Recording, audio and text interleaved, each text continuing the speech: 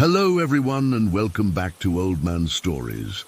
I'm aware that many of you use these videos to fall asleep, so before you doze off, I thought it would be a fun idea if each of you could leave a comment letting me know which part of the world you're listening from.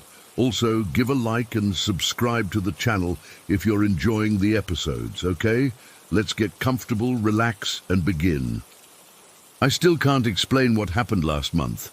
It was just an ordinary evening in our small town, nothing special about that day. My buddy and I decided to grab some snacks from the corner store and take a walk since the weather was nice, not too hot or cold. This is the kind of town where nothing really happens, you know? Everyone knows everyone, and the most exciting thing is usually when someone gets a new car or something. So we got our stuff from the store around 6 in the evening. I remember checking my phone when we paid. The sun was starting to set, casting those long shadows across the sidewalk. We weren't in any rush to get home, just wandering around, talking about normal stuff like work and this new game we were both playing. Our route took us past this park that everyone knows used to be a Jewish cemetery way back. The town converted it into a park maybe 50 years ago, but older folks still call it the old graveyard. Most people my age don't think about it much. It's just a place with some benches and trees. But my grandma used to tell me never to play there after dark when I was a kid. Said it wasn't respectful. I always thought she was just being superstitious. Anyway, we were passing by this park, and there's this short brick wall that runs along one side. We decided to take a break, sit down, and have a smoke. Nothing weird yet. Just two guys hanging out, watching cars occasionally drive by. The streetlights had just started to come on. I was in the middle of telling my friend about this annoying customer I had dealt with earlier that day when he suddenly stopped responding. At first, I thought he was just zoning out, but then I realized he was staring at something across the street. I followed his gaze to this old apartment building, not abandoned or anything, just one of those older buildings that's been around forever. "You see that?" he asked, nodding toward a second-floor window. I didn't notice anything at first. It was just a window with a dim light inside. Then I saw what caught his attention. The light inside was flickering, but not in a normal way like when a bulb is about to die. It was pulsating almost, getting bright, then dim, in an uneven pattern. And around this light, this is where it gets hard to explain, there were these shadows moving.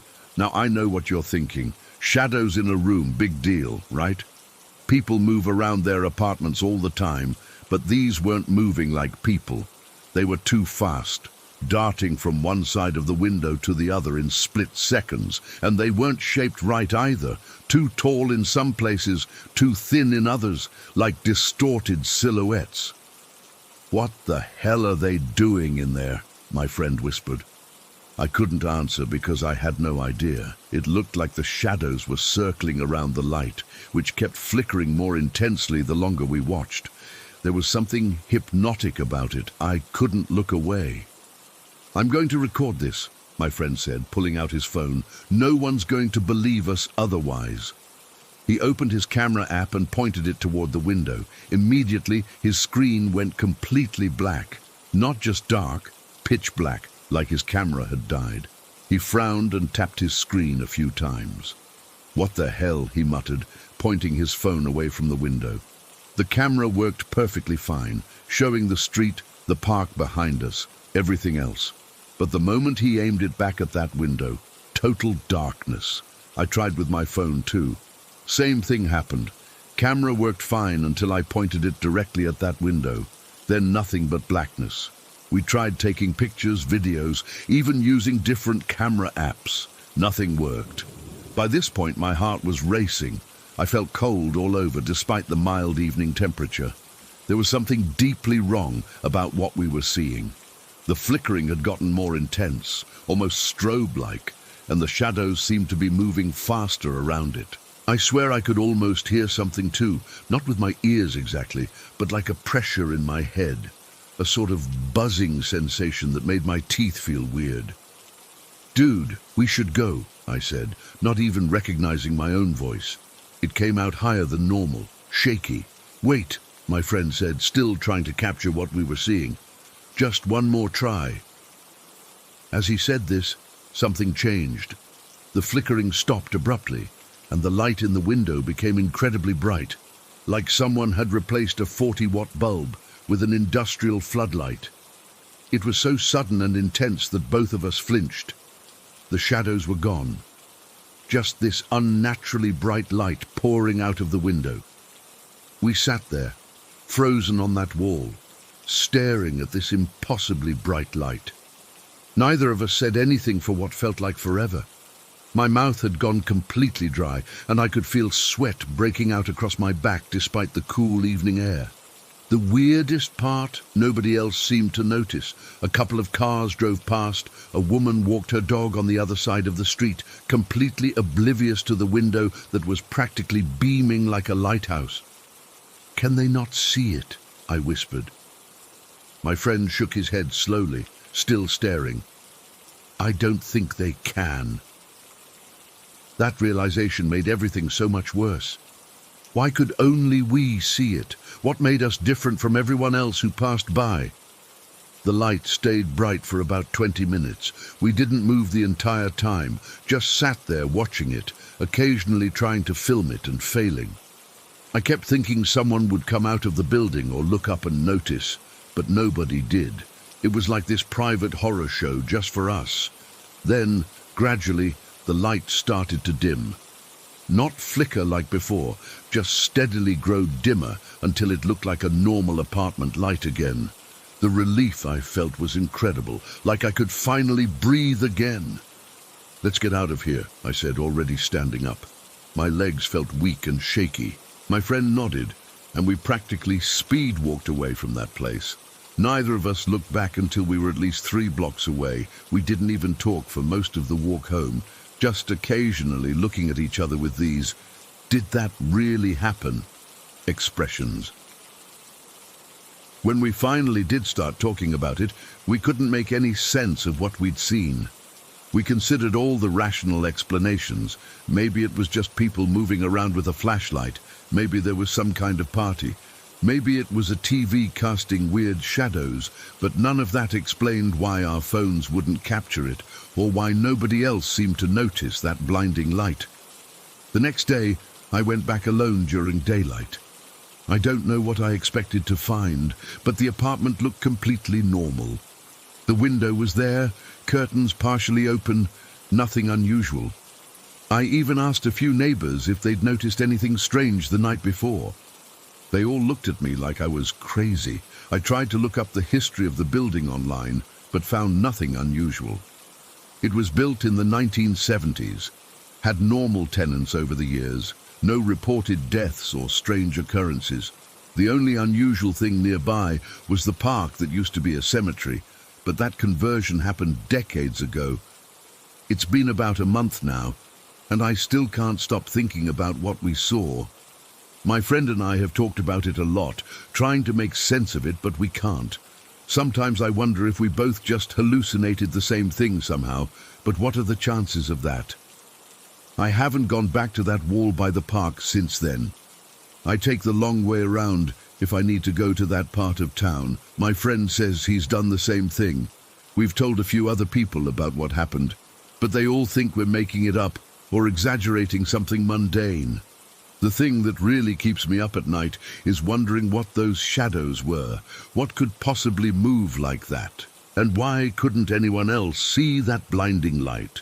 Was it because we were sitting on that wall by the old cemetery site?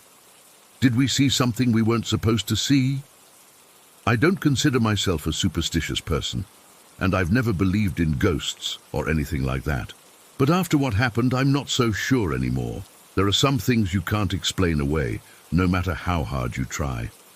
I drive past that building sometimes during the day, and it looks so normal, so innocent.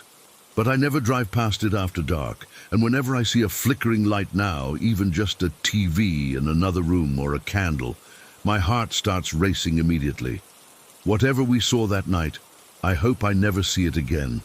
And if you're ever in a small town and happen to walk past an old cemetery at dusk, maybe just keep walking. Story 2. I still get goosebumps thinking about it, even though it happened almost 10 years ago. My mom had planned this getaway for us at a state park, about 3 hours from where we lived. Money was tight that summer, so this was meant to be our big vacation.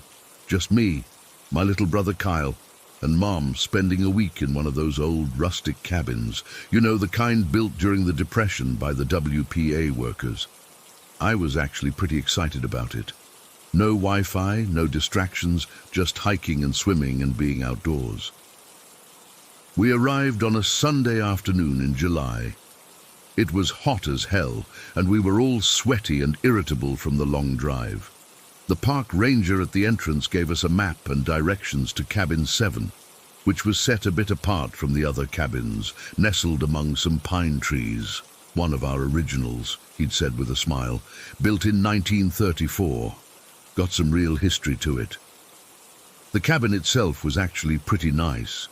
Rustic but charming, with those thick log walls and a stone fireplace. It had a main room with a kitchenette, a small bedroom for my mom, and a living area where Kyle and I would sleep on these old pull-out couches.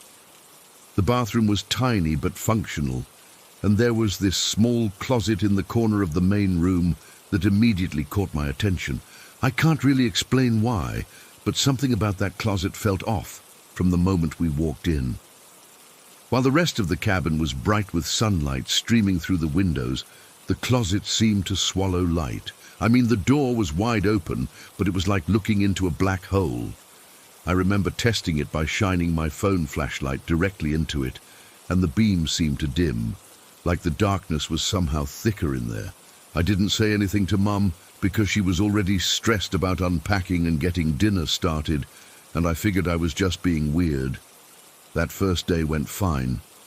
We unpacked, explored around the cabin a bit, and Mom made spaghetti on the old stove. Kyle, who was only 7 at the time, was in a great mood, running around collecting pine cones and spotting deer near the tree line. We played cards that evening, and by the time we got ready for bed, I'd almost forgotten about the weird closet. Mom tucked us in on our respective couches in the main room. Kyle was scared of the dark, so Mom left the bathroom light on, with the door cracked open. It cast this dim, yellowish glow across the room, not bright enough to keep you awake, but enough that you could see shapes and outlines. I remember lying there, listening to Kyle's breathing slow as he fell asleep, and the sound of crickets outside. I don't know what time it was when I woke up, past midnight for sure. At first, I wasn't sure what had disturbed me. The cabin was completely silent. Then I realized there was something, or someone, standing between my couch and Kyle's. It was a man, a very tall man. He had to be at least 6.5 feet tall, maybe more. He was wearing what looked like an old-fashioned trench coat, tan or beige-colored, cinched at the waist with a belt. And he had this brown fedora hat, the kind you see in old movies from the 40s. But what really froze me was the way he was standing, leaning over Kyle's sleeping form, with his back partially to me. He was completely motionless, just studying my little brother, like he was examining him. I couldn't move. I couldn't breathe. I couldn't even blink. It was like my whole body had short-circuited from fear. I just lay there, watching this stranger in our cabin, hovering over my defenseless little brother. The dim bathroom light wasn't bright enough for me to see his face clearly, just his silhouette, but something told me I didn't want to see it anyway. Then Kyle's eyes snapped open. For a second, he just stared up at the figure looming over him. Then he started screaming. It was this high-pitched, terrified shriek that I'll never forget as long as I live. But the man, the thing, didn't run or jump or even turn around. He just faded, like someone was turning down his opacity. 1 second he was there, solid as you or me, and the next he was transparent, and then gone completely. By the time my mum came rushing out of her room, there was nothing there but Kyle, sitting up and screaming hysterically. "What happened? What is it?" Mom was frantic, turning on lights, looking around. Kyle was inconsolable, just pointing to the empty space where the man had been, and sobbing. I finally managed to find my voice and told Mom what I'd seen. She looked at me like I was crazy at first, but Kyle was backing me up between sobs, saying, "The tall man, the tall man." Mom checked every window and door, all locked. She even opened that creepy closet and showed us it was empty, just some hangers and an old broom. She tried to calm us down, saying it must have been a nightmare that we both somehow shared, but I knew what I saw. And so did Kyle. He refused to sleep on his couch again and climbed into Mom's bed, still trembling. I stayed on my couch, but I didn't sleep. I kept my eyes fixed on that closet all night, even though the door was firmly shut. Something about it just felt wrong. Like it wasn't just a closet, like it might be something else entirely. The next day, Mom tried to get us back on track with our vacation. We went hiking in the morning and swimming in the lake in the afternoon. Kyle seemed to bounce back pretty quickly. Kids are resilient that way, but I couldn't shake the feeling of dread that had settled in my stomach. Every time we went back to the cabin, I avoided looking at or going near that closet. That night, Mom said we should say our prayers before bed. We weren't super religious, but she thought it might help Kyle feel safer. So we all knelt by Mom's bed, and she led us in a simple prayer, asking for protection and a peaceful night. Kyle seemed reassured and even agreed to try sleeping on his couch again, though Mom promised to leave her bedroom door wide open. I was exhausted from not sleeping the night before, so I fell asleep almost instantly. But something woke me up again in the middle of the night. The bathroom light was still on, casting that same dim glow across the room. I remember checking Kyle first. He was sound asleep on his couch, undisturbed. Then I saw movement by the closet. The door was open. I was sure Mom had closed it before we went to bed. As I watched, paralyzed again with fear, a shape emerged from the darkness. It was him again, the tall man in the trench coat and fedora. He seemed to be drifting, not exactly walking, toward my mum's bedroom. I tried to scream to warn her, but no sound came out. I was completely frozen. I watched as the figure passed through the open doorway into my mum's room. For a few seconds, there was silence. Then I heard a crash, like something falling, and my mum's terrified scream. I don't know how, but that broke whatever spell had me frozen. I jumped up and ran to Mum's room. She was sitting bolt upright in bed, her bedside lamp now on, her face white as a sheet. She was staring at the foot of her bed in absolute horror. "He was right there," she whispered when she saw me. "Right at the foot of my bed." Kyle had woken up too and came running in behind me. "The tall man?" he asked in a small voice. Mom nodded, her hands shaking as she pulled Kyle close to her. "I woke up feeling like someone was watching me," she said. When I opened my eyes, he was standing right there. I could see the belt of his trench coat first, and then I looked up. Her voice broke off, and she took a deep, shuddering breath before continuing. He didn't have a face. Where his head should have been, there was this thing, like a metal coil, like a car part or something. It looked like one of those shock absorbers, coming right out of his collar and disappearing into his hat. I felt sick, actually physically nauseated at the description. He raised his arms, Mom continued, her voice barely above a whisper, like he was blessing me or something. Then he just fell forward, toward me on the bed. I screamed and scrambled back, and he vanished before he hit the mattress. The lamp on her nightstand had been knocked to the floor in her panic. That was the crash I'd heard. None of us slept the rest of the night. We sat huddled together on Mom's bed with all the lights on, jumping at every creak of the old cabin. As soon as the sun came up, Mom started packing our stuff. We were out of there by 7:30 in the morning, 5 days earlier than planned. Mom went to the main office to return the keys and told the park ranger some story about a family emergency. I remember seeing him nod sympathetically, but there was something in his eyes, like he wasn't surprised. I wanted to ask him about the cabin, about whether anyone else had seen what we saw, But Mom was rushing us to the car, and I didn't get the chance. It's funny, we never really talked about it much after that. It was like we all silently agreed to just pretend it never happened. But I know it did. I know what I saw. The weirdest part is that my family ended up moving to a town not far from that state park, about 2 years later for Mum's job. I've met lots of locals, heard all the regional ghost stories and legends, but I've never heard anyone mention anything about Cabin 7 or a faceless man in a trench coat. I've even casually brought it up a few times when people are sharing spooky stories, but no one's ever heard of it. Sometimes I drive by the entrance to the park and wonder if Cabin 7 is still there, if other families stay in it, if that closet is still swallowing light. I wonder if the tall man is still visiting, studying sleeping children, standing at the foot of beds with that automotive part where his face should be. But I'll never go back to find out. Some things you only need to experience once to know you should stay far, far away from them forever. Story 3. I still get goosebumps thinking about what happened to me back in 2018. It's taken me a long time to even type this out. But I need to tell someone who might understand, or at least not think I'm completely insane. I was working for the government near the Bhutan border in Assam, India.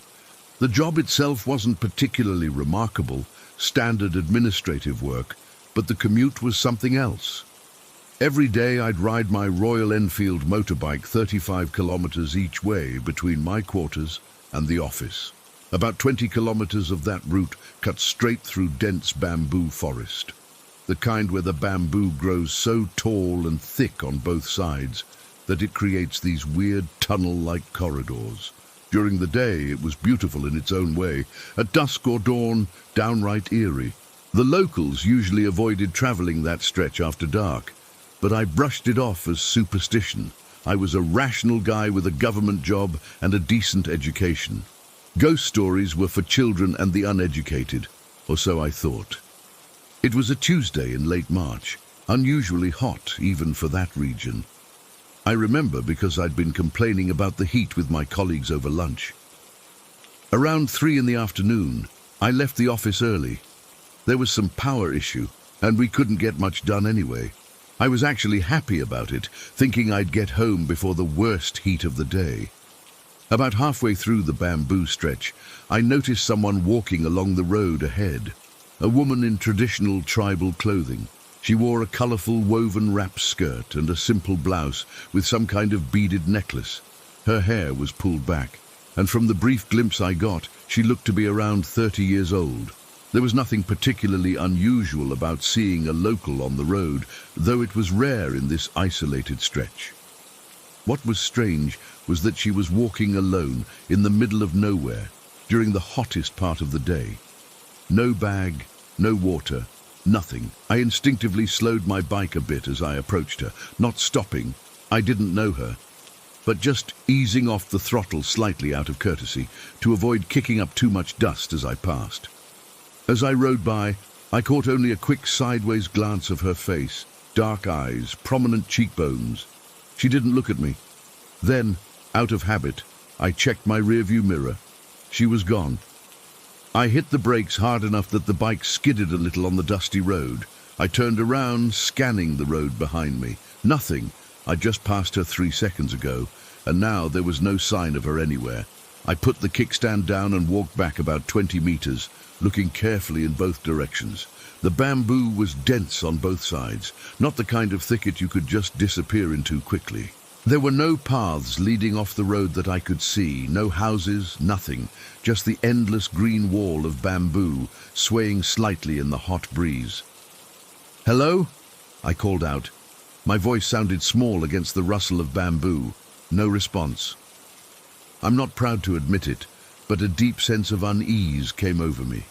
The rational part of my brain tried to come up with explanations. Maybe she'd ducked into the bamboo faster than I thought possible, or maybe I was just tired and seeing things in the heat, but something felt deeply wrong. I got back on my bike and rode home faster than usual, the whole time feeling like someone was watching me from the dense thickets on either side of the road. That night I tried to forget about it, I made myself dinner, watched some cricket highlights on my laptop, and went to bed around 11. The quarters they'd provided us weren't great, just basic concrete buildings with minimal furnishings. But I'd made mine comfortable enough. I fell asleep easily, exhausted from the heat and the long day. Then, at almost exactly 3 in the morning, I woke up. Not the gradual awakening from a dream, not because of a noise. It was like someone had flipped a switch in my brain. One moment asleep, the next completely awake, but unable to move. A crushing weight of dread settled over me. I tried to lift my arm, turn my head, anything. But my body wouldn't respond. It was like being buried alive in my own skin. Then I felt it, cold, impossibly cold arms wrapping around my torso from behind. I could feel the pressure of something pressing against my back, holding me. The coldness seeped through my thin t-shirt, making my skin prickle with goosebumps. A woman's voice, gentle and musical, but with something horribly wrong underneath, whispered directly into my ear. "You don't know me. What would you do with my name?" I wanted to scream, to jump out of bed, to run, but I couldn't even open my mouth. My heart hammered so hard I thought it might burst from my chest. After what felt like an eternity, I managed to force my lips to move, producing only the weakest whisper, "Leave me alone."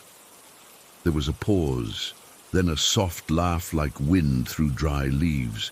"You hide in the sun." "I won't. I'll stay with you forever." My mind was racing, panic threatening to overwhelm me. Through the terror, I somehow found the presence of mind to ask, "Why?" Her voice, still gentle, but now with an edge of something like satisfaction. "Because you were looking for me." The cold arms tightened briefly, then suddenly the weight was gone. I could move again. I bolted upright, fumbling for the light switch beside my bed, my hands shaking so violently I could barely flick it on. The room was empty. The windows were closed, the door locked from the inside. I was alone, or at least I appeared to be. I didn't sleep again that night. I sat up with all the lights on, my back pressed against the wall, jumping at every creak and rustle from outside. By morning, I had almost convinced myself it had been sleep paralysis. I'd read about it before, the sensation of being awake but unable to move, often accompanied by hallucinations, and a feeling of a presence in the room, a perfectly rational explanation, except I was burning with fever. My forehead was scorching to the touch, my joints ached, and my head pounded with every heartbeat. I called in sick, took some paracetamol, and spent the day drifting in and out of feverish sleep, always with the lights on. That night, I fought to stay awake. I played loud music, drank cup after cup of strong chai, anything to keep my eyes open. But eventually, exhaustion won. I dozed off sometime after midnight, and at 3 a.m. I woke again. Paralyzed. Cold arms around me. "Do you not like me?" the voice asked, almost hurt. I couldn't speak this time, couldn't even manage a whisper. The fear was too complete, too consuming. "My husband didn't want me either," she continued, her voice softening with what sounded like genuine sadness. "He hanged me in the village. I'll never leave you now." I passed out after that. Whether from fear or fever, I don't know. When I woke in the morning, the fever was worse. I was shaking, delirious, my sheets soaked with sweat. I knew I needed help. With trembling fingers, I called my assistant, Ram. He'd been with the department for years and knew the area well. I didn't tell him everything, just that I was very ill and needed some local medicine, something stronger than what I had. Ram arrived within the hour. One look at my face, the dark circles, the sickly pallor, the terror barely concealed. And he knew something was wrong beyond just fever. "Sir, what happened to you?" he asked, concern etched into his weathered face. I hesitated, then told him everything, about the woman on the road, her disappearance, the night visitations. As I spoke, his expression changed from concern to alarm. When I finished, he didn't laugh or dismiss me as I'd feared. Instead, he said, "You must come with me now, sir, right now." He practically dragged me to his old Bajaj scooter. We rode to a small village about 5 kilometers from my quarters. I'd passed through it before but never stopped. It was just a cluster of simple houses and a few shops along the main road. Ram took me to a tea shop at the edge of the village. A few old men sat outside on plastic chairs, smoking beedies and playing cards. They eyed me curiously as Ram led me inside. The shop was dim and smelled of cardamom and ginger. Ram spoke rapidly to the shopkeeper in a local dialect I couldn't follow. I caught only a few words: road, woman, night. The shopkeeper's eyes widened slightly, then flicked toward me with what looked uncomfortably like pity. He nodded gravely and replied in the same dialect. Ram translated for me. He says there was a death in the village 2 weeks ago. A woman hanged herself, or was hanged, from the rafters of her own house. My blood went cold. What woman? I asked, though I already knew the answer. Ram listened to the shopkeeper's explanation, then turned back to me. The wife of a local man. People whisper that the husband killed her because she couldn't conceive after years of marriage. He claimed it was suicide. The police came, asked a few questions, then left. Nothing was done. What did she look like? I managed to ask. After another exchange with the shopkeeper, Ram described a woman in her early 30s with long dark hair and prominent cheekbones, who often wore traditional tribal clothing. I thought I might vomit right there on the dirt floor of the tea shop. Ram must have seen the color drain from my face. He gripped my arm tightly and said, "We must go to see someone else now." He took me to a small hut on the outskirts of the village. An old man sat cross-legged on the porch, smoking a clay pipe. His face was deeply lined, his eyes clouded with cataracts, but they fixed on me with unnerving precision as we approached. "This is Baba Ronghang," Ram explained in a hushed voice. "He is a tantric. He knows about these things." The old man gestured for us to sit. Ram explained my situation in their dialect, the old man nodding occasionally, his gaze never leaving my face. Finally he spoke, and Ram translated, "You were lucky to survive 2 nights. Those who die in violence don't rest. They wander. They seek." "What does she want with me?" I asked, my voice cracking. The old man's reply through Ram: "You saw her. You acknowledged her when others ignored her passing. Now she has chosen you." "Chosen me for what?" The tantric puffed on his pipe, then said something that made Ram hesitate. "What did he say?" I demanded. Ram looked uncomfortable. "He says she wants company, forever." My fever seemed to spike at those words. The world tilted dangerously. The old man spoke again, more urgently this time. Ram helped me to my feet. "He will perform a ritual. It might help." What followed was both simple and utterly strange. The tantric lit various herbs in a small clay bowl, creating pungent smoke that made my eyes water. He chanted in a language even Ram didn't seem to understand. He tied a red thread around my wrist, knotting it 7 times. When it was done, he handed me a small packet of grey ashes wrapped in a banana leaf. Through Ram, he instructed me, "Scatter this by your door and bed for 7 nights. Do not leave your home after sunset for 7 days. Do not look in mirrors at night." I expected him to ask for a substantial payment. These kinds of specialists usually did. Instead, he asked for just 20 rupees, about 30 cents. The small amount unsettled me more than if he'd asked for thousands. That night, I followed his instructions exactly. I scattered the ash in a line across my doorway and around my bed. I kept all mirrors covered with towels. I took the strongest fever medication I had and went to bed early, the red thread tight around my wrist. I woke several times during the night, my heart racing, but there was no crushing weight, no cold arms, no whispered words. By morning, my fever had broken. I repeated the ash ritual for 6 more nights. The woman never returned. When my posting ended 3 months later, I requested a transfer far from Assam. I've never been back to that bamboo road, and I never will.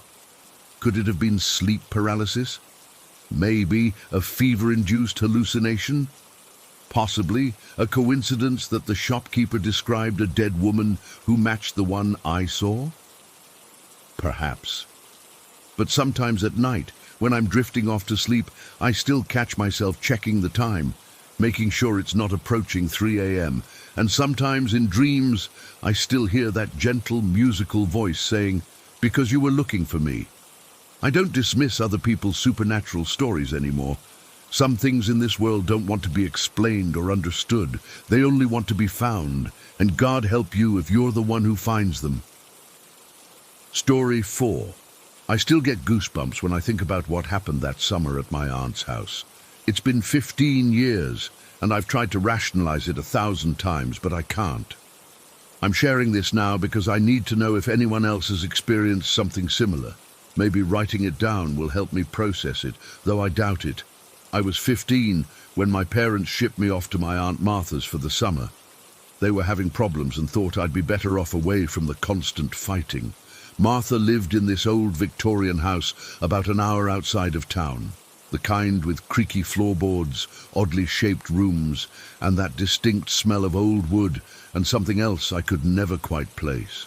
The first thing that hit me when I walked through the door was the heavy scent of incense. Not the cheap kind college students burn to cover up weed smoke, but thick, earthy stuff that made the air feel dense. My aunt was really into what she called spiritual practices. There were symbols drawn in chalk above doorways, bundles of herbs hanging from the kitchen ceiling, and little bowls of salt in every room corner.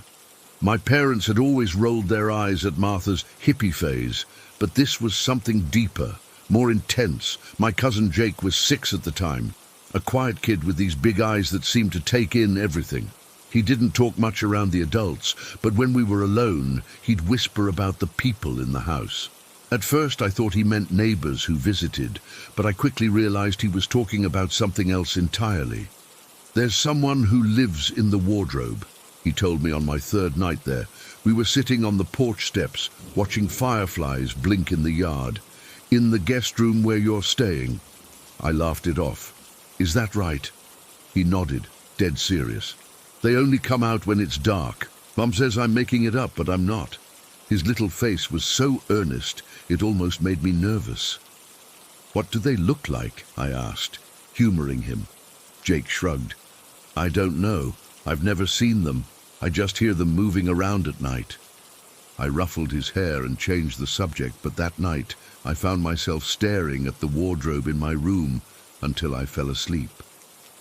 It was this massive, ornate thing that looked way older than the house itself. The wood was dark, almost black in places, with intricate carvings along the edges. The doors never seemed to close properly, always left with a small gap between them. The days at Martha's house followed a strange rhythm. She'd wake before dawn to light incense and chant something in a language I didn't recognize. Breakfast was always herbs and berries mixed into plain yogurt. The afternoons were quiet, almost unnaturally so. No TV, no music, just the occasional sound of wind chimes or Martha turning pages in one of her leather-bound books. About a week into my stay, I noticed other weird things. Objects would move overnight.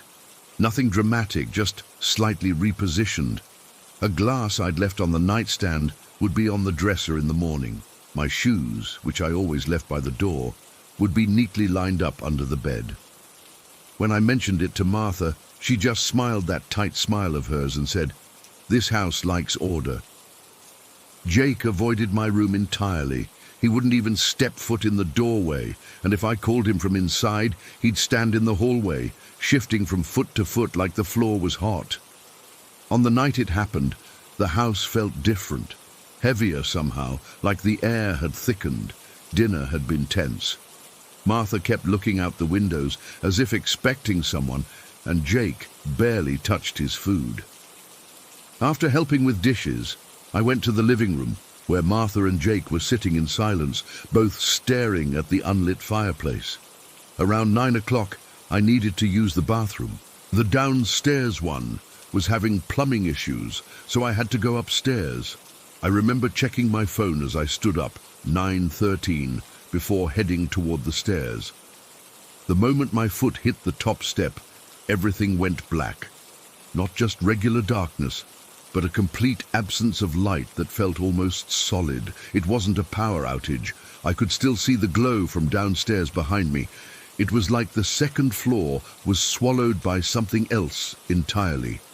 "Martha," I called down. "The lights aren't working up here." Her voice drifted up, strangely calm. "There's a flashlight in the drawer by the stairs." I fumbled along the wall until I found the small table and yanked open the drawer.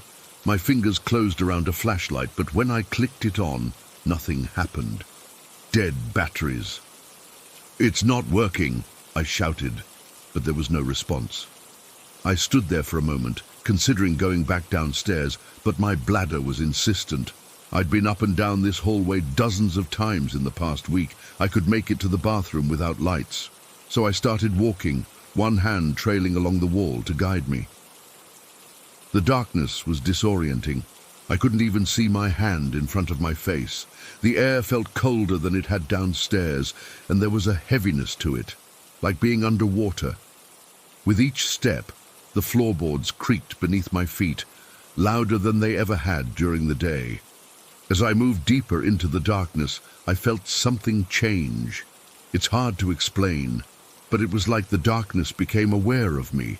The hair on my arms stood up, and then slowly, one by one, I felt the strands of hair on the back of my neck begin to rise, not all at once like from a static shock, but individually, like something was deliberately lifting each hair. I tried to laugh it off. "Just my imagination," I said aloud, but my voice sounded wrong, muffled, as if the darkness was swallowing the sound. I counted the doors as I passed them. 1, 2, linen closet, 2, Jake's room, 3, the bathroom should be next. But as I reached what I thought was the bathroom door, I realized I'd miscounted or gotten turned around. This didn't feel like the bathroom door. It was taller, heavier. That's when I felt it for the first time. The presence directly behind me. Not a sound or a sight, but a pressure, like when someone stands too close in an elevator. There was a weight to it, a density that pushed against the air around me. I froze, my hand still on the doorknob. I wanted to turn around, but my body wouldn't respond. My breath came in short, shallow gasps. The logical part of my brain tried to rationalize. It's just a draft, just my imagination, just the unfamiliarity of the house in the dark. And then it happened. A hand, solid, heavy, unnaturally warm, clamped down on my right shoulder. Not a tap or a gentle touch, but a grip with 5 distinct fingers digging into my flesh through my t-shirt. It was so real, so physical, that I could feel the slight roughness of the skin, the pressure of each fingertip. I screamed and spun around, my heart hammering so hard I thought it might burst from my chest. There was nothing there, nothing but that suffocating blackness, but the feeling of the hand lingered, like a phantom imprint on my skin. I could still feel exactly where each finger had been. Pure instinct took over. I ran. I had no idea which direction was which anymore, but I moved as fast as I could, arms outstretched, bouncing off walls and doorframes. Something caught my foot. A rug, maybe, or something else. And I went down hard, my knee smashing into the wood floor. The pain shot up my leg, but I scrambled back up immediately. As I ran, I swear I heard footsteps behind me, not quite matching my pace, but following steadily, not running, just walking with purpose. And beneath that, something else, a low sound, almost like humming or mumbling, just at the edge of comprehension. By some miracle, I found the stairs and practically fell down them, tumbling into the light of the living room. I hit the bottom and scrambled backward on the floor, gasping for air, my eyes fixed on the darkness at the top of the stairs. Martha and Jake were staring at me. Martha's expression was unreadable, but Jake's eyes were wide with recognition. "What happened?" Martha asked, not getting up from her chair. Something was up there," I panted. It touched me. It put its hand on my shoulder. Martha's eyes narrowed slightly. "There's no one up there. You're scaring Jake." But Jake didn't look scared. He nodded solemnly, as if I'd just confirmed something he'd known all along. "I felt it," I insisted, my voice breaking. A hand on my shoulder, and there were no lights. Why weren't there any lights? "The bulbs burn out sometimes," Martha said dismissively. "Old wiring. You probably felt a draft or brushed against something." "No," I said firmly. It was a hand. I know what a hand feels like. Martha sighed and finally stood up. "I'll go check then." She walked to the bottom of the stairs and flipped a switch I hadn't noticed before. The upstairs hallway flooded with light. "See, just a tripped breaker," she said, but she didn't go up to investigate further.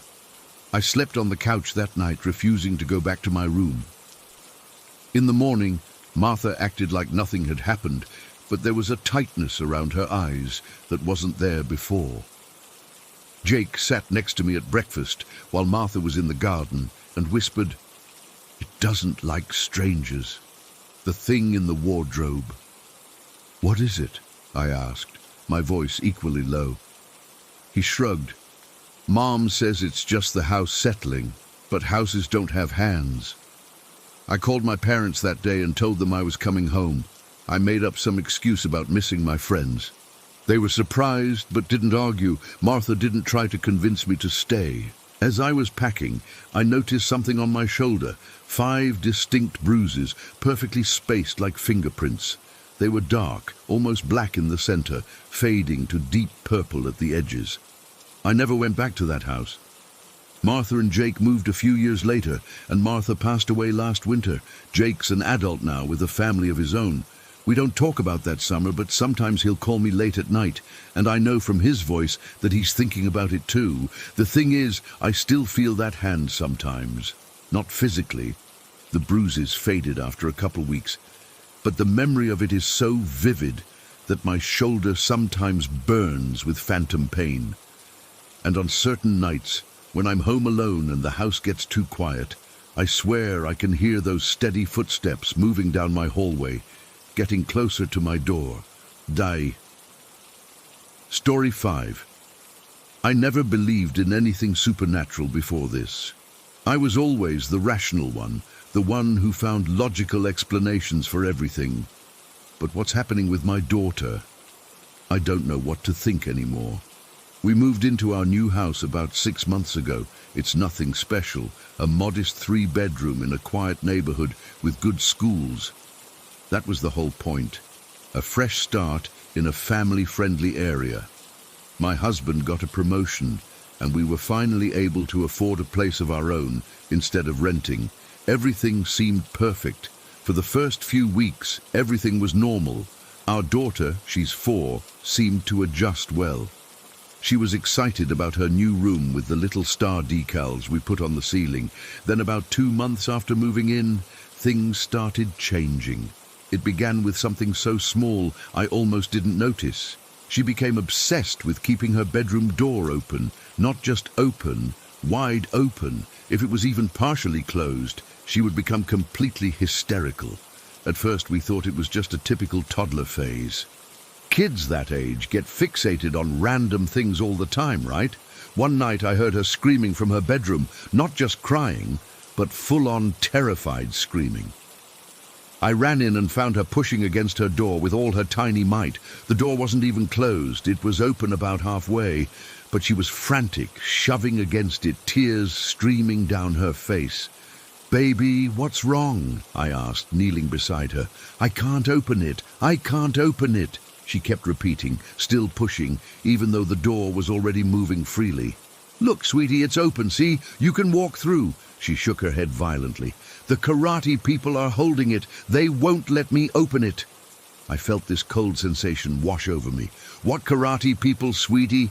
She pointed at empty space around the doorframe. There! They have white faces." I looked where she was pointing and saw nothing. My husband came in, and we both tried to calm her down. Eventually, she exhausted herself and fell asleep in our bed. We chalked it up to a nightmare. Kids have vivid imaginations after all. But it kept happening. Almost every night, she'd wake up screaming about the karate people at her door. We started leaving all the doors in the house wide open, and that seemed to help a little. About 2 weeks after the door incidents began, I took her to Target for some school supplies. We were walking past the toy section when she suddenly froze. She was staring at a Spider-Man figure that had this stretchy webbing material attached to it. Before I could react, she erupted into the most disturbing meltdown I've ever witnessed. "Spiders! Spiders!" she shrieked, clawing at her skin, her face contorted in absolute terror. "Get them off! Get them off!" I dropped everything and grabbed her, trying to show her there were no spiders, but she was beyond reasoning. Her little body was shaking violently, and she was scratching her arms so hard she left marks. Other shoppers were staring. An employee asked if we needed help. I just grabbed her and ran to the car, where she continued to scream about spiders for another 20 minutes.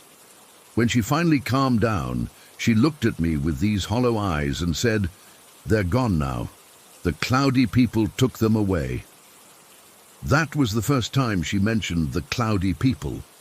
After that, things escalated quickly. She started talking constantly, not just the normal chatter of a 4-year-old, but non-stop, frenetic speech that often didn't make sense. She'd jump from topic to topic, sometimes mid-sentence. She began having these elaborate conversations with people who weren't there. "That's Tyrone," she told me one day, pointing to an empty corner of our living room. "He likes to wear blue hats, and that's Lady Tasha. She doesn't like when I color with the red crayon." I tried to play along, thinking it was just an imaginary friend phase. But then I noticed she would start blinking rapidly during these conversations, like she was having some kind of seizure. Sometimes she'd go into these trance-like states where she'd stare into space and answer questions no one had asked. "No, I won't do that," she'd say to the air. "That's not nice." Or, "Yes, I can see them. They're behind the couch." My husband and I took her to her pediatrician. During the appointment, she was perfectly normal, chatting appropriately, following instructions, making eye contact. The doctor suggested we monitor her sleep, thinking maybe she was overtired, causing her to hallucinate. That night, she refused to sleep in her room. When we tried to tuck her in, she became hysterical again, this time about spikes on the floor. "The cloudy people put spikes on the floor," she sobbed. "They'll hurt my feet if I get out of bed." We checked under the bed, showed her there were no spikes, but she was inconsolable. She ended up sleeping between us again, but she twitched and muttered all night. Around 3 in the morning, she sat straight up and said in a completely flat voice, "Tyrone says I need to be careful of the dog." Our dog, Georgie, was sleeping downstairs. He's the gentlest rescue mutt you could imagine, and had never shown any aggression toward her. In fact, they adored each other. What disturbed me most was how she said it. No emotion, like she was just relaying a message. The next day, she started speaking in a baby voice. Not the cutesy voice kids sometimes use for attention, but a regression to barely formed words and infantile speech patterns. She'd been speaking in full sentences since she was 2.5. Now suddenly she was saying things like, "Me no want" and "Baba scared." We took her back to the doctor. This time they referred us to a pediatric neurologist. The wait for an appointment was 2 weeks. 2 weeks of watching our daughter slip away from us a little more each day. During that time, her behavior became increasingly erratic. 1 minute she'd be her normal self, coloring or playing with toys, and the next she'd freeze, her eyes would roll back slightly, and she'd start having these one-sided conversations. She began being afraid of random objects, her favorite stuffed animal, certain colors, specific foods she used to love. The worst was when she started refusing to go to the bathroom alone because the cloudy people watch me pee-pee. My husband or I had to stand guard while she used the toilet, with the door open, of course. Even then, she'd sometimes freeze midstream, staring at something we couldn't see, and then burst into tears. When we finally got in to see the neurologist, they ordered an EEG and MRI. During the tests, she was so terrified that they had to sedate her. The results came back normal. No seizure activity, no tumors, no physical explanation whatsoever for what was happening to our little girl. By this point, she'd stopped eating properly. She insisted that the cloudy people told her certain foods were poisoned or had bugs inside. She lost weight. Dark circles appeared under her eyes from lack of sleep. She was constantly exhausted but afraid to sleep because Tyrone and Lady Tasha get louder when it's dark.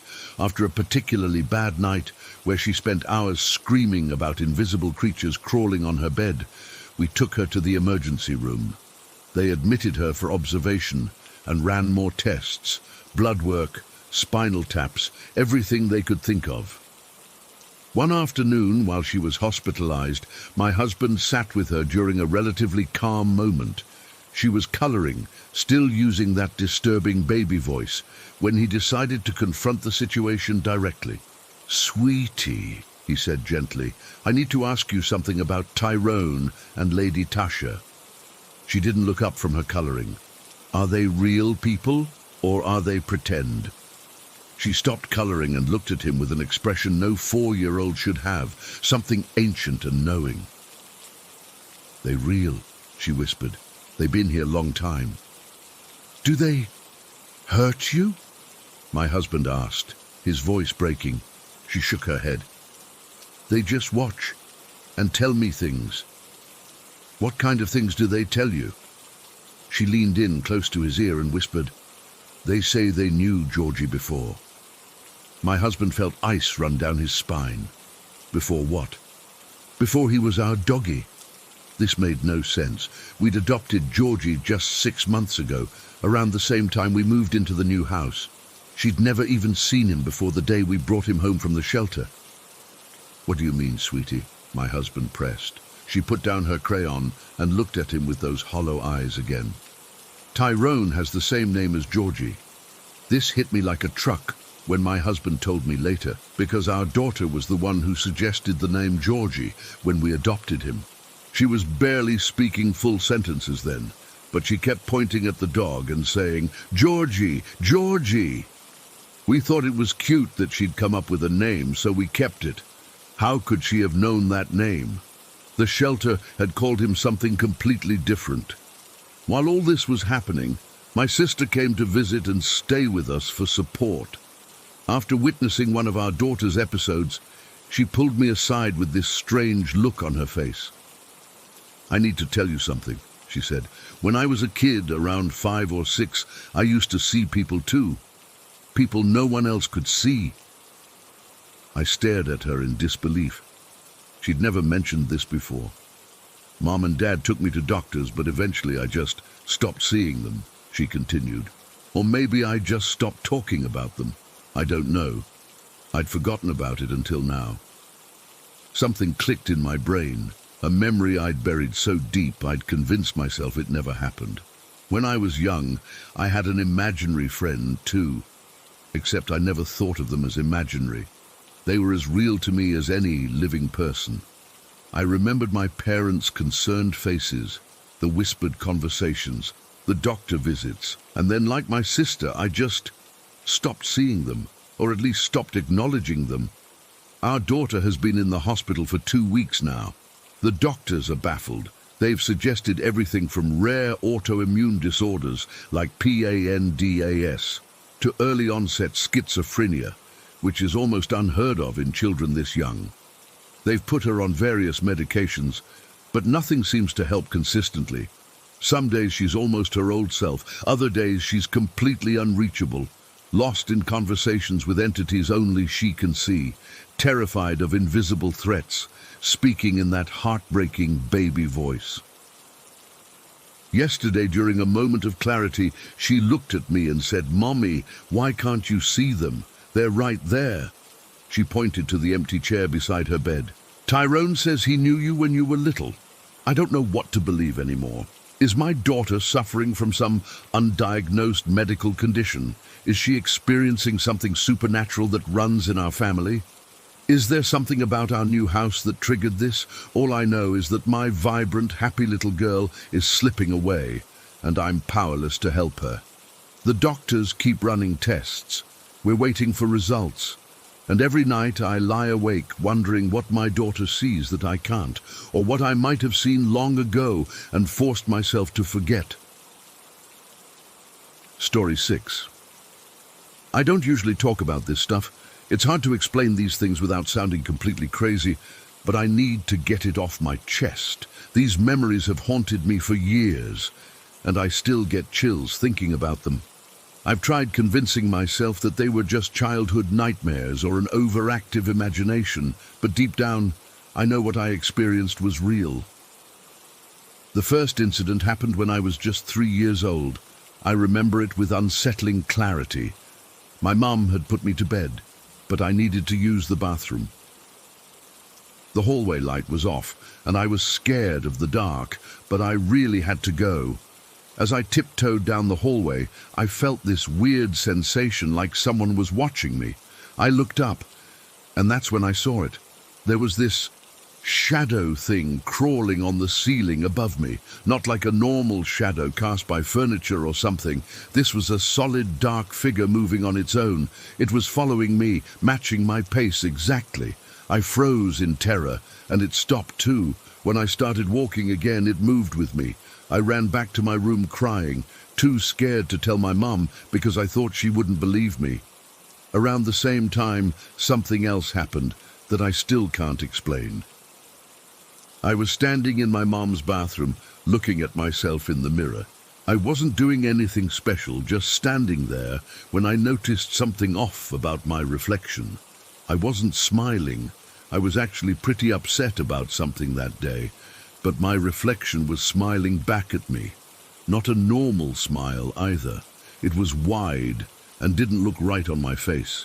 I tilted my head in confusion, but my reflection didn't move with me. It just stayed there, head straight, still smiling. I blinked a few times, thinking maybe I was seeing things, but when I opened my eyes, it was still staring at me with that same creepy smile. I backed away from the mirror and ran out of the bathroom. For weeks after that, I refused to look in any mirrors. My mom thought I was going through a phase. When I was 5 or 6, there was another incident that no one believed me about. I was using the bathroom, sitting on the toilet, to be clear. There was this glass on the edge of the counter. I remember looking at it thinking it was placed dangerously close to the edge and might fall. As I was staring at it, the glass suddenly slid across the counter by itself, like someone pushed it, and crashed onto the floor. My stepfather came running in and immediately blamed me for breaking it. I tried explaining that I was sitting on the toilet and couldn't possibly have reached the glass, but he thought I was lying. He yelled at me and grounded me for a week. I cried so hard that night, not because of the punishment, but because no one believed me. I knew I hadn't touched that glass. Things got worse when I was 8, and my family moved into this old house. From the moment we moved in, I felt unwelcome. Like the house itself didn't want us there. I constantly felt like I was being watched. I would see this dark silhouette in my peripheral vision, but whenever I turned to look directly at it, it would vanish. This happened so often that I started to avoid certain parts of the house altogether. My bedroom was the worst. I would wake up at exactly 3 a.m. almost every night. Not 3:05 or 2:58, exactly 3 a.m. I checked my digital alarm clock, and sure enough, the glowing red numbers always showed 300. I didn't set an alarm, and there weren't any noises that could have woken me up. I just opened my eyes at that specific time, night after night, feeling an overwhelming sense of dread. Then the dreams started. In these dreams, I would follow a girl with light blonde hair, wearing a white nightgown through a beautiful meadow. She always stayed just far enough ahead that I couldn't catch up to her. I never saw her face because she never turned around. The dream was always the same, and I had it several times a week. One night, I was feeling particularly scared. I can't remember why exactly, but I had this overwhelming feeling that something bad was going to happen. So I built this little pillow fort around my head before falling asleep. Like a barrier between me and whatever I was afraid of. I fell asleep and had the meadow dream again. But this time, something changed. The girl suddenly stopped walking. I finally caught up to her, and she slowly turned around. Where her face should have been, there was nothing, just smooth, blank skin. No eyes, no mouth, nothing. I woke up with a jolt and immediately heard a scraping noise. My bookshelf was across from my bed, and all my heavy hardcover books were sliding off the shelf one by one, like someone was pushing them. They were falling right where my face would have been if I hadn't built that pillow fort. I was completely frozen in fear, couldn't even scream. When the last book fell, I looked at my clock, 3:01 a.m., just 1 minute after my usual waking time. I gathered enough courage to turn on my bedside lamp, and the books were scattered all over the floor. These weren't light paperbacks, they were heavy encyclopedias and textbooks that couldn't have just fallen on their own. The shelf wasn't tilted. There was no earthquake or anything that could explain it. Something, or someone, had pushed those books, and my pillow fort had saved me from getting seriously hurt. I didn't sleep for the rest of that night, or much for the next week, really. When I was 11, things in that house got even stranger. I started hearing these weird noises coming from my closet at night. It sounded like someone digging with a shovel in dirt. This rhythmic scraping and thudding. But my closet had a wooden floor, and there was definitely no dirt in there. I checked multiple times during the day, but never found anything unusual. My parents thought I was making it up for attention or to get out of going to bed on time. But I know what I heard, and it wasn't my imagination. The digging sounds would last for about 15 minutes and then stop abruptly, as if whatever was doing the digging had noticed I was listening. My friends didn't like staying over at my house. They always said it felt weird or creepy, but couldn't explain exactly why. My best friend Jessie would usually tough it out because she didn't want to hurt my feelings, but even she admitted that something about my house made her uncomfortable. One night, when Jessie was sleeping over, I woke up to the most terrifying scream I've ever heard. It was Jessie, sitting straight up in her sleeping bag, screaming at the top of her lungs. Her eyes were wide open, but she didn't seem to see me. I shook her and called her name until she finally snapped out of it. When I asked her what happened, she looked confused and said she couldn't remember. She just had this overwhelming feeling of terror. She asked to call her mom to pick her up, even though it was the middle of the night. That was the last sleepover we ever had at my house. My parents never experienced anything unusual in the house, or if they did, they never talked about it. I tried telling them about the shadows and the noises multiple times, but they always brushed it off as nightmares or an active imagination. My mum would say things like, "You've been watching too many scary movies," even though I wasn't allowed to watch anything scary at that age. The incidents became less frequent as I got older, but they never completely stopped. Even now, as an adult, I sometimes wake up at exactly 3 a.m. with that same feeling of dread I had as a child. I'll see movement in the corner of my eye, only to find nothing there when I turn to look. Sometimes mirrors still make me uncomfortable, especially when I'm alone. I've tried researching similar experiences online, looking for any rational explanation for what happened to me. Some people suggest sleep paralysis or night terrors, but that doesn't explain the glass sliding off the counter in broad daylight or the books falling off my shelf while I was wide awake. Last month, I visited my parents, who still live in that house. I hadn't been back in years. As soon as I walked through the front door, that familiar feeling of being watched washed over me. I only stayed one night, and sure enough, I woke up at exactly 3 a.m. This time, though, I heard something that made my blood run cold. The sound of digging coming from the closet, the same sound from my childhood.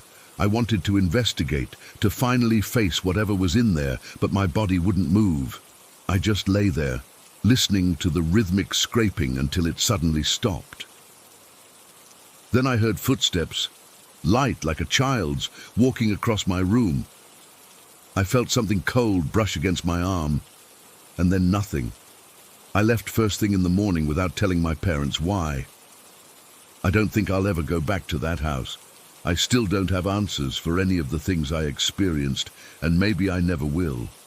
All I know is that what happened to me was real, and sometimes I still feel like something is following me, watching me from the shadows, waiting. And every time I see a little girl with blonde hair, I can't help but wonder if she'll turn around.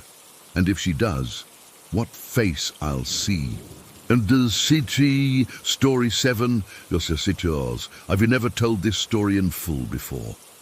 I'm typing this with shaking hands, even though it's been years since it all happened, but I need to get it out because it still haunts me. For the first 18 years of my life, I lived in a small English village in the Fens. It's a flat, marshy area where the fog rolls in thick, especially in autumn. Our house wasn't particularly old or special, just a normal 2-story family home at the end of a quiet lane. But something was very wrong with it. The strange thing started when I was 7. I remember because it was shortly after my birthday. The first incident was so simple that I almost feel stupid mentioning it, but it was the beginning of everything. I was in bed, nearly asleep, when I heard 2 distinct knocks on my bedroom door. Knock, knock, then silence. "Come in," I called, thinking it was my mum checking on me. No response, no one came in. I got up and opened the door myself, but the hallway was empty and dark. I could hear the telly downstairs where my parents were watching their shows. I figured I'd imagined it and went back to bed, but the next night it happened again. 2 knocks. "Knock, knock," I called out. Nothing. Opened the door. Empty hallway. This continued for weeks, always the same pattern. 2 knocks followed by nothing. I started to dread bedtime. I'd lie there in the dark, waiting for those knocks, my heart racing whenever they came. Sometimes I'd be brave and jump up immediately to catch whoever was doing it, but there was never anyone there. Not once. I told my parents, of course. Dad laughed it off and said it was the house settling or the pipes. Mum just shrugged and told me not to worry about it. "It's an old house," she said, even though it wasn't particularly old at all. After about a month, the knocking stopped. I thought whatever it was had gone away. I was wrong. Instead, I started hearing rustling sounds, like someone going through papers on my desk. This would happen late at night when I was trying to sleep.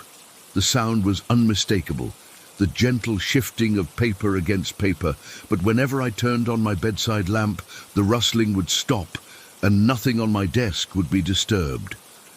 One night, after nearly an hour of this rustling keeping me awake, I sat up in bed and shouted, "Stop it!" My voice cracked from fear, but I was also angry and exhausted. The rustling stopped immediately. The silence that followed was almost worse, like whatever it was had heard me and was now watching, waiting. I pulled the covers over my head and eventually fell into a fitful sleep. The next night nothing happened, or the night after that. I thought maybe my outburst had scared it away. For a few blissful weeks things were normal, and I started sleeping properly again. Then came the first time I actually saw something. I was helping Mum with the washing up after dinner. I was carrying a stack of plates through the corridor that connected our kitchen to the dining room when I saw it. A dark figure standing at the far end of the corridor. It wasn't just a shadow. It had substance, a human-like shape without features, like a person-shaped hole in reality. It was there for maybe 2 seconds, then vanished. I dropped the plates. They crashed to the floor and shattered. I screamed and ran back to the kitchen, babbling about what I'd seen. Mum looked at me strangely. "What plates?" she asked. "The ones I just dropped, in the corridor." I was practically hysterical. She walked to the corridor and I reluctantly followed. There were no broken plates, no shards, nothing. "I think you need an early night," she said, placing her hand on my forehead to check for a fever. I was 9 years old at this point, and I began to wonder if I was going mad. The incident with the plates was so real to me. I remembered the sound of them breaking, the way my heart had hammered in my chest. The second time I saw something was worse, because others were present. We were having a family game night, playing Monopoly in the living room. I got up to get a drink from the kitchen, and as I walked in, I saw another shadow figure. This one standing by the sink. It turned toward me, I swear it did, even though it had no face to turn. I screamed and ran back to the living room. "There's someone in the kitchen!" I cried. Dad went to check, irritated at the interruption of the game. Of course, he found nothing when he came back. He was angry. "Stop making things up for attention," he snapped. "But I saw someone," I insisted, tears streaming down my face. Mum sighed. "It's just your imagination. You've always had an active one." The game continued, but I couldn't focus. I kept glancing toward the kitchen doorway, terrified the shadow would appear there. What bothered me most was Mum's reaction, or lack of it. Whether I was screaming about shadow people or crying about knocks in the night, she never seemed properly concerned. She'd just tell me to calm down or ignore it. No comfort, no, let's figure this out together. Nothing. When I was 11, the footsteps started. These were the worst, because they were so unmistakably real. I'd be home alone after school, waiting for my parents to return from work, and I'd hear someone walking around upstairs. Heavy, deliberate steps moving from my parents' room to mine, then to the bathroom, then back. The first few times it happened, I called out thinking Dad had come home early. When no one answered, I'd call the neighbors or lock myself in the downstairs toilet until I heard my parents' car in the driveway. One afternoon, my friend Jake was over playing video games. We were the only ones home. The footsteps started, thump, thump, thump, across the ceiling above us. Jake paused the game. "Is your dad home?" he asked. My blood went cold. "You hear that too?" He nodded, looking up at the ceiling. "Someone's walking around up there." That was the moment I knew I wasn't crazy. Someone else could hear it too, but that brought a new fear. If I wasn't imagining things, then what the hell was in our house? We both went upstairs to check, armed with cricket bats, our hearts in our throats. Every room was empty. No signs of an intruder, no open windows, nothing. But as soon as we went back downstairs, the footsteps resumed. Jake never came over again after that day. By the time I was 13, these experiences had become a terrible routine. The knocks would come and go, the rustling papers, the footsteps, occasionally glimpses of shadow figures. I learned to live with it, in a way. I kept a light on at night. I played music to drown out the sounds. I avoided being home alone whenever possible, but the worst part was still my mother's reaction. Once, after a particularly bad night of knocking and rustling, I went to her room in tears. I was almost a teenager, but sobbing like a little kid. She just stared at me blankly, told me to go back to bed, and shut her door. When I was 14, we moved to another house in the same village. Dad had gotten a promotion, and we could afford something a bit nicer. I was so relieved to leave that house behind. The worst of the experiences stopped after we moved, but not all of them. Sometimes I'd hear kitchen cupboards opening and closing when no one was in there. Once or twice, while playing guitar in my new bedroom, I distinctly heard someone shush me, a clear shh sound right next to my ear. When I was 16, I learned from our landlord that his mother had died in what had become my bedroom before we moved in. He mentioned it casually, as if it was an interesting bit of trivia. To him, maybe it was. To me, it explained so much, yet so little. The strangest part of all this came years later, when I was home from university. I was 20, old enough to talk about these things without fear of being dismissed as a child with an overactive imagination. I asked Mum if she remembered the time I dropped the plates in the corridor, or my fear of the upstairs footsteps, or the night I came to her room crying. She looked at me with genuine confusion.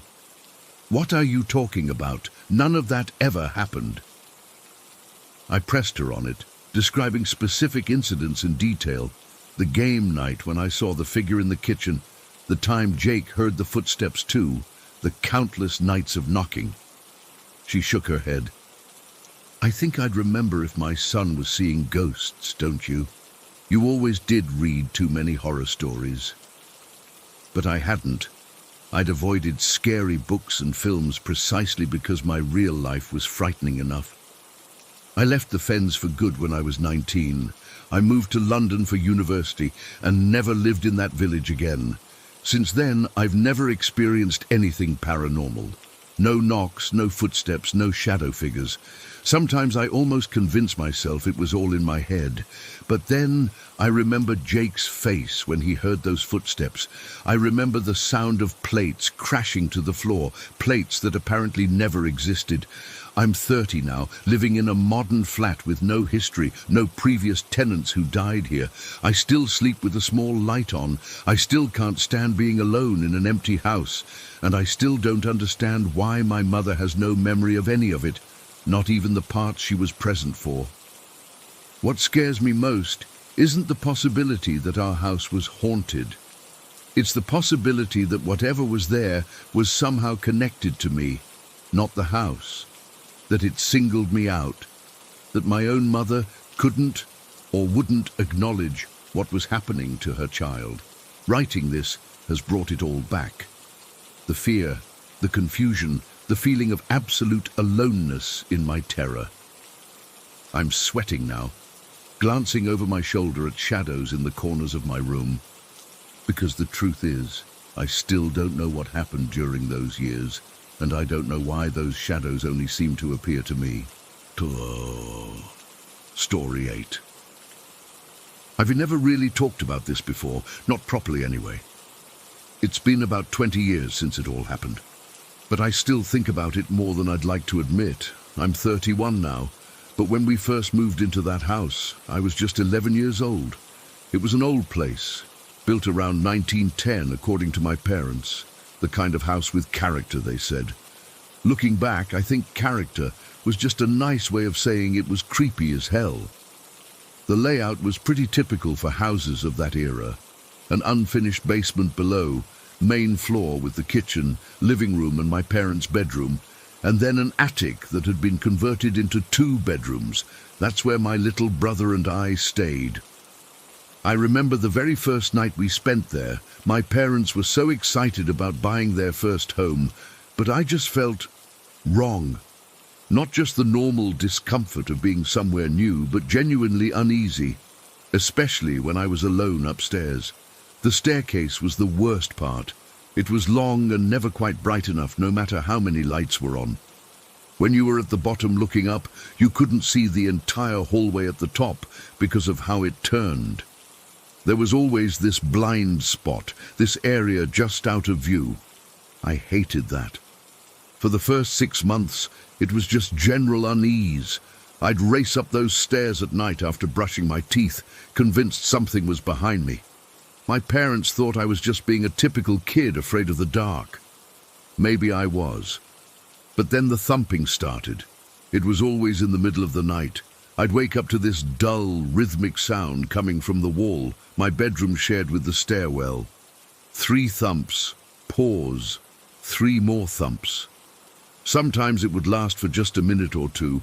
Other times it would go on for what felt like hours. The first time it happened, I was terrified. I pulled my blanket over my head and stayed completely still until morning. When I told my parents, they did a walkthrough of the house but found nothing. It's just an old house settling, my dad said. The wood expands and contracts with temperature changes. That explanation made sense, I guess, but it didn't make me feel any better. The weird thing was how the thumping would come and go. It would happen for about a week straight, then disappear for months at a time. Just when I'd start to think maybe it was over, it would return without warning. There was no pattern to it that I could figure out. As I got a little older, around 12 or 13, I started getting braver. Sometimes when I'd hear the thumping, I'd actually get up and open my door to check the hallway. I never saw anything, but opening that door always felt like the hardest thing in the world. My heart would pound so hard I was sure whatever was out there could hear it. Around this same time, I started having this recurring dream. In the dream, I'd wake up in my bed just like normal, but I'd feel like someone was watching me. I'd look toward my doorway, and there would be this tall man peeking around the doorframe. Not his whole face, just one side, with a single eye gazing into my room. He'd never come in, never say anything, just watch. I'd wake up drenched in sweat every time. Meanwhile, my little brother, who was only about 5 or 6 at the time, started complaining about the man with the scary mask who hid in his closet. My parents immediately blamed me, thinking I was trying to scare him with stories. I got grounded more than once because of it. But the truth was, I was too scared to even go into his room at night. There was no way I was making up stories to frighten him when I could barely handle being up there myself. One night stands out more than the others. I was about 14, and the thumping had started again after being quiet for almost a year. This time it was louder than usual, and instead of the regular 3-thump pattern, it was erratic, like something was banging around inside the wall. I remember sitting up in bed, staring at that wall, when suddenly my bedroom door slowly swung open. I couldn't move. I couldn't even breathe. My door had been closed when I went to bed. I always closed it. And now it was open, and I hadn't heard anyone open it. The hallway was pitch black beyond the doorway. I sat there for what felt like hours, just staring into that darkness, waiting for something to happen. Nothing did. Eventually, I got up the courage to get out of bed and close the door again, this time making sure it was firmly shut. The next morning, my brother asked me if I'd been in his room during the night. I hadn't, of course. When I asked him why, he said he'd woken up to find his door open too, even though he always kept it closed because he was scared of the dark. As time went on, I started noticing other things. Items in my room would be moved slightly from where I'd left them. My closet door would be ajar in the morning when I knew I'd closed it the night before. Once I woke up to find all my dresser drawers pulled out about an inch, all perfectly aligned. My parents suggested maybe I was sleepwalking, but I've never sleepwalked before or since. When I was 16, something happened that I still can't explain. My parents and brother had gone to visit my grandparents for the weekend, but I stayed behind because I had a big school project due. It was the first time I'd ever been alone in the house overnight. I was downstairs watching TV when I heard it. Footsteps, not the usual thumping in the walls, but actual footsteps rapidly coming down the stairs, heavy, deliberate steps, like someone was in a hurry. I froze, remote control clutched in my hand, as the footsteps reached the bottom of the stairs, and then nothing. I didn't wait around to see what happened next. I ran out of the house so fast I didn't even grab my phone or a jacket. I spent the night at a friend's place and made up some excuse about the heating being out. I couldn't bring myself to go back until my family returned the next day. The strangest part, after that night, everything stopped. The thumping, the open doors, the dreams about the man peeking around my doorframe. All of it. It was like whatever had been there knew it had been seen and decided to back off. Or maybe it had accomplished whatever it wanted to do. I don't know. We moved out of that house about a year later when my dad got a job in another state. I was relieved, to be honest. Even though the activity had stopped, I never felt comfortable there again. About 5 years ago, I found out the house had burned down. Apparently, there was an electrical fire that started in the walls, faulty wiring that had been there since the house was built. Sometimes I wonder if that had something to do with what we experienced. Maybe all those thumps were trying to warn us about something dangerous hidden in the walls. My brother and I have talked about it a few times as adults. He doesn't remember much, being so young at the time, but he says he's always had an intense fear of closets and dark hallways. When I mentioned the man with the scary mask he used to talk about, He got really quiet and said he still occasionally has nightmares about a tall figure watching him from doorways. I've tried to rationalize it all over the years. Maybe it was just an old house making noises. Maybe my childhood imagination ran wild and influenced my brothers. Maybe I really was sleepwalking, but none of those explanations feel right. There was something in that house with us, something that watched us, that wanted us to know it was there. The other day, I was looking through some old family photos and found one taken in the living room of that house during my 13th birthday. Everyone smiling at the camera. My parents, my brother, some friends from school, but in the background up the staircase there's this dark blur that I can't explain. It could be a shadow or a smudge on the lens, or just poor lighting, but I swear it looks like the outline of a person standing at the top of those stairs, looking down at us. I still sleep with my bedroom door closed and locked, even though I live alone in an apartment now. Some habits you just can't break, no matter how much time passes. Some fears follow you, even when you think you've left them behind. Story 9. I still remember the day my little sister was born. It was late August 1993, and I was 11 years old. Mom was in labor for almost 18 hours before Molly finally arrived. She was this tiny bundle with these huge blue eyes and a tuft of dark hair. I remember Dad crying when he held her for the first time, which was weird because I'd never seen him cry before. Everything seemed normal at first. We brought Molly home to our old 2-story house, and Mom and Dad set up the nursery in the small bedroom next to theirs. It was painted this soft yellow color with little ducks on the border. There was a white crib with a mobile hanging above it, a changing table, and a rocking chair in the corner by the window. That corner, God, I still get goosebumps thinking about it. The first few weeks were what you'd expect with a newborn. Molly cried. Mom was exhausted. Dad tried to help when he wasn't working, and I was this awkward preteen trying to figure out how to be a big sibling.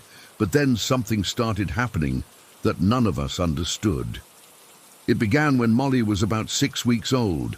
Mom had put her down for a nap in her crib, and not even 15 minutes later we heard this horrible screaming coming from the nursery. Not regular baby crying. This was different. It was like she was terrified. Mom rushed in, and I followed right behind her. Molly was lying in her crib, her tiny face red and contorted, screaming her lungs out. But the weird thing was, she wasn't looking at us.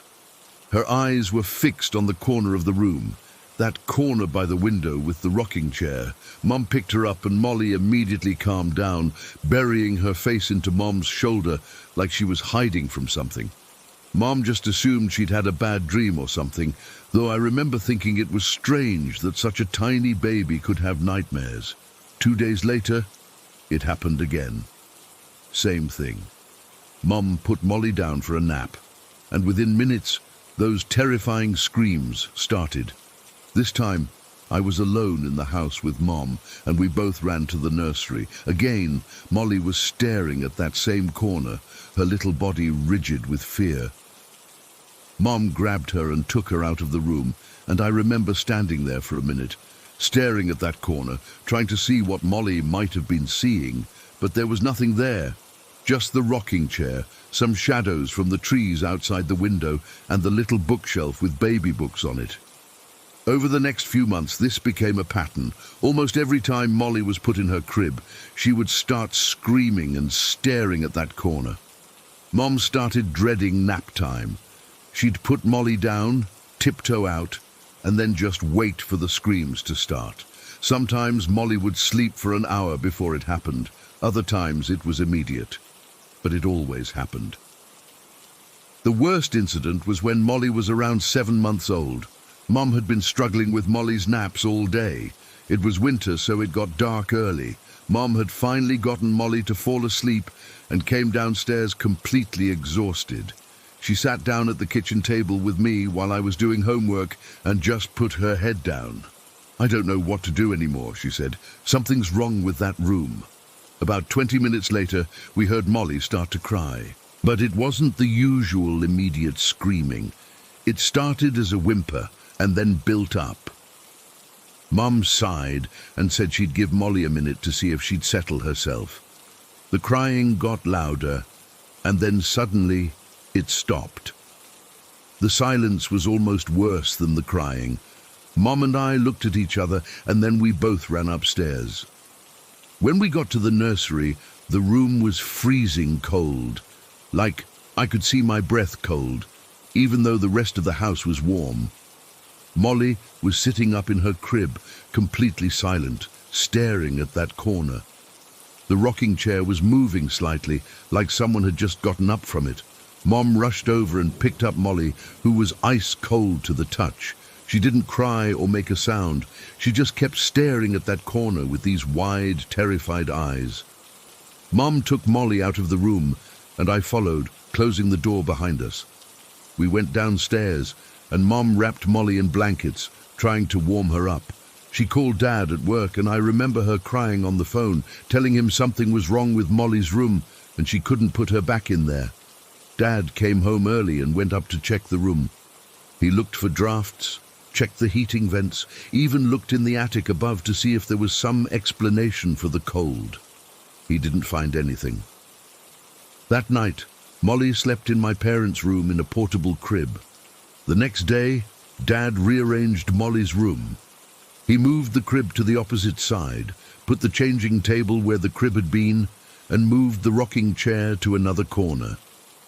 He thought maybe it was a draft by the window that was bothering her. Mom was skeptical, but willing to try anything at that point. It didn't help. That afternoon, when Mom put Molly down for her nap in the rearranged room, the same thing happened.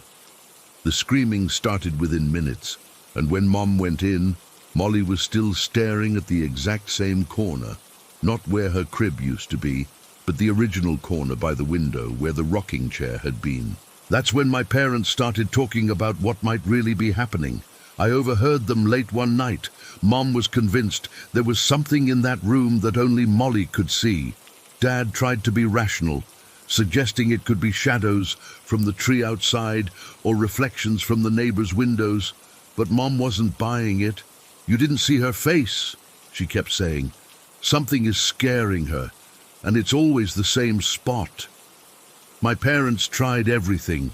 They got a nightlight, kept the blinds closed, played soft music, checked the room for anything that might cast scary shadows. Nothing worked. The only solution seemed to be not putting Molly in that room alone. As Molly got older and started talking, Mom tried to ask her what she saw in her room. Even at 2 years old, Molly would get visibly upset when asked. She'd shake her head and say, "No room, no room." If pressed, she'd start crying. Once, when she was about 2.5, Mom asked her directly, "What do you see in your room that scares you?" And Molly said, "The bad lady." When Mom asked who the bad lady was, Molly just pointed to the corner and said, "She's mad." I remember feeling genuinely scared after hearing that. It wasn't just a baby being fussy anymore. Molly was telling us there was someone in her room, someone none of us could see. My parents considered moving, but Dad had just started a new job and we couldn't afford it. So they moved Molly into my room instead. We set up a toddler bed for her across from my twin bed, and she started sleeping there. She never had problems in my room, which just made the whole thing more confusing and scary. The nursery became a kind of storage room. No one used it except to grab things we'd put in there. Even I avoided going in there alone, especially as I'd started hearing things about how young children can sometimes see things adults can't. The idea that Molly's innocent baby eyes were perceiving something beyond our reality freaked me out completely. One afternoon when I was 13, I decided to face my fears. Mom and Dad were downstairs, and Molly was napping on the couch. I went into the old nursery, determined to sit there and prove to myself there was nothing to be afraid of. The room was bright with afternoon sunlight, filled with boxes and old toys now. I sat on the floor in the middle of the room and just waited, feeling stupid but also nervous. After about 10 minutes of nothing happening, I started to relax. I even laughed at myself a little. But then I noticed the temperature dropping. It wasn't dramatic like in the movies, just a gradual chill that made me cross my arms for warmth. I looked at the corner, that corner, and for a split second I thought I saw something, not a full apparition or anything that clear, more like a distortion in the air, a ripple like heat waves rising from hot pavement, except it was cold, not hot. I blinked, and it was gone. But I felt this overwhelming sense of sadness and anger that didn't feel like my own emotions. I got out of there fast, practically running downstairs to where my family was. I never told my parents about that day. I didn't want to add to their worry, and part of me thought I might have imagined it because I was already scared, but I know what I felt. The strange thing is, as Molly got older, the whole thing just stopped. By the time she was 4, she didn't seem to remember any of it. We'd moved her back into her room by then, after Dad had painted it and completely rearranged everything, and she was fine. No more screaming, no more staring at the corner.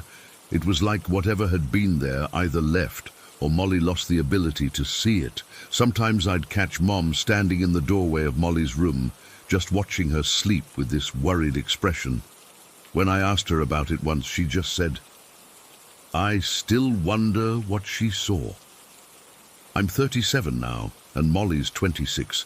She lives in another state and has a completely normal life. She claims she doesn't remember any of this, though sometimes I wonder if she's just saying that. Mum still brings it up occasionally, especially after she's had a few glasses of wine. "Remember how Molly used to scream about that corner in her room?" she'll say, and we all get quiet. I've read about how babies and young children might be more sensitive to paranormal phenomena because they haven't yet been conditioned to filter out things that can't exist.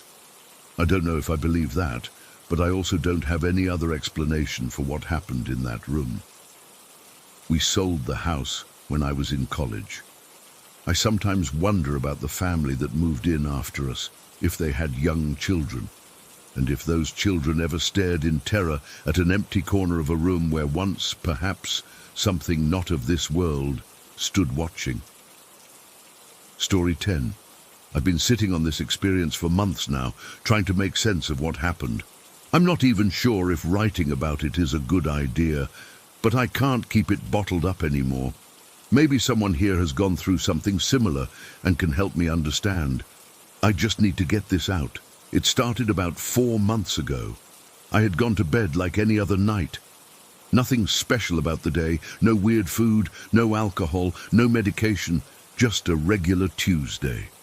What happened next? I still don't know if it was a dream, but it felt too real, too coherent to be just that. I woke up in my house. That's the first thing that felt off. Usually in dreams, things are foggy or distorted, or you're suddenly in random places without questioning it. But this was different. I was in my living room, and everything was exactly as it should be. The coffee stain on the armrest of the couch that I can never quite get out. The specific way the sunlight filters through the blinds in the morning. Even the smell of the lavender air freshener I had bought the day before. It was all too precise. I remember noticing my cat, Milo, pawing at the front door, which was weird because he's strictly an indoor cat and usually shows no interest in going outside. I walked over to pick him up, and he was acting so strange, meowing desperately and straining toward the door like something was calling him. When I tried to hold him back, he scratched me. I still remember the sharp sting on my forearm. Milo has never scratched me before, not once in the 5 years I've had him. Then my dog started acting weird too. She's usually this lazy golden retriever who barely moves from her bed until it's dinner time, but suddenly she was at the door too, whining and pawing like Milo. It was like they both heard something I couldn't, something that was driving them crazy to get outside. I was still trying to process this when my phone rang. Not my cell phone, but my landline, which is extra strange because I barely use it and almost nobody has the number. I picked it up without thinking. "Hello," I said. The voice on the other end was calm and collected, like a customer service representative. But something about it made my skin crawl. It wasn't quite right. Like multiple voices layered on top of each other, but all speaking in perfect sync. "Why didn't you follow the cat?" the voice asked. I felt my stomach drop. "Who is this? How did you get this number?" "We can sense your energy," the voice replied smoothly. "You should have opened the file." "What file? What are you talking about?" I demanded, my heart starting to race. "Fragaza," they said, and the line went dead. I don't remember putting the phone down. Suddenly, I was standing at what looked like a market stall, but not one I recognized. It was dimly lit, and the air smelled of dust and old paper. In front of me was a worn, leather-bound book, covered in symbols I'd never seen before. Some looked vaguely like Japanese characters, others like Korean, but most were completely foreign to me. One symbol in particular caught my eye. It looked like a sign twisted into itself, like a meat button carved into existence. I don't know how else to describe it. It made me feel nauseous just looking at it. I must have touched the book, because the scene changed again. The market was gone, and I was in a dim room with no distinct features. It wasn't dark exactly, I could see everything clearly, but there was no obvious source of light either. Standing in front of me was a tall, slender figure in a black suit. What was unsettling was that I couldn't quite pin down what they looked like. One moment they appeared male, the next female. Sometimes they looked human, and other times something far older. "You've returned," they said, their voice the same multi-layered one from the phone. "After all this time." "I don't know what you're talking about," I said. "I've never been here before." The figures smiled, but their mouth stretched too far across their face. "You were a warrior once, a master archer. You don't remember?" They held up what looked like an ancient painting. In it was a child holding a bow, and with a jolt of recognition, I realized it was me. But that was impossible. I've never done archery in my life, and the painting looked centuries old. "This isn't real," I said, more to myself than to them. The figure's form rippled like water, and suddenly they grew taller, broader. Their suit transformed into gleaming armor, and their face became that of a woman, beautiful but terrifying, with eyes that contained galaxies. She was holding a great sword that glowed with faint blue light. "This is my true form," she said, "or one of them. I am what your kind would call a demigod, though that term falls woefully short." She walked around me in a circle, and I felt frozen in place. "Reality is controlled by runes," she continued. "Everything is written, altered, manipulated. The universe is a book that can be edited by those who know how." I found my voice again. "What do you want from me?" "Your cat carries rare energy we need," she said simply. "We've been trying to collect it for some time, but your subconscious defenses are surprisingly strong." "You can't have Milo," I said, surprising myself with how steady my voice sounded. Her expression darkened. "You don't have a choice." What happened next is hard to describe. She raised her hand, and symbols like the ones from the book appeared in the air, glowing bright red. She flung them at me like weapons, but to both our surprise, they seemed to bounce off some invisible shield around me. "Interesting," she murmured, and tried again with different symbols. These ones stuck, and I felt a horrible sensation as reality twisted around me. Suddenly I was upside down in a white void, and there were bicycles running across my feet, not being ridden by anyone, just bicycles with their wheels turning, running across the bottom of my feet over and over. It sounds absurd describing it now, but in that moment, it was pure torment. It felt like it went on for hours, maybe days. When it finally stopped, I was back in the dim room with her. She looked impressed. "Most humans break after the first room," she said. "You're special indeed." She waved her hand, and suddenly we were standing in a lush, vibrant forest with trees so massive they made redwoods look like saplings. The air was sweet and pure, and I felt an overwhelming sense of peace. Paradise, she said, one of many realms accessible through runes. Another wave of her hand, and we were in what I can only describe as hell, flames and suffering as far as I could see.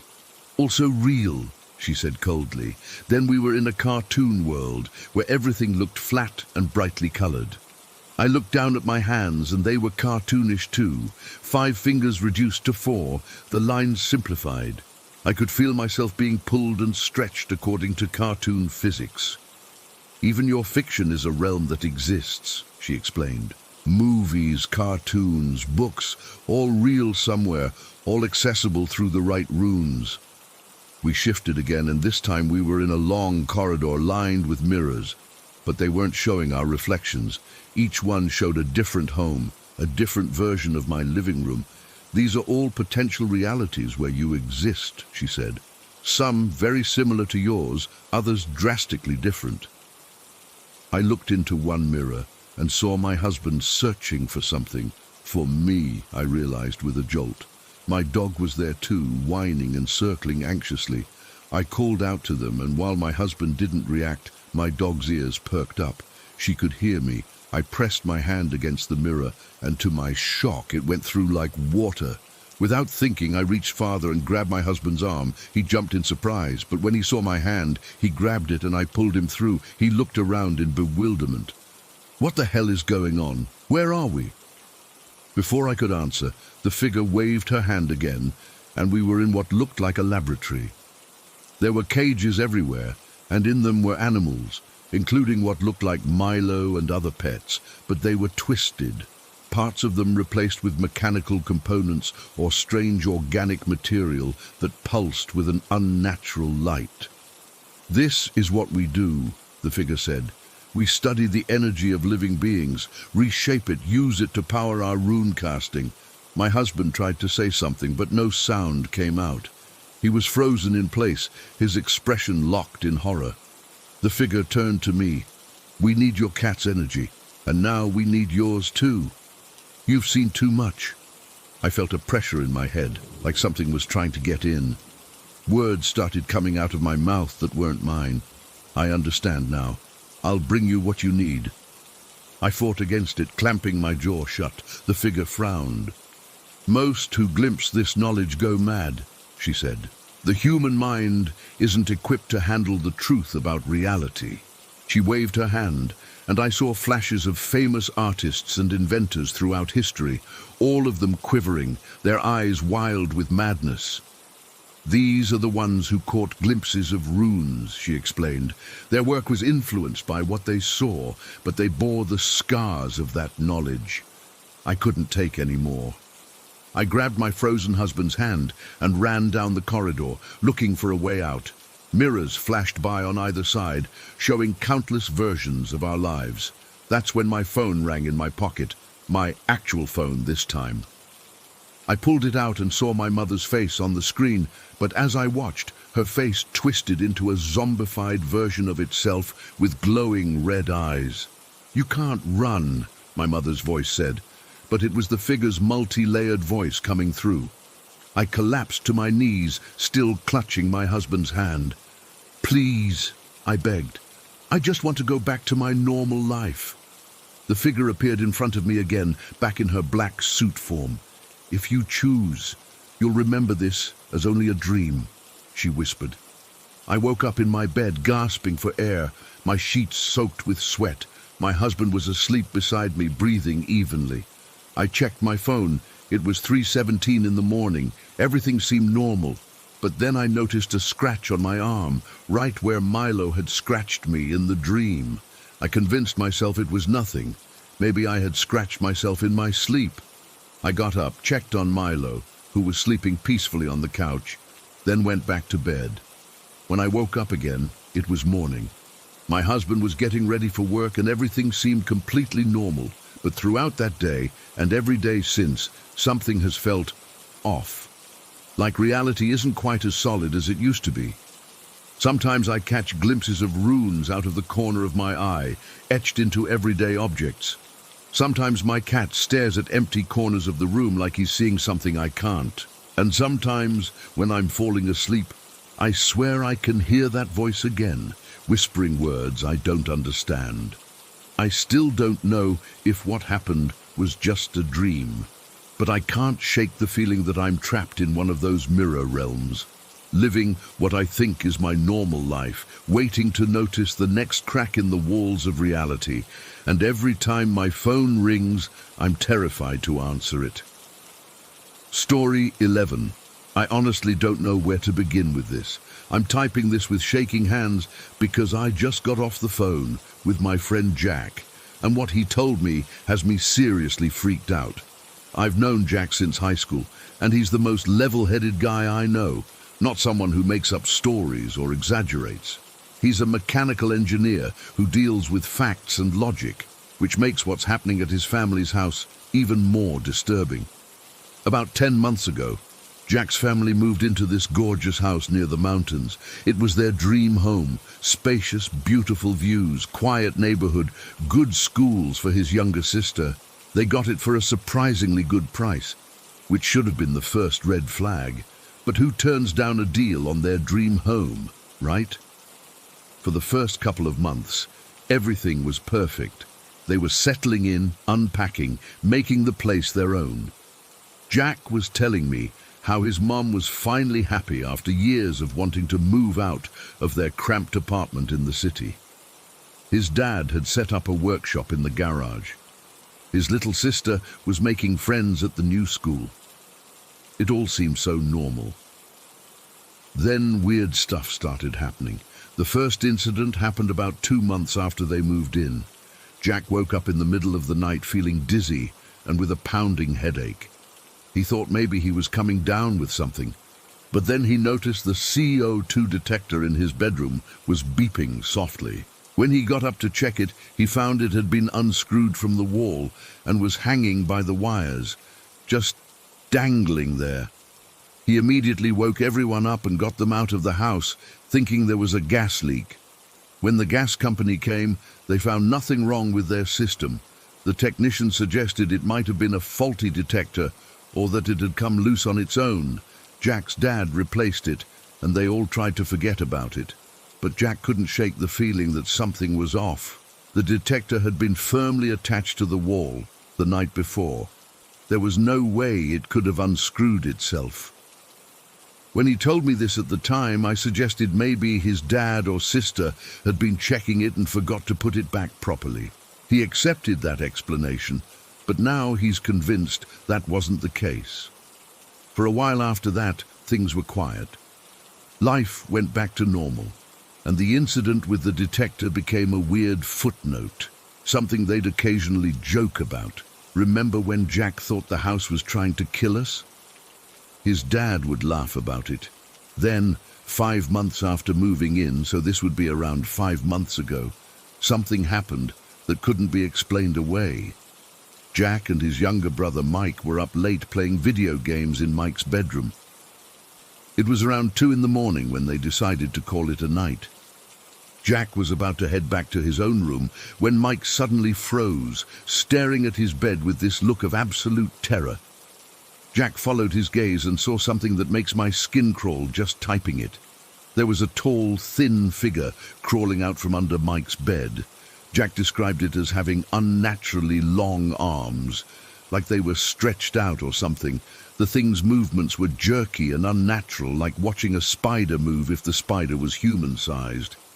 Jack said he couldn't move. He was completely paralyzed with fear. The figure crawled completely out from under the bed, stood up. It was so tall its head almost touched the ceiling, and then it just walked out of the room. Not through the door, it walked through the wall. As soon as it disappeared, both Jack and Mike snapped out of their frozen state and ran to their parents' room. Their parents thought they'd had some kind of shared hallucination or waking nightmare. Jack's dad checked the entire house, but found nothing out of place, no signs of an intruder. The next day, they tried to rationalize what they'd seen. Maybe it was a shadow from a car passing by outside. Maybe they were both overtired from playing games too long. But deep down, they both knew what they'd seen was real. After that night, smaller, weird things started happening. Items would go missing and then reappear in strange places. The temperature in certain rooms would suddenly drop for no reason. Their dogs would sometimes bark at empty corners or refuse to enter certain parts of the house. Jack's dad was in the kitchen having breakfast one morning when he heard 3 distinct taps on the table. Thinking it was some kind of house-settling noise, he absent-mindedly tapped back 3 times. To his horror, whatever it was mimicked him exactly, tapping back the same pattern he'd just made. He told the family he'd been drumming his fingers without realizing it. But Jack said his dad looked shaken for the rest of the day. The most recent incident happened just last night, and it's what prompted Jack's desperate call to me today.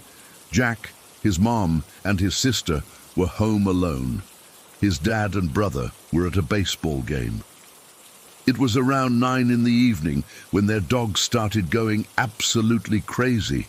Not just barking, they were growling, whining, and throwing themselves against the back door like they were trying to get at something or get away from something. Jack's mom thought maybe a coyote or bear had wandered into their yard. They do live near the mountains after all. She turned on the yard lights and looked out the window. What she saw made her scream. Standing in their backyard, behind their 6-foot privacy wall, was a massive figure. Jack said his mom described it as a giant person, but not quite right. The fact that they could see it behind their wall meant this thing had to be at least 7 or 8 feet tall. It was just standing there, completely still, facing the house.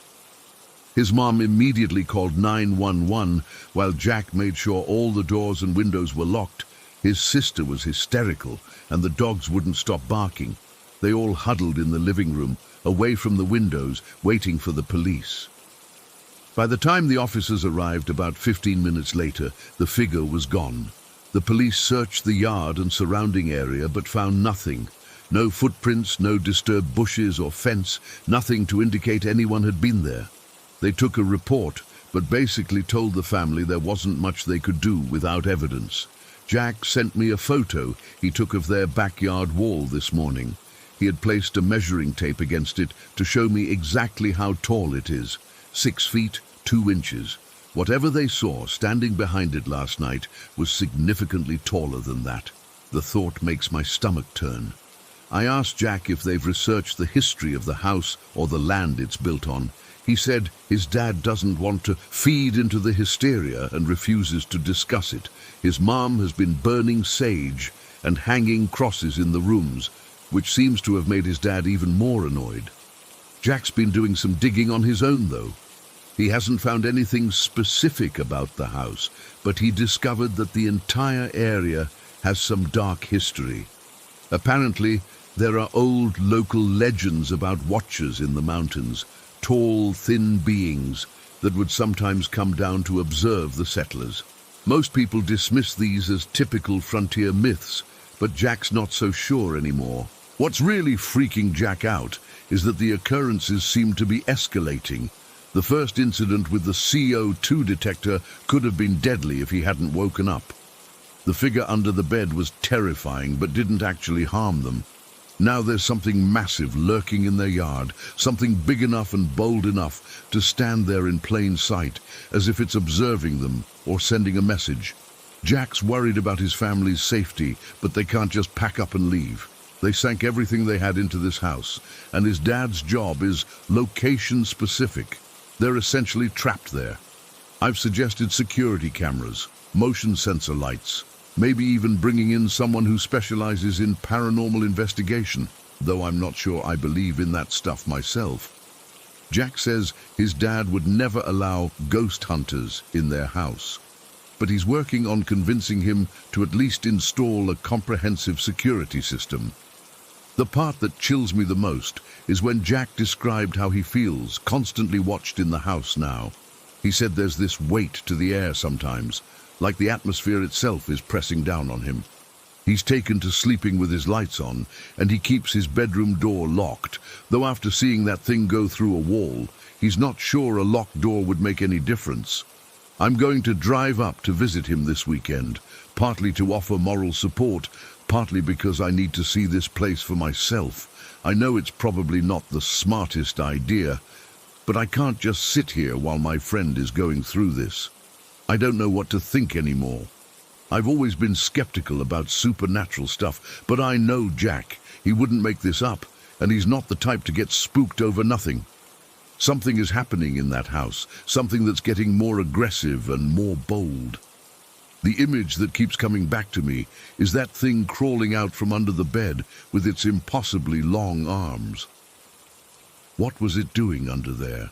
How long had it been there? Was it watching them the whole time they were playing games, just waiting? And what about that massive figure in the yard? What did it want? Why did it just stand there, making sure it could be seen?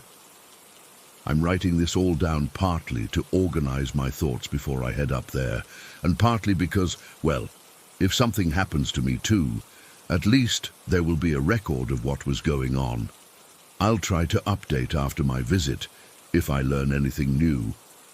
In the meantime, if anyone has experienced anything similar or has any advice, I'm all ears. Jack's family needs help, and I have no idea what to do. Story 12.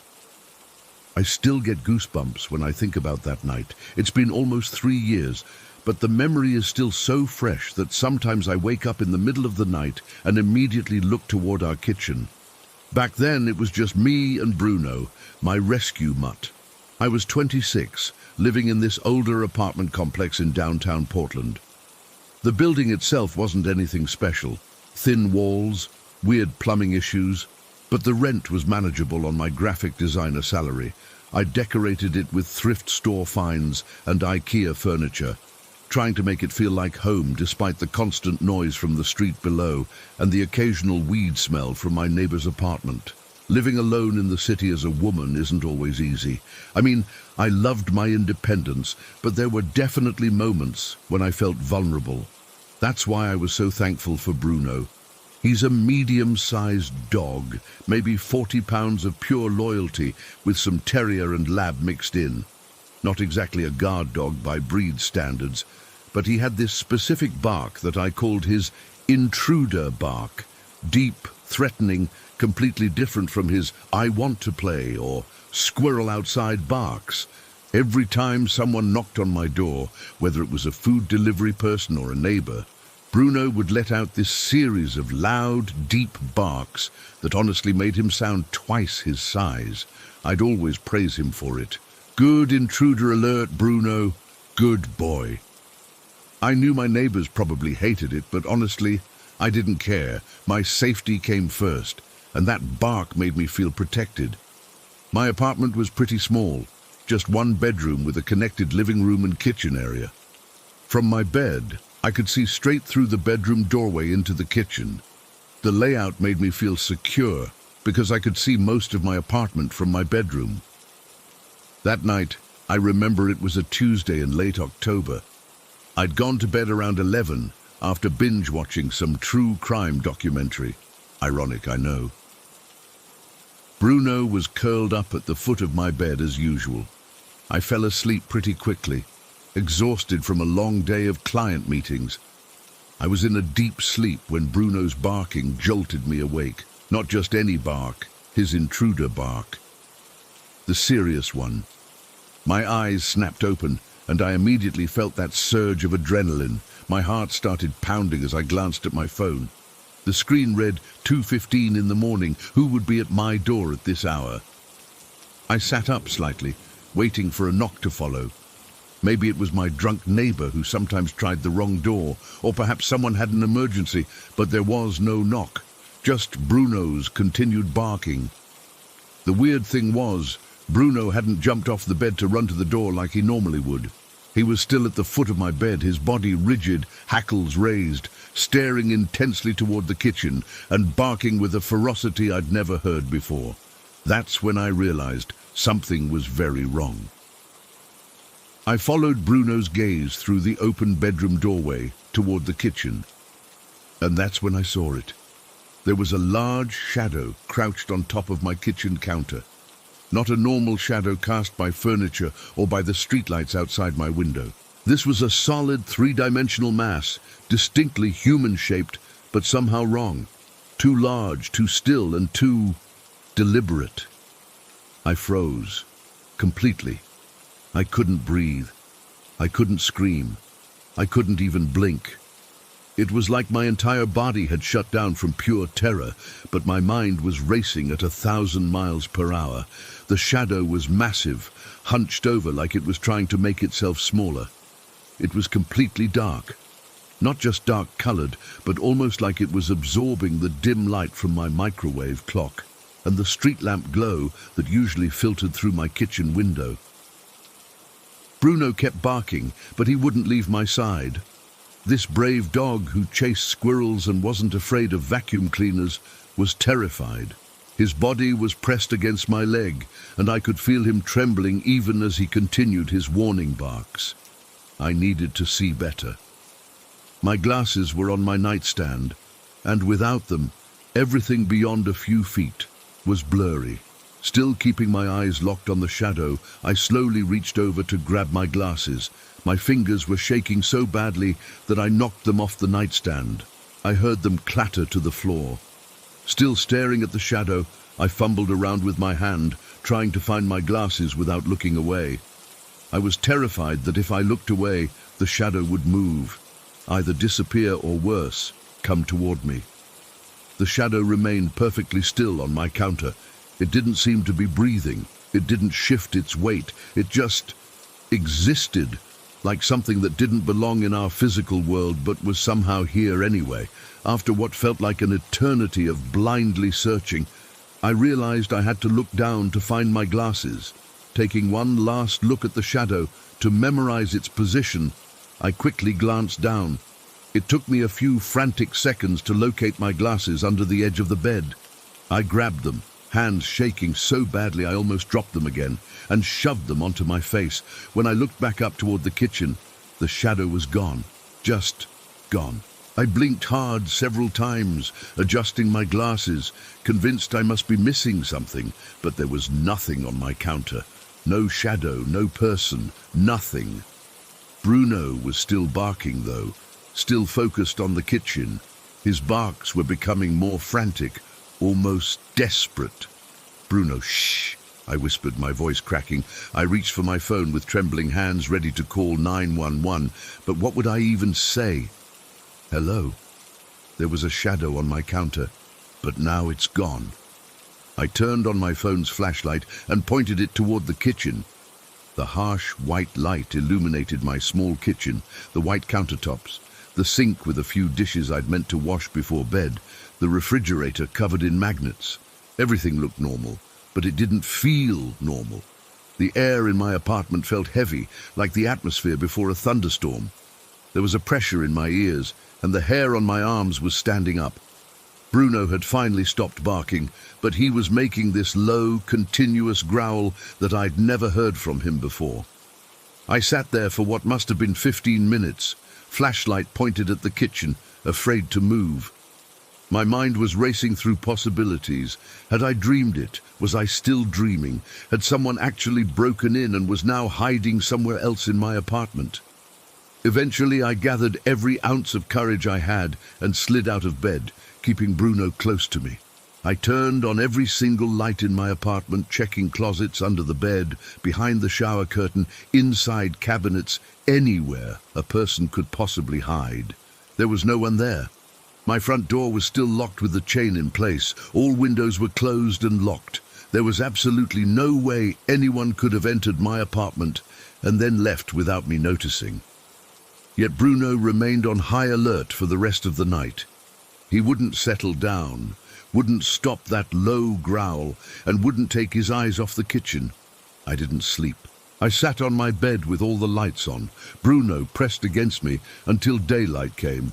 I called in sick to work and spent the day in a daze, trying to rationalize what I'd seen. Was it a shadow from headlights outside?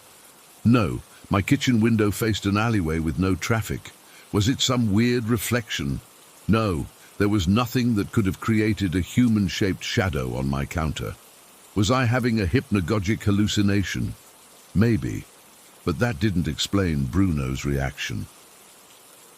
The following night, I stayed at a friend's place. I couldn't bear to be in my apartment. When I returned the next day, everything seemed normal, but I couldn't shake the feeling that something had changed, like my apartment wasn't entirely mine anymore. I sage-smudged the entire place, put salt across all thresholds, and even had a friend's religious grandmother come bless the apartment. I know it sounds ridiculous, but I was desperate to feel safe again. A week later, I started looking for a new place. 2 months after that, my boyfriend and I moved in together in a different part of the city. I never told him the real reason why I was so eager to move in with him so quickly in our relationship. I just said my landlord was raising the rent. It's been almost 3 years since that night. I've added 2 cats to our little family, and Bruno seems to have forgotten all about it. But I haven't. Sometimes, when I'm alone in our kitchen late at night, I get this overwhelming feeling that I'm being watched. I'll turn around quickly, half expecting to see that shadow crouched on our counter. I've researched everything from sleep paralysis to shadow people to carbon monoxide poisoning.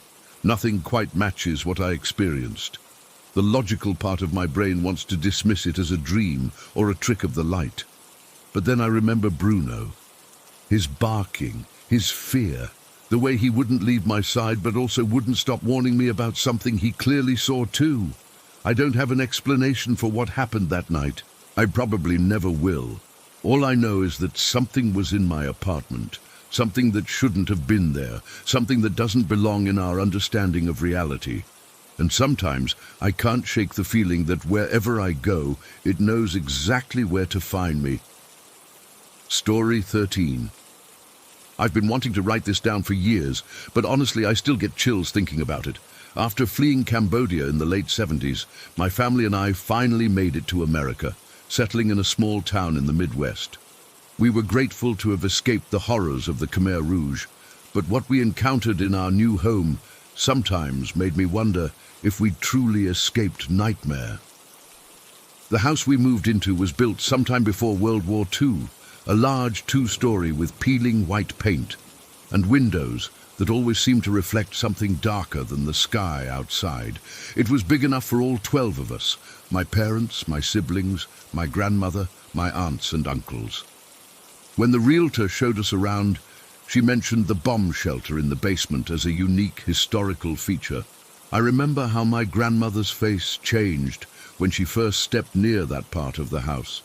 She didn't say anything, but I saw her quietly making protective gestures with her hands. From the very first night, something felt wrong with that house. Not the entire place, but specifically the small bedroom connected to the bomb shelter. The room was always freezing cold, even in summer when the rest of the house was stifling. You could feel the temperature drop the moment you crossed the threshold. Most of us avoided it instinctively, sleeping 5 or 6 to a room instead. But my uncle, he was 19 then and thought he was invincible, he took that room. More space for me, he laughed, ignoring my grandmother's quiet warnings. The first week was relatively peaceful. Then the door to the bomb shelter started opening on its own. My uncle would close it before going to bed, and by morning it would be wide open. At first he blamed drafts or the old house settling. The door wasn't latched properly, he said. But after checking and double-checking the latch, the door continued to open every night. After about 2 weeks, my uncle got fed up. "This is ridiculous," he announced at dinner. "I'm going to block the damn door." That night, he pushed his heavy wooden dresser in front of the bomb shelter door. "Let's see it open now," he said with a smug smile. That's when things got worse. The knocking started that very night, just after midnight, soft at first. Tap, tap, tap, like someone politely asking to be let out. My uncle later told us he lay awake all night staring at the dresser, watching to make sure it didn't move. The next night the knocking was louder. Tap, tap, tap, more insistent. By the third night the knocks were hard enough to wake me up 2 rooms away. Bang, bang, bang, like someone pounding with their fist, desperate to get out. Then came the 3 a.m. awakenings. Every member of our family started waking up at exactly 3 in the morning, hearts racing, covered in sweat. We'd all lie there in the dark, listening to the knocking from my uncle's room. No one wanted to talk about it during the day. My parents were working so hard to build a new life for us, and I think they were afraid of seeming ungrateful or superstitious to our new American neighbors. But my grandmother knew I'd catch her watching the door to my uncle's room with knowing eyes. She'd survived decades of hardship, and she recognized the presence of something unnatural. After almost a month, the knocking became so violent that it shook the walls. One night it was so loud that all 12 of us ended up huddled in my uncle's room, watching the dresser jump slightly with each impact from the other side. Bang, bang, bang. None of us slept. We just sat there in terrified silence until dawn broke and the knocking finally stopped. The next morning, my grandmother finally spoke up. She gathered us all in the kitchen and told us what she knew. "There is a woman behind that door," she said in Khmer, her voice steady, but her eyes troubled. "She was killed by her husband." My grandmother explained that she could sense things others couldn't. Growing up near a Buddhist monastery in Cambodia had made her sensitive to spiritual disturbances.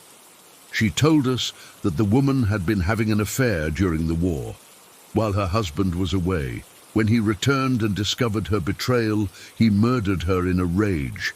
He cut her body into pieces and hid the remains in the bomb shelter, then told everyone she had run away with another man. "Her spirit is trapped there," my grandmother said. "She can't rest. She's angry and confused, and now she's angry that the path she uses to wander at night has been blocked." I remember how still the kitchen was after she finished speaking. No one questioned her. We'd all felt something wrong in that house. My grandmother looked directly at my uncle. "You must leave the door unblocked. Let her wander at night. We will find a new house, but until then, we must not anger her further." That afternoon, my uncle moved the dresser away from the door, though he didn't look happy about it. That night, there was no knocking, but the temperature in the entire house dropped so low we could see our breath. Freezing spots would appear randomly. You'd walk down the hallway and suddenly hit a patch of air so cold it burned your skin. For a few weeks, we lived in an uneasy truce with whatever was in that bomb shelter. The door would open at night, and in the morning my uncle would silently close it again. No one used the basement. No one even liked looking down the stairs that led to it. My parents started looking for another house, but we didn't have much money, and moving 12 people wasn't easy. Weeks stretched into months, and eventually my uncle's fear turned to resentment. "This is stupid," he said one night at dinner. "We're letting ourselves be terrorized by nothing, by superstition."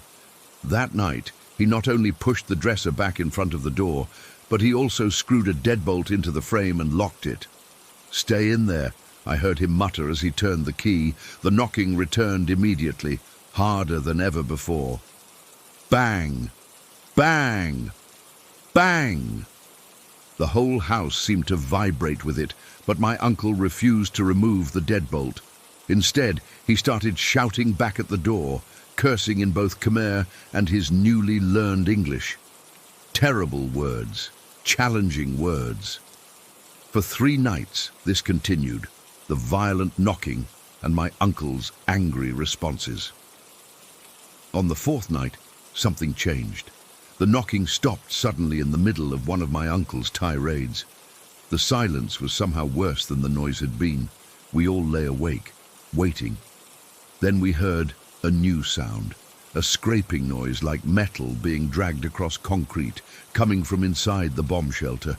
It went on for hours, a slow, deliberate sound that made my skin crawl.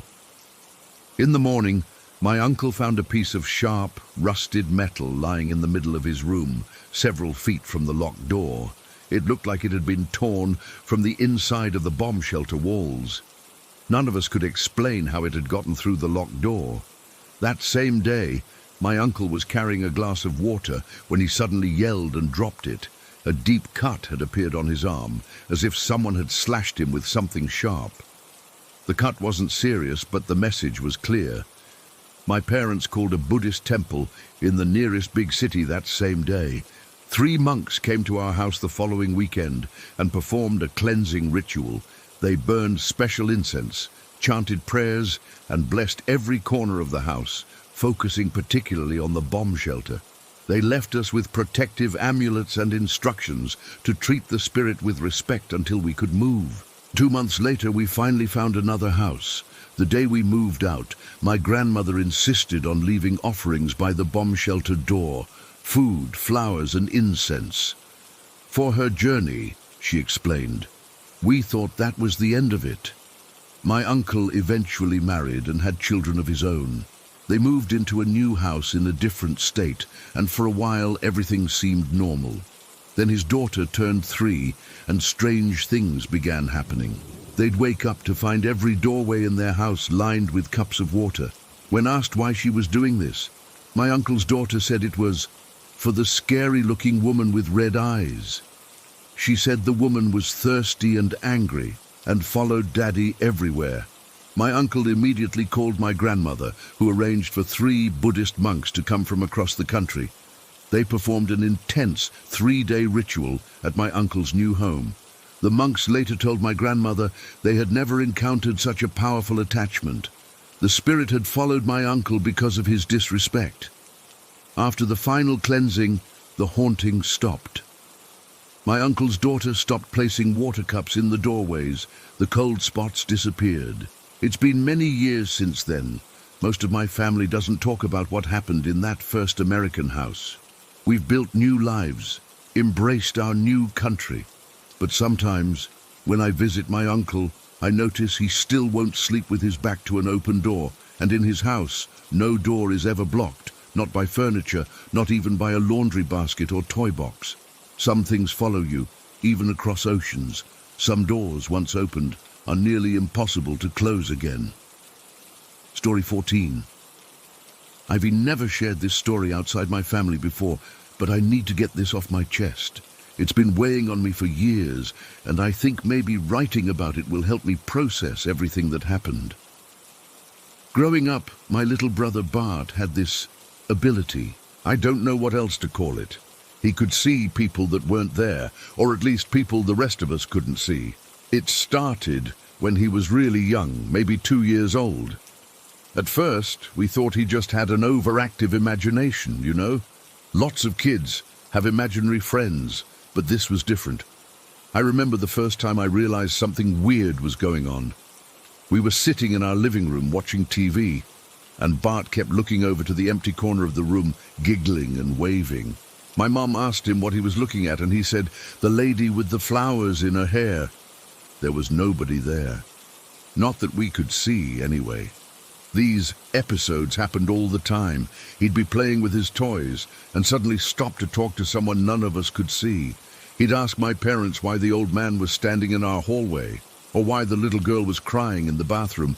It got to the point where my parents would actually talk to these spirits, I guess. They'd politely ask them to leave if Bart seemed overwhelmed or scared. "Please, if you're here, we appreciate your visit, but you're frightening our son.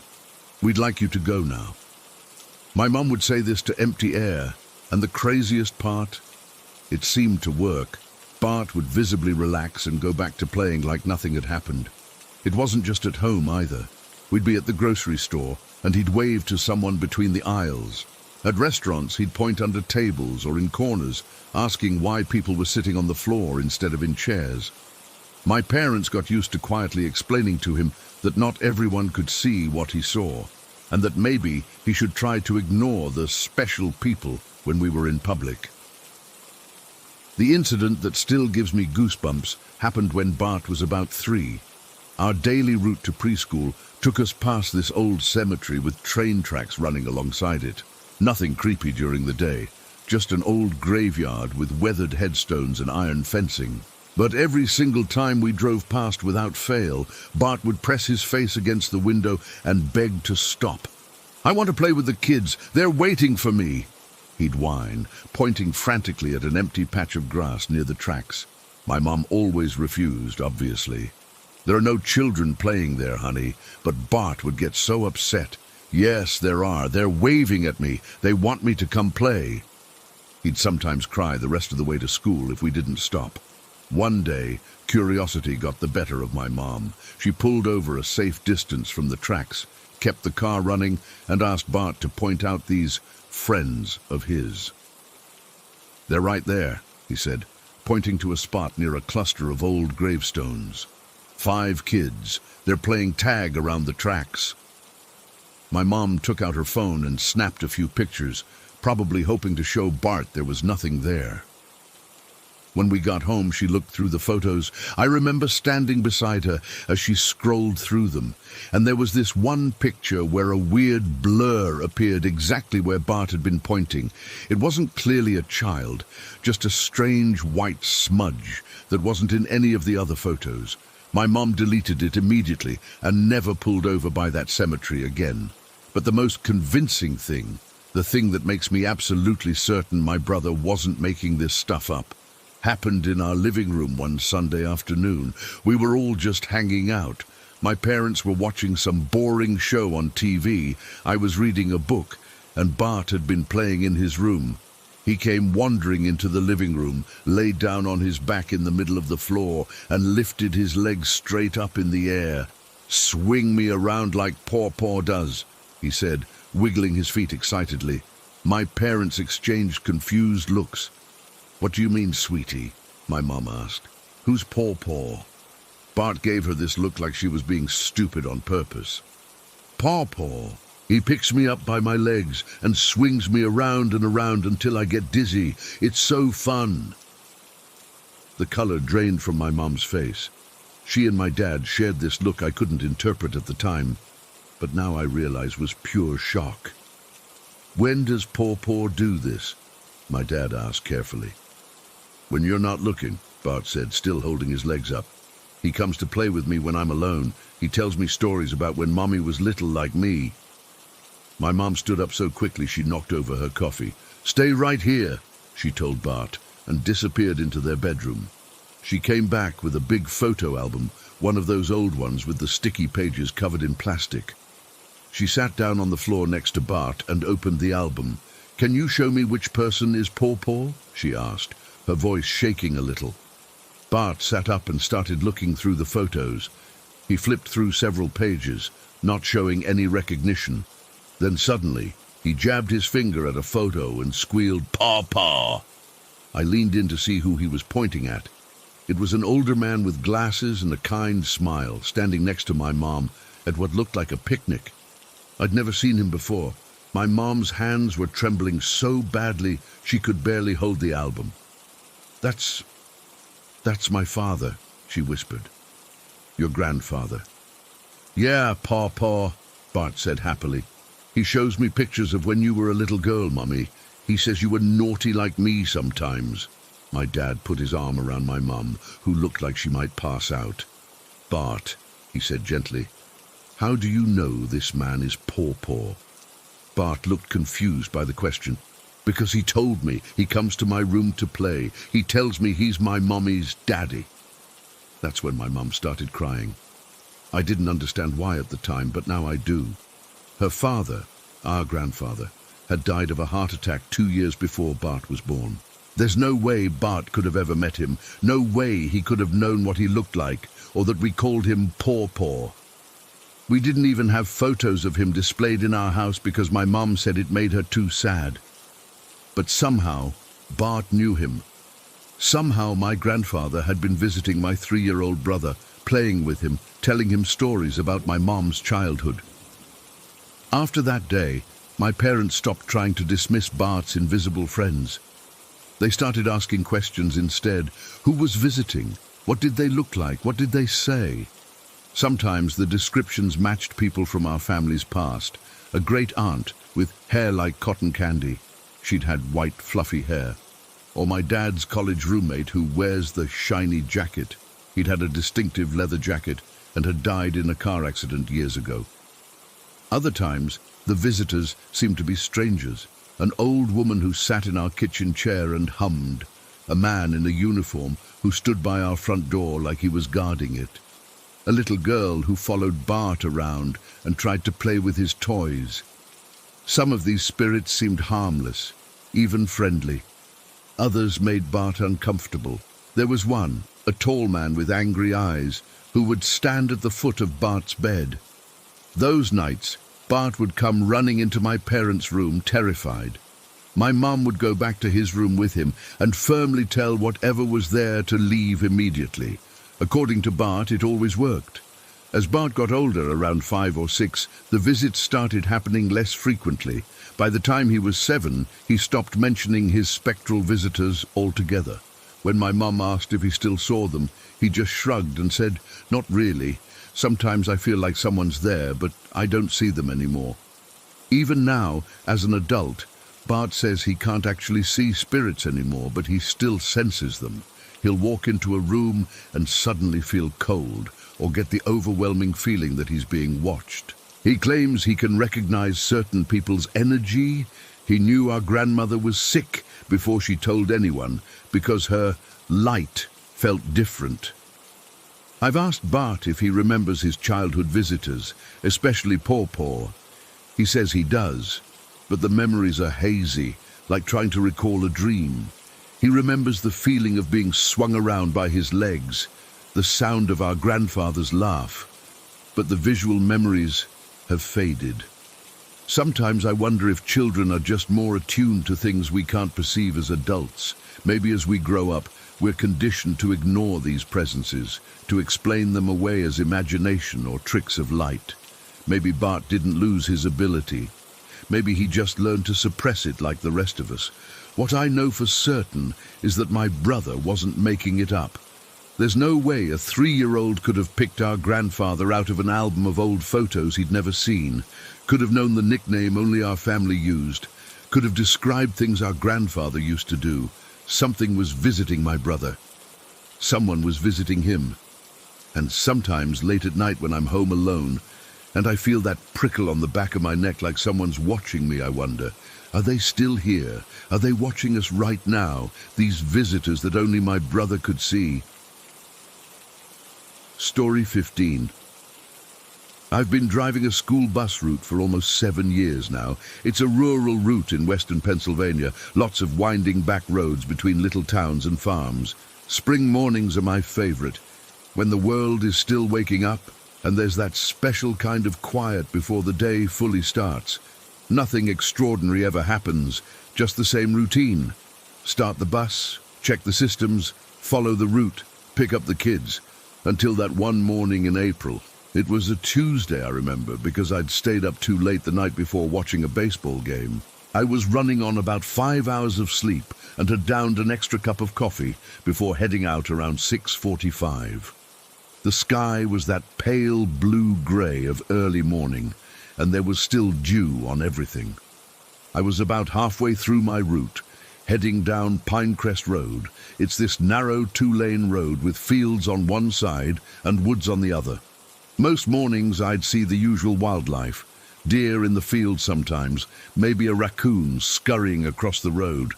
Nothing out of the ordinary, but as I rounded this gentle curve approaching the Miller property, I had to slow down because there was something in the road ahead. At first, I thought maybe a deer had been hit or something. But as I got closer, I realized what I was seeing made absolutely no sense. Right in the middle of my lane, there was what looked like some kind of meeting. There was a full-grown tabby cat and a small kitten. Looked to be about 6 weeks old, 2 wild rabbits with their distinctive brown fur, and 3 black crows. And they weren't just randomly there. They were arranged in a perfect circle, all facing inward toward each other. I swear I'm not making this up. It was like they were having some sort of conference right there on the asphalt.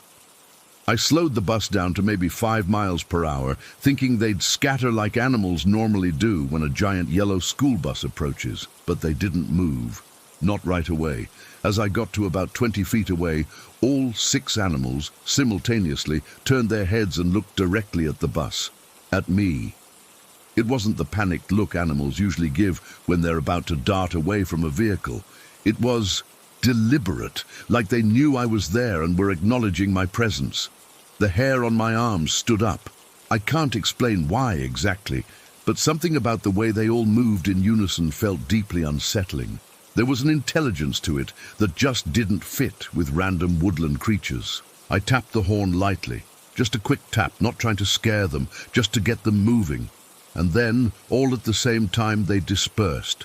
The cats went left toward the woods, the rabbits went right toward the field, and the crows took off into the air. Different directions, but they moved as one unit, like they were following some choreographed plan.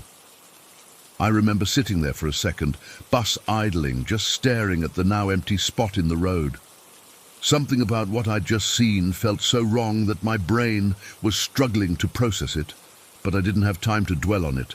I had a schedule to keep and kids to pick up. The Miller place was my next stop, about a quarter-mile up the road. I pulled up to where Jake Miller waited each morning at the end of their long gravel driveway. Jake was in 10th grade, quiet kid, kept to himself mostly. His house was the most isolated on my route. Their nearest neighbor was over a mile away, and the property backed up against state game lands. Jake got on just like any other morning, gave me a nod, and took his usual seat. I almost mentioned what I'd just seen, but something held me back. It sounded too weird. And what teenage boy wants to hear his bus driver ramble about animals? My route continued normally. Nothing else strange happened, and I completely forgot about the incident until that afternoon when I was dropping Jake off. As he was getting up from his seat, I suddenly remembered. "Hey, Jake," I said, "you're not gonna believe what I saw this morning, right up the road from your place." He stopped and looked at me with mild interest. That's when I told him about the animals in the circle. As I described it, his expression changed completely.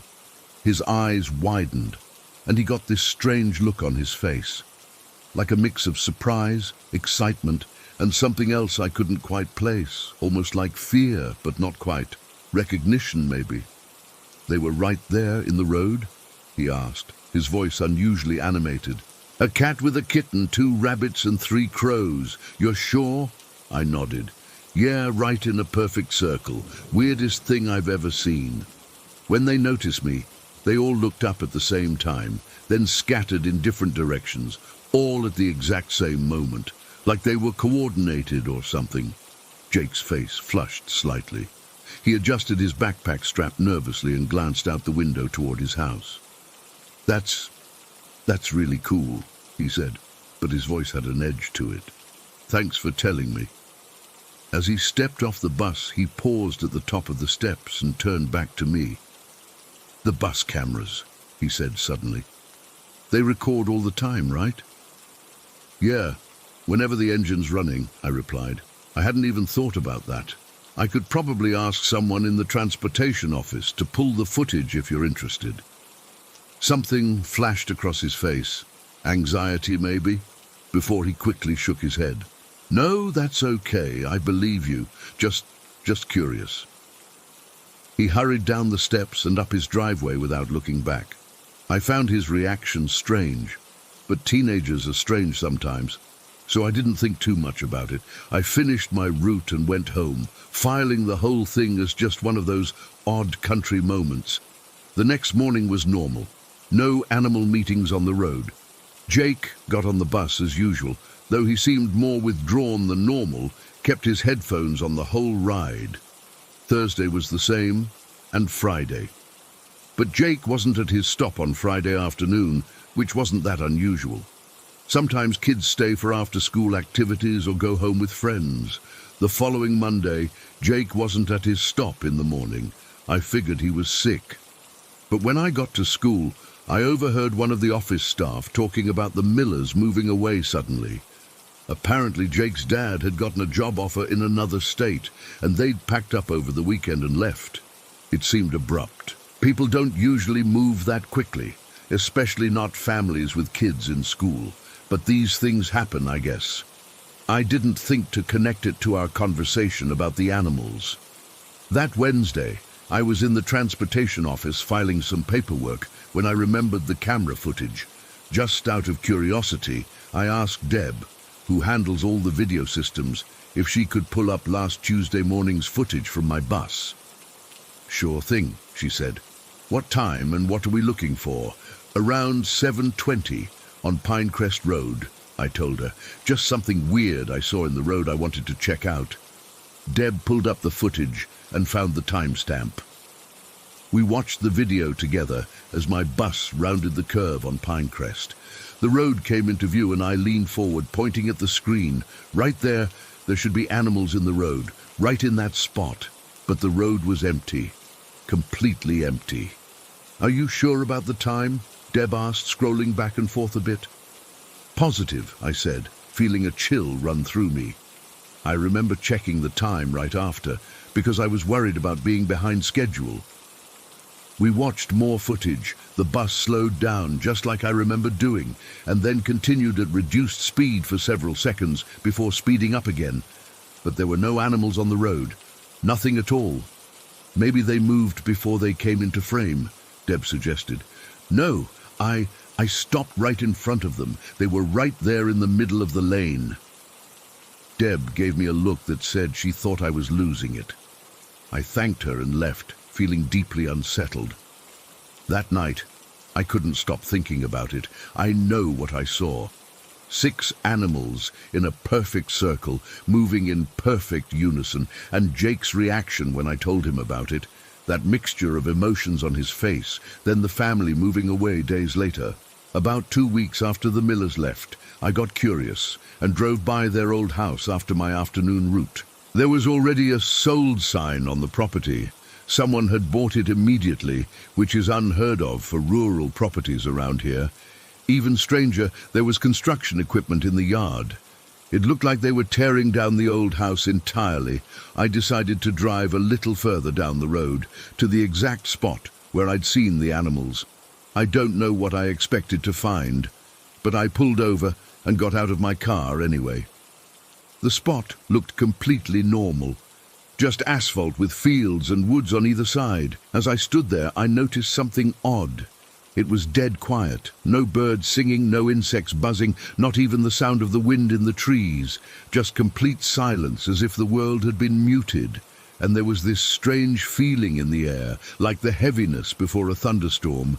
But the sky was clear blue. I didn't stay long. The silence was too unnerving. I've driven that route every school day since, and nothing strange has happened again. The Millers' old house has been completely demolished, and they're building something new there, something big with a lot of security fencing around it.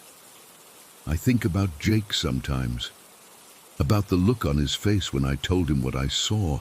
I wonder if he knew something about those animals. I wonder if that's why they moved so suddenly. The school bus cameras are supposed to catch everything. I've seen them pick up deer at night that I didn't even notice while driving, but somehow 6 animals in a perfect circle on a clear morning didn't show up at all. I still don't know what I saw that morning, or why Jake reacted the way he did, or why the footage doesn't exist. I just know that something happened that doesn't make any sense, and I can't explain it to this day. Story 16. She said, "I still get chills remembering the 6 months we spent in that trailer. Looking back, we never should have moved there.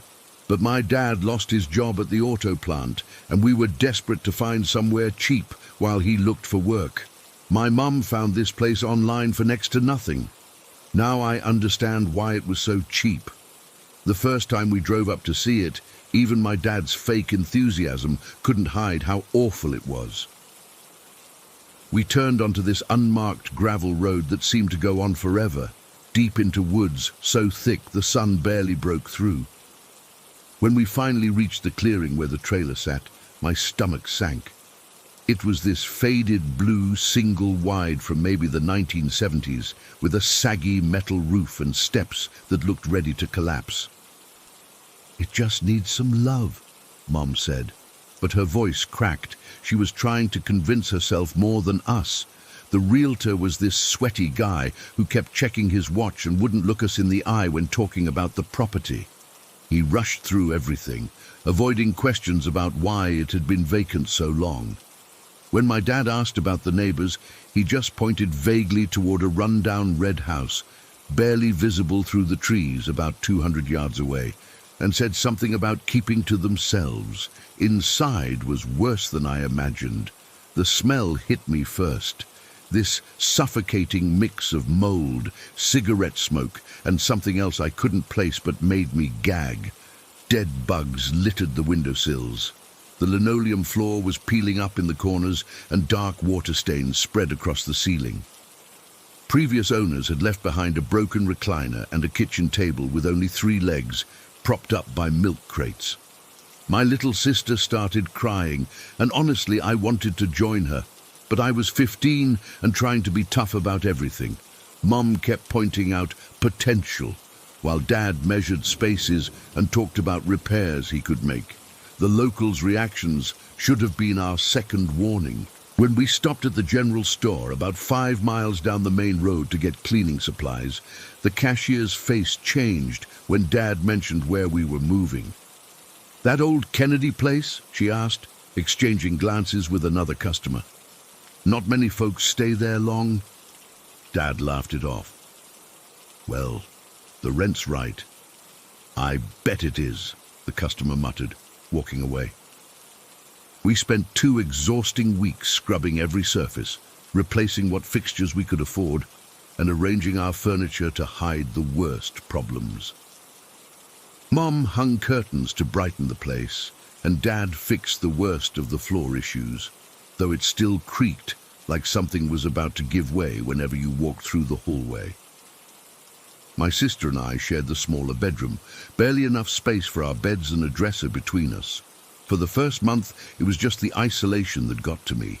No internet, spotty cell service, and the nearest kid my age lived miles away. The school bus had to make a special stop just for us, and the 45-minute ride each way was miserable. But we were managing. Then things started happening that I couldn't explain. It began with small stuff that was easy to dismiss, items not being where we left them, all the cabinet doors in the kitchen standing open when we came home, though everyone swore they'd closed them, the TV turning on by itself at 3 in the morning, blaring static that sent us all scrambling out of bed in panic. Old wiring, Dad would say, or the place settles at night. But then one afternoon, I was alone doing homework at the kitchen table. The house was completely still. No wind, no nothing. Suddenly, the window above the sink slammed shut with such force I thought the glass would shatter. The bang was so loud my ears rang. I jumped up, my heart pounding, but there was no explanation for it. The window latch was somehow locked into place, though it had been open all day. When I told my parents, Dad checked the window frame and muttered something about air pressure and old spring mechanisms. Mom just looked worried. A week later, my sister was watching cartoons in the living room when a DVD case flew, and I mean flew, off the shelf and landed in the middle of the floor. She came running to me, white-faced and trembling. I didn't believe her until I saw the case sitting there, a good 6 feet from the shelf, with nothing nearby that could have knocked it. These incidents kept escalating. My sister's backpack slid off the center of the kitchen table while we were eating dinner, not like it was near the edge and fell, but like someone had yanked it straight off the middle of the table. We all saw it happen. Dad got up and examined the table, confirming it was perfectly level. The worst was the night I woke up feeling like I couldn't breathe. There was this heaviness on my chest, and though the room was pitch black, I had the overwhelming sensation that someone was staring down at me. I tried to call out but couldn't make a sound. When I finally managed to reach the lamp switch, the feeling vanished, but I was drenched in sweat. My sister was still sound asleep, but the next morning she mentioned having a nightmare about the Red House person watching her. I started keeping a journal of these events. Within 2 months, I documented over 20 unexplainable incidents. The bathroom door locking from the inside when no one was in there, all our framed photos turning backward overnight, 3 soda cans exploding simultaneously in the refrigerator. Though they hadn't been shaken or frozen, my parents were getting scared too, though they tried to hide it. I overheard them arguing late one night, my mom insisting something wasn't right about the place, my dad saying we couldn't afford to break the lease. Things came to a head when my grandfather came to visit. He'd been reluctant to make the trip, claiming the drive was too hard on his back, but Mum insisted he see where we were living. The moment he pulled up, I saw his face change. He stood in the yard looking not at our trailer, but at the dilapidated red house through the trees. That night after dinner, while my sister and I were supposedly in our room, I snuck out to listen to the adults talking on the porch. Grandpa's voice was low and serious. "Mary, did you know this place borders the old Ridley property?" My mom sounded confused. The realtor mentioned the name Kennedy, not Ridley. "Kennedy bought it after what happened to Justin. Your mother's family never spoke of it, but surely you remember your cousin." There was a long silence before Mom gasped. "Justin Ridley, that was here." Grandpa sighed heavily. "In that red house. Must be 30 years ago now. He was troubled for years. Then one winter..." His voice dropped even lower, but I could still hear. "Hung himself in the barn out back. They found him 3 days later." I felt sick, pressing myself against the wall to stay hidden as Mom started crying softly. "Why didn't anyone tell me? I never would have brought my family here." "Your mother's side wanted it forgotten. They sold the property and never spoke of it again. I didn't realize this was the same area until I turned onto that road today. Some things..." Grandpa paused. "Some things leave marks on places." Dad tried to sound rational. "It's a sad story, but that doesn't explain what's been happening here." "Doesn't it?" Grandpa challenged. "You think it's coincidence your family is experiencing these things right next door to where such darkness happened? Some wounds don't heal, Tom. Some grief doesn't rest." After that night, the activity intensified, the sound of footsteps in the hallway when everyone was accounted for. My sister's toys, arranged in circles on the floor each morning. The smell of cigarette smoke filling rooms instantly, though none of us smoked. The final straw came about a week later. I was taking out trash at dusk when I felt that familiar sensation of being watched. Looking toward the trees, I saw someone standing at the edge of the woods, a tall, thin silhouette just standing there.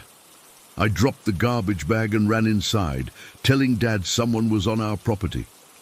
He grabbed a flashlight and his baseball bat, but when we returned, there was nobody there. As we turned to go back inside, the flashlight beam swept across the red house, and I swear I saw a face in the upper window, though the house had been abandoned for decades. Dad finally admitted we needed to leave. He found work in the city 2 weeks later, and we broke the lease, forfeiting our security deposit. We packed in a single frenzied day, all of us working from sunrise until everything was loaded. None of us wanted to spend another night there. As we pulled away, I looked back through the rear window. For just a second, I thought I saw someone standing on our trailer steps, watching us leave. But when I blinked, there was nothing there but shadows. It's been 4 years, and we never talk about those 6 months. Sometimes I'll catch Mom staring at old family photos, and I know she's thinking about her cousin and wondering if his restless presence was what plagued us. Dad still insists there must be logical explanations, but he gets uncomfortable when pressed for details. I still have nightmares about that place. The feeling of eyes on me from the woods, the heaviness on my chest, the sense that something was gradually closing in around us. I've researched similar experiences since then, trying to make sense of what happened. All I know for certain is that some places feel wrong because they are wrong, and whatever was in that trailer or the red house nearby, it knew we were there, and it didn't want us to stay. Story 17. I'm still not fully able to process what happened 2 weeks ago. I've been camping in forests my entire life, literally grew up treating them like my second home, but nothing could have prepared me for that night. Nothing. I guess I should start from the beginning. I'm 22, and I've been living with my roommate Kevin for about 8 months now.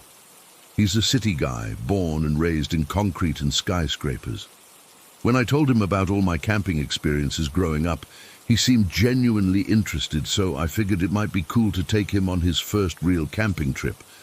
I suggested we go to this northern forest near my parents' hometown. It's pretty remote, but I knew it well enough from childhood trips with my dad. The drive up took about 4 hours, and we arrived around noon. The weather was perfect. Not too hot, light breeze, clear skies. I remember thinking it was going to be an awesome weekend. The hike to our campsite took about 2 hours. Kevin complained a bit about the weight of his pack, but I could tell he was enjoying the experience. The trees there are massive, old-growth pine and oak that make you feel tiny when you look up at them. I showed him how to spot animal tracks, identify some basic edible plants, and all that outdoorsy stuff my dad taught me. We set up camp in this small clearing I remembered from years back. It had a natural fire pit area where other campers had clearly been before, though it looked like no one had used it in a while. We pitched our tent, gathered firewood, and I taught Kevin how to start a fire properly. Just normal camping stuff, you know. The afternoon was spent hiking around the area. I showed him this cool little stream about 1/2 kilometer from our camp where the water runs crystal clear. We even saw a deer and her fawn drinking from it, which Kevin couldn't stop taking pictures of. Everything was absolutely normal. As evening approached, we cooked some hot dogs over the fire, had a few beers and just talked. Kevin kept asking about my childhood camping stories, and I told him about the time my dad and I spotted a black bear from a safe distance, and how we'd once gotten caught in a sudden thunderstorm and had to ride it out under this rocky outcrop. Just sharing stories, enjoying the sounds of the forest. By around 11, we were both getting tired. The fire was dying down and the temperature was dropping, so we decided to call it a night. We made sure the fire was completely out, secured our food in a tree away from the campsite, bears, you know, and crawled into our sleeping bags. I remember falling asleep almost immediately. The day of hiking had worn me out in that good physical exhaustion kind of way. I've always slept well outdoors. Something about the fresh air just knocks me right out. Then, at what I later figured out was around 3 in the morning, I woke up to singing. No, not singing exactly, more like chanting. At first I thought I was dreaming, but when I opened my eyes I could still hear it. It sounded like multiple voices, all synchronized in some kind of rhythmic pattern I couldn't identify. It wasn't in English, or any language I recognized. I nudged Kevin awake. "Hey, do you hear that?" I whispered. He was groggy at first, but then his eyes widened. "What the hell is that?" he whispered back. The chanting wasn't super loud, but it was clear enough that we could make out the rhythm. It sounded like it was coming from somewhere in the forest, not too far away, but not right next to our camp either. Maybe a few 100 meters. It was hard to tell with the way sound travels in the woods at night. Maybe it's other campers, Kevin suggested, but there was uncertainty in his voice. I shook my head. This area isn't popular for camping, and who chants at 3 in the morning? We listened for another minute or two, and the chanting continued steadily. It wasn't getting louder or softer, just persistent. I've heard plenty of weird noises in forests at night, animals, wind, even distant machinery sometimes, but this was distinctly human voices. "We should check it out," I said, reaching for my flashlight. Kevin hesitated. "Are you sure that's a good idea?" Looking back, I wish I'd listened to him, but at that moment curiosity overrode my better judgment. Plus, I felt kind of responsible for Kevin's safety since I'd brought him here, and knowing what was making that sound seemed important. "We'll just take a quick look," I assured him. "If it seems sketchy, we'll come right back." We pulled on our shoes and jackets and crawled out of the tent. The night was cold, much colder than it had been when we went to sleep. The moon was out, nearly full, casting enough light that we could see the outlines of the trees and our immediate surroundings without flashlights. The chanting was clearer outside the tent. It had a strange quality to it, almost hypnotic, rising and falling in patterns that made no sense to me. We stood there for a moment, just trying to pinpoint the direction. "I think it's coming from that way," I said, pointing northeast from our camp. Kevin nodded, and we clicked on our flashlights, sweeping the beams across the trees. Nothing looked out of place. Just forest. Normal, familiar forest. We took a few steps away from the tent, moving carefully to avoid tripping over roots or rocks. The chanting continued, unwavering. That's when it happened. There was a sound like rushing wind, but concentrated, focused, like something large moving through the air incredibly fast. Before I could even turn my head, something solid and powerful slammed past us. I felt the displacement of air, heard a heavy thud, and then Kevin was on the ground. It all happened in maybe 2 seconds. One moment we were standing there, listening, and the next, Kevin was sprawled on the forest floor, completely still. "Kevin!" I shouted, dropping to my knees beside him. His flashlight had fallen from his hand and was rolling away, the beam spinning crazily across the trees. That's when I looked up in the direction whatever it was had gone, and I saw it. For just a second, illuminated partly by the moonlight and partly by the edge of my flashlight beam, I saw a figure. It was humanoid, but wrong, completely naked, with skin that looked pale and almost reflective in the moonlight. It was tall, way too tall, at least 2 meters, maybe more. Its proportions were all off, limbs too long, torso too thin. I couldn't make out a face before it was gone, moving with that same impossible speed into the darkness between the trees. My blood turned to ice. Every instinct I had was screaming at me to run, but Kevin wasn't moving. I shook him, called his name, but he was completely unconscious.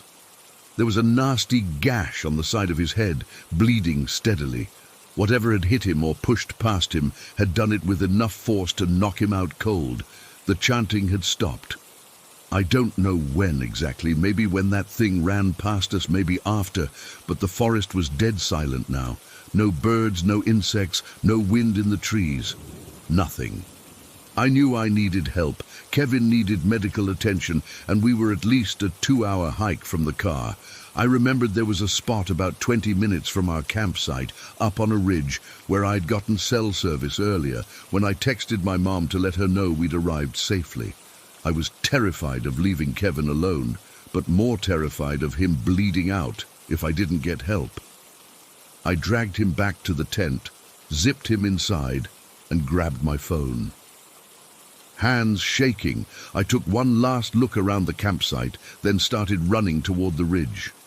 The forest felt different now, hostile. Every shadow seemed deeper, every sound amplified. I kept stopping, spinning around, certain I could feel eyes on me, but each time there was nothing there. I reached the ridge in what felt like hours, but was probably about 15 minutes. I was gasping for breath, partly from running uphill and partly from sheer terror. My phone showed 1 bar of service, weak, but there. I dialed emergency services. While I was explaining our location to the dispatcher, trying to keep my voice steady enough to be understood, I saw movement from the corner of my eye. About 10 meters away, partially hidden behind a large oak tree, was a figure in what looked like a hooded cloak or robe. It was just standing there, watching me. I couldn't see a face inside the hood, just darkness. I froze mid-sentence. The figure didn't move. For what felt like an eternity, we just stayed like that. Me on the phone, it watching from the trees. The dispatcher was asking me something, but I couldn't process her words. Then, just like the naked figure earlier, this hooded one was simply gone.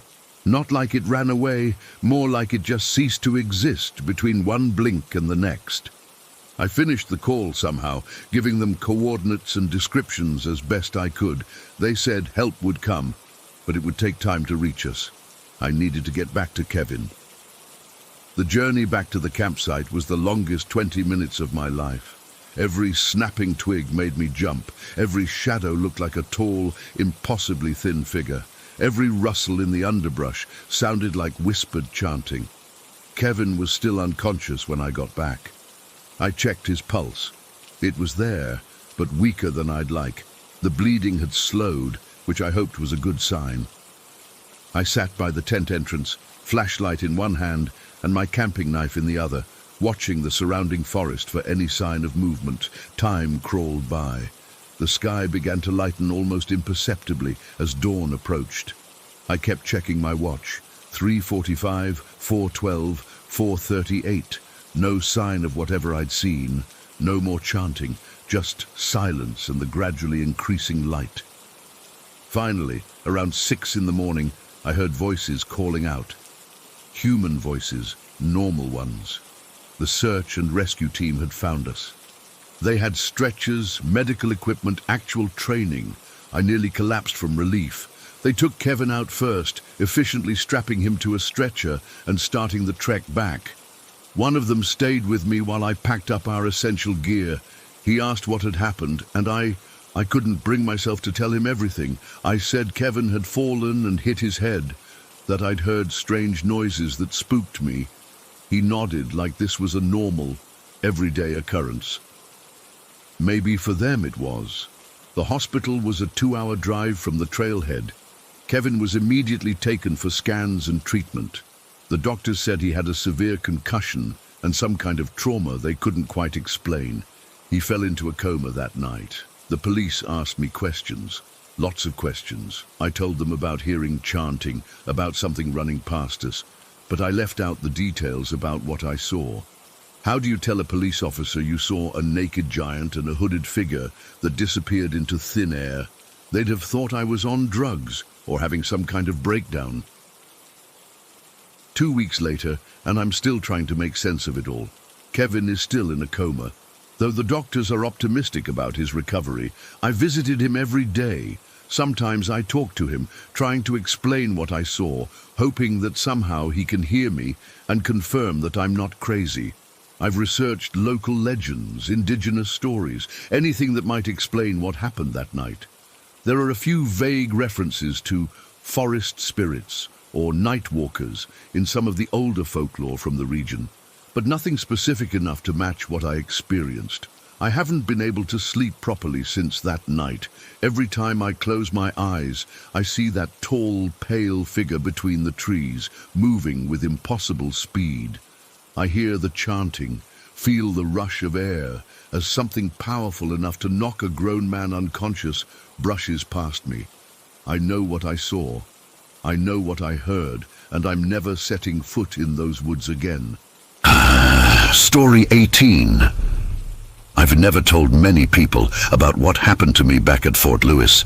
4 years stationed at JBLM, and I had plenty of crazy nights with the guys, field training in the rain, and all the usual military bullshit. But nothing, absolutely nothing compares to what happened that one night in August. I was living in the barracks on the 3rd floor. Anyone who's been stationed there knows how those old buildings get in the summer. No AC, just miserable heat that makes you sleep on top of your blankets in nothing but your PT shorts and undershirt. I had this big box fan propped up in my window to get some air circulation. The fan was metal, and it would rattle against the metal window frame. An annoying sound at first, but after a while, it became this weirdly comforting white noise that actually helped me sleep. This particular night was gloomy as hell. You know those Pacific Northwest nights where it's not quite raining, but the air feels heavy and wet? That's what it was like. I remember falling asleep pretty quickly after a long day of training. I don't know exactly what time it was when I started to notice something was off. Maybe around 2 in the morning. I was drifting in and out of sleep, and I realized the rattling sound from my fan was fading in and out too. At first I thought it was just me. You know how when you're half asleep, sounds sometimes seem to get louder and softer. But after a few minutes, I realized my white noise had stopped completely. I opened my eyes, still lying on my back, and looked toward my window at the head of my bed. My room was pitch black, except for this faint outline of my window, where a little bit of the parking lot light filtered through. As my eyes adjusted to the darkness, I could make out the shape of my fan, and that's when I saw it. My white fan was hovering about 2 inches off the window frame, not propped up, not resting on anything, fucking floating. I blinked hard, thinking I must be dreaming or my eyes were playing tricks on me, but no. The fan was definitely hovering. completely silent, suspended in mid-air. My heart started hammering in my chest so hard I could hear the blood rushing in my ears. I'm not ashamed to admit I panicked. I snapped my head back to staring at the ceiling and squeezed my eyes shut, like a little kid thinking, if I can't see it, it can't see me. I pulled my thin sheet up over my chest. Even though it was too hot for it, my mouth went completely dry. I laid there for what felt like forever, trying to convince myself I was just tired, that I'd imagined it. Just go back to sleep. It's nothing. You've been working too hard, but I couldn't make myself look back at the window. I just couldn't. Instead, I tried forcing myself to calm down and go back to sleep, even though my heart was still racing. That's when I felt something else. The bottom of my undershirt, which I'd tucked into my PT shorts before bed like I always did, was slowly coming undone. Not just slipping out like it sometimes does when you toss and turn, but deliberately being pulled. I could feel the fabric moving across my skin. I reached down with my hand and tucked it back in on the right side, keeping my eyes shut the whole time. As soon as I did that, I felt the left side coming undone. I tucked that side in. Then the right side came out again, back and forth like some fucked up game, like something from a cartoon, except there was nothing funny about it. Each time I felt the fabric sliding across my skin, I had to fight the urge to scream. My hands were shaking so bad I could barely grip the shirt. All this time, I refused to open my eyes. I just kept telling myself, it'll stop, just ignore it and it'll stop. But then I noticed another thing, a green light blinking on and off rhythmically from somewhere in my room. Even with my eyes closed, I could see it through my eyelids. Blink, blink, blink. Despite my better judgment, I opened my eyes and looked toward the source. It was coming from my closet. The little green power light on my laptop charger that was plugged into the outlet inside. But the light shouldn't have been visible unless the closet door was open, and I always closed that door before bed. As I watched, I could see the light disappearing and reappearing, and there was this soft sliding sound accompanying it. Shk, shk, shk. I finally worked up the courage to turn my head and look directly at the closet. That's when I saw my desk drawer, the one where I kept all my important documents, was sliding in and out on its own. Every time it slid out, it would pass in front of the green-lit plug, blocking it momentarily before sliding back in, out, in, perfectly timed, mechanical, deliberate. There was no way this was happening. No fucking way. I'm a rational person. I've never believed in ghosts or any of that supernatural bullshit, but I couldn't deny what was happening right in front of me. By this point, I was in a full-blown panic. Cold sweat was pouring down my face and back, even though the room was still hot and stuffy. My body was frozen in place. I literally could not move. All I could do was lie there and watch, as my drawer kept sliding in and out. My shirt kept getting untucked from opposite sides, and somewhere behind me, I knew that fan was still hovering over the window frame. I wanted to call out, to yell for my buddy next door, but my voice wouldn't work. My throat felt like it was being squeezed shut. I don't know how long this went on. Maybe minutes, maybe an hour. Time completely lost meaning. All I know is that eventually, I must have passed out from sheer exhaustion or terror, because the next thing I remember is waking up to my alarm at 5:30 for PT.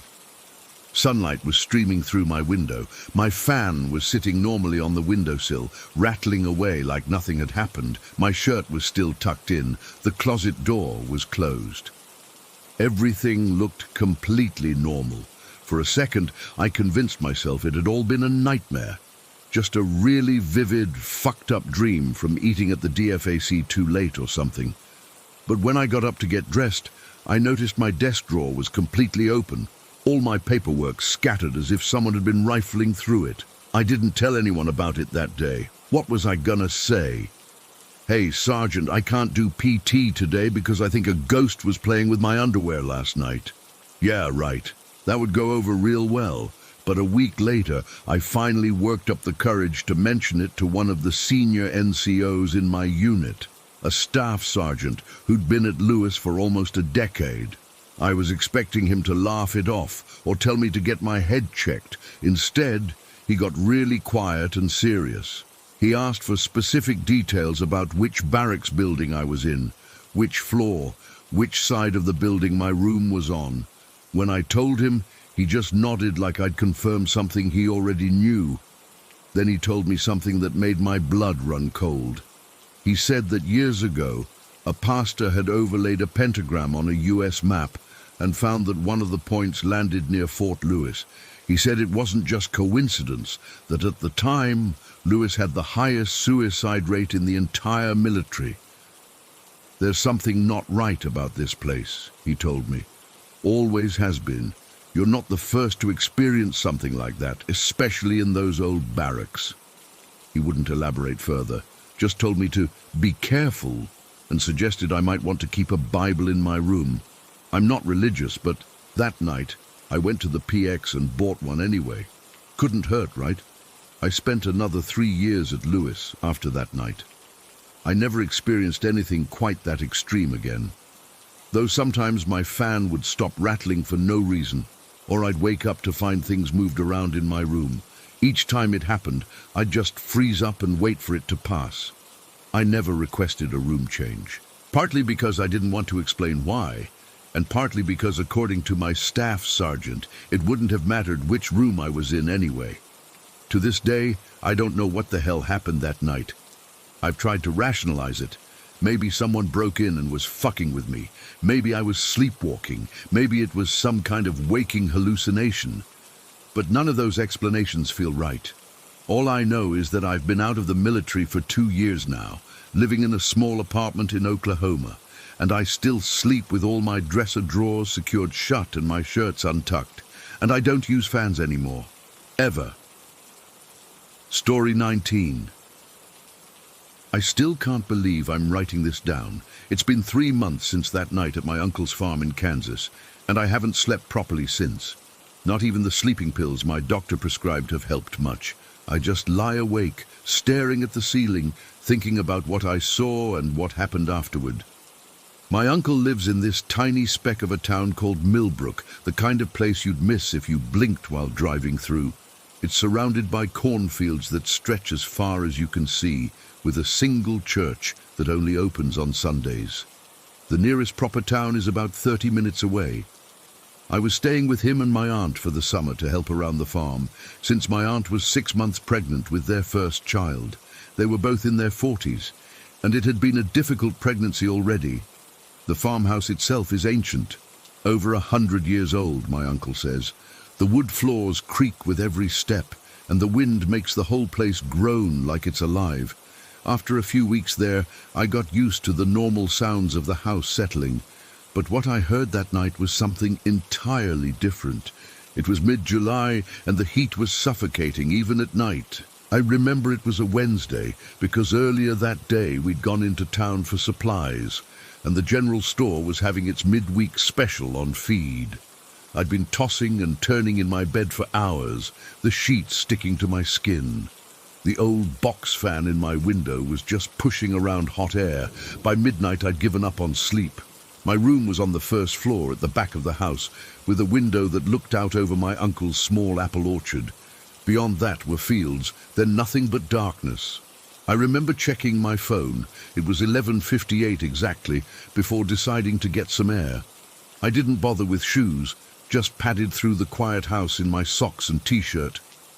The kitchen door led out to a covered porch where my uncle kept his muddy work boots and tools. I stepped out, the wooden boards warm under my feet despite the late hour. The night was unusually quiet. No crickets, no distant coyote calls, nothing. Just this heavy, pressing silence that felt wrong somehow. The moon was almost full, casting enough light that I could see across the yard to the orchard about 50 yards away. The trees were just black shapes against a slightly less black background. I was leaning against the porch railing, half asleep on my feet, when I first heard it. A heavy thud, followed by a dragging sound. Thud, scrape, thud, scrape, coming from the direction of the orchard. My first thought was practical. One of the Hendersons' cows had gotten loose again. It had happened twice already that summer, where we'd wake up to find one of their heifers munching on my uncle's vegetable garden. I squinted into the darkness, trying to make out the shape of a cow between the trees. What I saw instead made my blood run cold. There was something moving between the apple trees. In the moonlight, I could just make out a figure. At first glance, it looked like a man, tall and unnaturally thin, probably 6.5 feet tall. But as I watched, it changed. There's no other word for it. The figure suddenly dropped down, not like a person crouching, but like its entire body structure had shifted. It began moving on all fours, but not like any animal I'd ever seen. Its limbs bent at odd angles, like they weren't meant to be used that way, like whatever it was didn't understand how legs were supposed to work. It moved in jerky, uncoordinated motions, sometimes fast, sometimes slow, as if it was still figuring out this new configuration. I couldn't move. My entire body felt like it had been filled with ice water. I just stood there, gripping the porch railing so hard my knuckles turned white, watching this thing move through my uncle's orchard. Then it made a sound.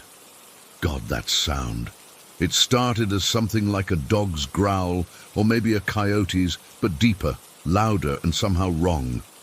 The sound rose in pitch until it became this awful snorting noise, like an angry bull, but mixed with something else I can't even describe. It was primal and threatening, and made every hair on my body stand on end.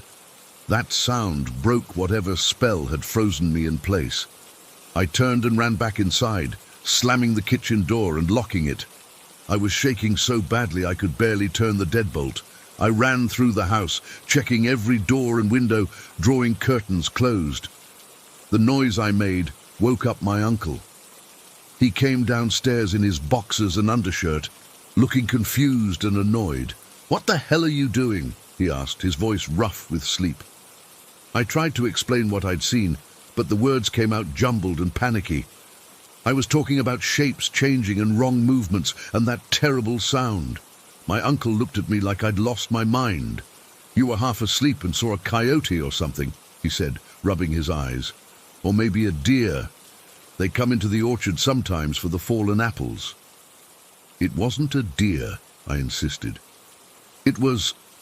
I don't know what it was, but it wasn't normal."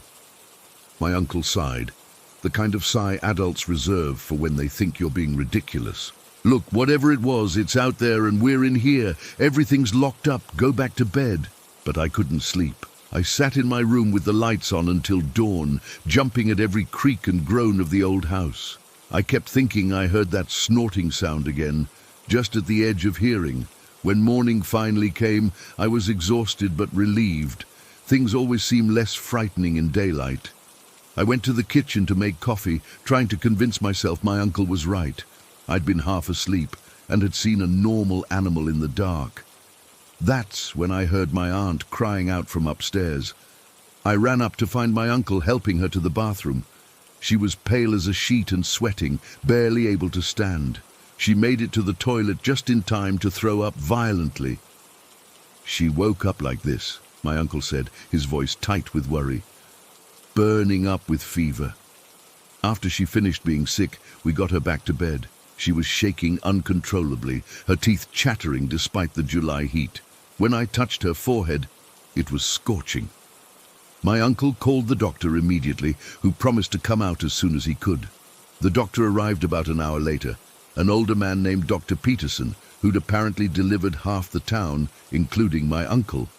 He examined my aunt carefully, taking her temperature, 103.6 degrees, checking her blood pressure, listening to her heart and lungs, and feeling her swollen belly to check on the baby. "The baby seems fine," he said finally. "Strong heartbeat.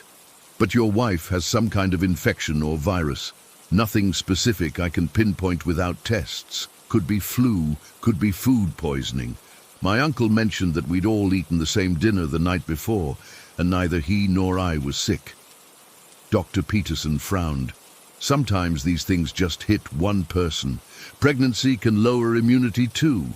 He prescribed rest, fluids, and some medication that was safe for the baby. Call me if she gets worse, or if the fever doesn't break in 24 hours. After he left, I went outside to get some air and to check the orchard in daylight. I'm not sure what I expected to find. Footprints, maybe, or broken branches. Some evidence that what I'd seen was real. What I found instead was worse. The ground under the apple trees was disturbed. The earth churned up in places like something had been digging, and on several of the trees about 6 feet up, the bark had been stripped away in long vertical gouges, not like an animal clawing at it, more like something had been tasting it, testing it. I don't know how else to describe it. I was standing there, staring at one of the damaged trees, when I heard someone behind me. Something walked through your orchard last night. I nearly jumped out of my skin. It was Mrs. Abernathy, an elderly woman who lived down the road. She had to be in her 80s, thin as a rail, with white hair pulled back in a tight bun. She was standing at the edge of the orchard, a basket of fresh eggs in her hands. She often brought them over to trade with my uncle for apples. "What do you mean?" I asked, my mouth suddenly dry. Mrs. Abernathy made the sign of the cross, touching her forehead, chest, and both shoulders. "It comes through sometimes when the moon is bright, moving between places it doesn't belong." "What comes through? What is it?" She shook her head. "We don't name it. Naming things gives them power." She looked past me at the house. "Your aunt is sick now." I nodded, a chill running down my spine despite the morning heat. "It takes something when it passes by," she said cryptically. "Something you need to return." Before I could ask what she meant, she handed me the basket of eggs and turned to leave. "Tell your uncle to burn sage at the 4 corners of the property," she called over her shoulder. "And don't go outside after dark without lights." I stood there, clutching the basket, feeling like the ground had shifted under my feet, like the world I thought I knew had suddenly revealed it had different rules than I'd been taught. For the next 3 days, my aunt got worse. Her fever wouldn't break, and she couldn't keep anything down, not even water.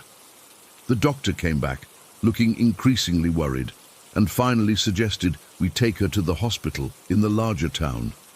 My uncle was loading her into the car when Mrs. Abernathy showed up again, this time with a small cloth pouch.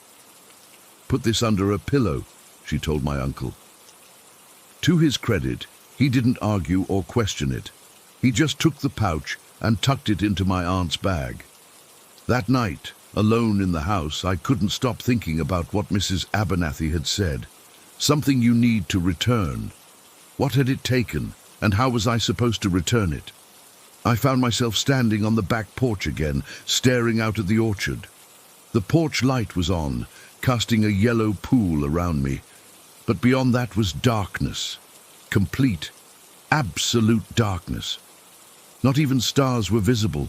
Clouds must have rolled in, and then, from somewhere in that darkness, I heard it again. Thud, scrape, coming closer. My heart started racing, but I didn't run inside this time. Something held me there, some instinct I can't explain. I watched as the darkness at the edge of the orchard seemed to thicken, to take shape. It emerged partially into the dim light cast from the porch, just enough that I could see it wasn't one shape, but many. It seemed to shift and flow, never settling on a single form. One moment it looked vaguely human, the next like some kind of large animal, then something else entirely. The only constant was its eyes, reflective and yellow, like a coyote's but larger and far too intelligent. It made that snorting sound again, and then, I swear this is true, it spoke. Not in words exactly, but in a series of clicks and guttural sounds that somehow formed a pattern I could almost understand, like it was speaking a language just slightly out of phase with human speech. And I knew, suddenly and with absolute certainty, what Mrs. Abernathy meant. It had taken something from my aunt, something vital, something connected to her pregnancy, to the baby. Without thinking, I stepped off the porch, moving toward it. "Give it back," I said, my voice shaking but determined. "Whatever you took, give it back." The thing made that awful sound again, and then it retreated, moving back into the darkness of the orchard. I followed it, ignoring every instinct screaming at me to run the other way.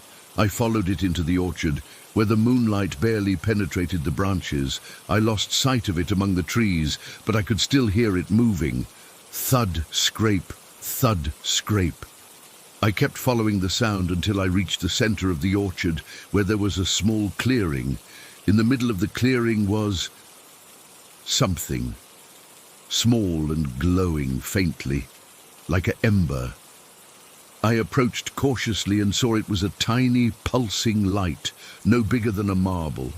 It looked almost like a heartbeat. I knelt and picked it up. It was warm in my palm, vibrating slightly, and somehow I knew this was what it had taken from my aunt. Some essential spark, some vital energy connected to her pregnancy. I clutched it carefully and backed out of the orchard, never turning my back to the darkness where I could still sense the thing watching me. When I reached the porch light, I ran inside and locked the door. The next morning, my uncle called. My aunt's fever had broken suddenly during the night. The doctors were baffled, but relieved. She and the baby were going to be fine.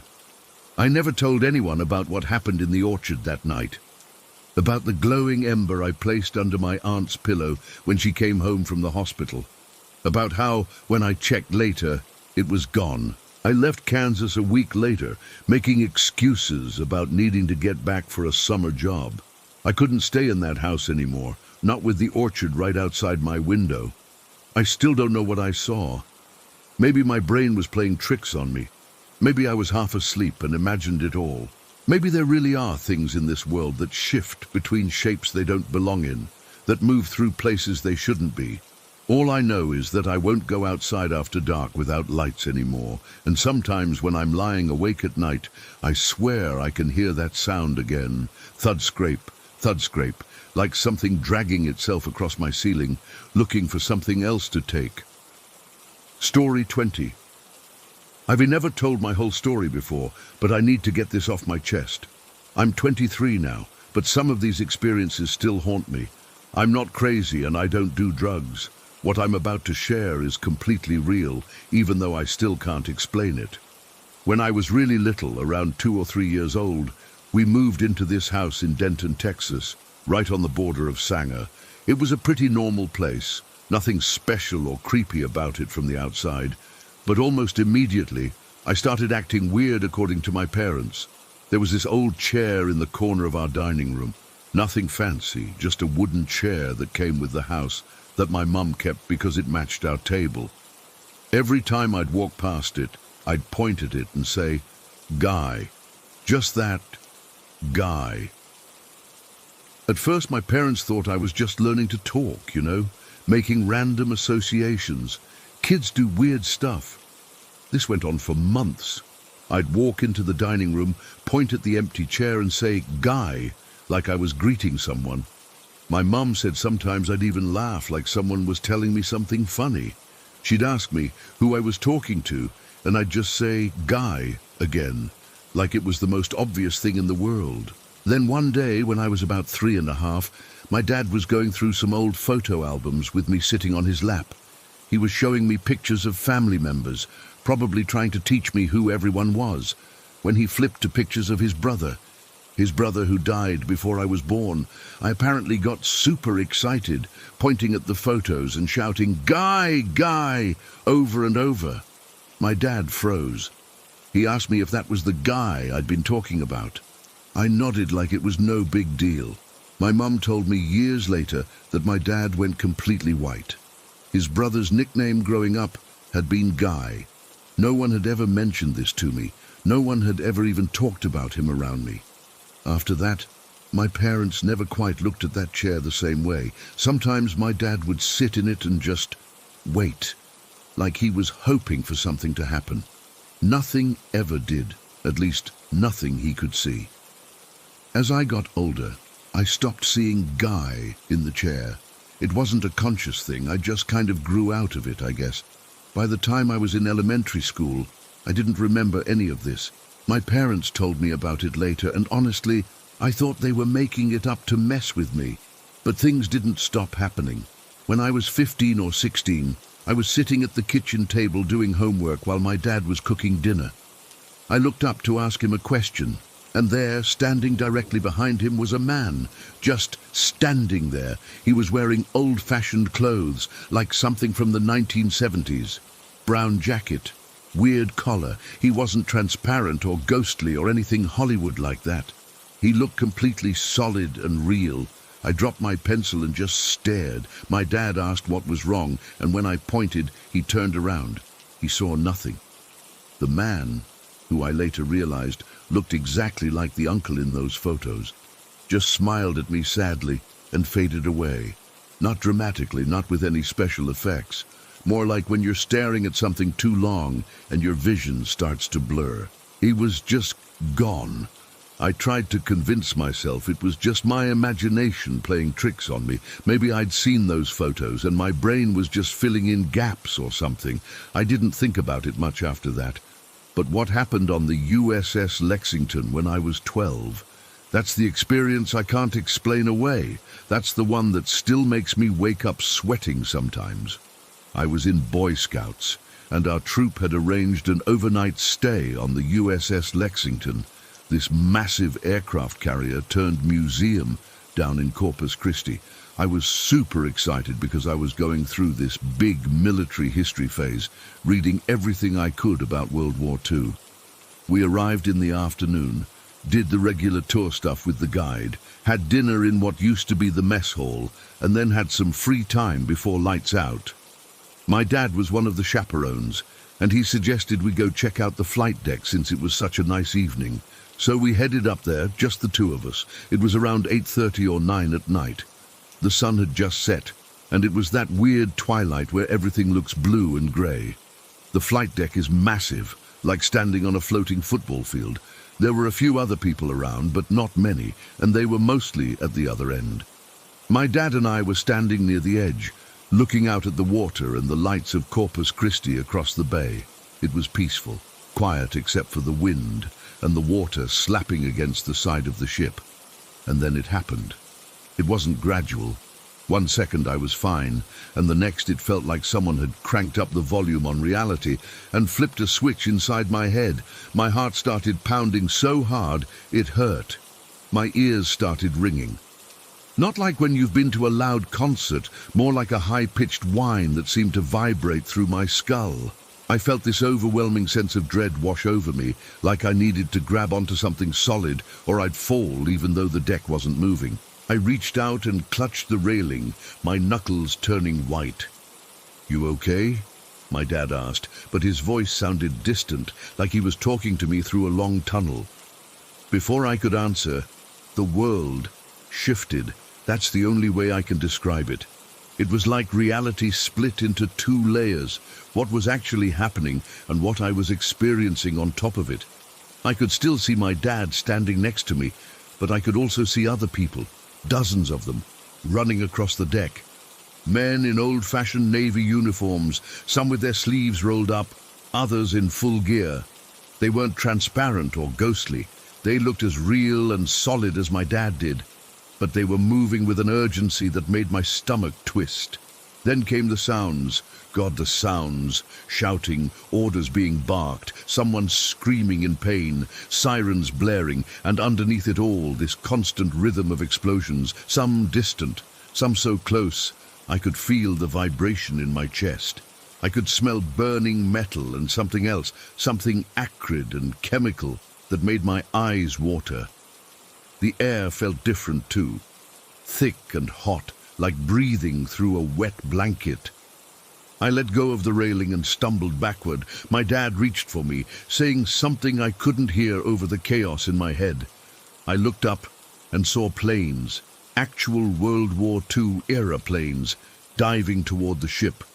I could hear their engines, this deep mechanical roar that seemed to shake my bones. "We're under attack," someone shouted. and I couldn't tell if it was one of the men I was seeing or if it was coming from inside my own head. I panicked. I started running, not toward the exit, just away from where I was standing. I could hear my dad calling my name, but it was drowned out by the sound of gunfire and more explosions. I ran past sailors who didn't seem to see me, through smoke that didn't seem to affect anyone else on the deck. I remember a massive explosion somewhere off to my right. The sound was deafening, and I felt heat wash over me in a wave. I looked over and saw a section of the deck engulfed in flames, men desperately trying to put it out, while others dragged wounded sailors away.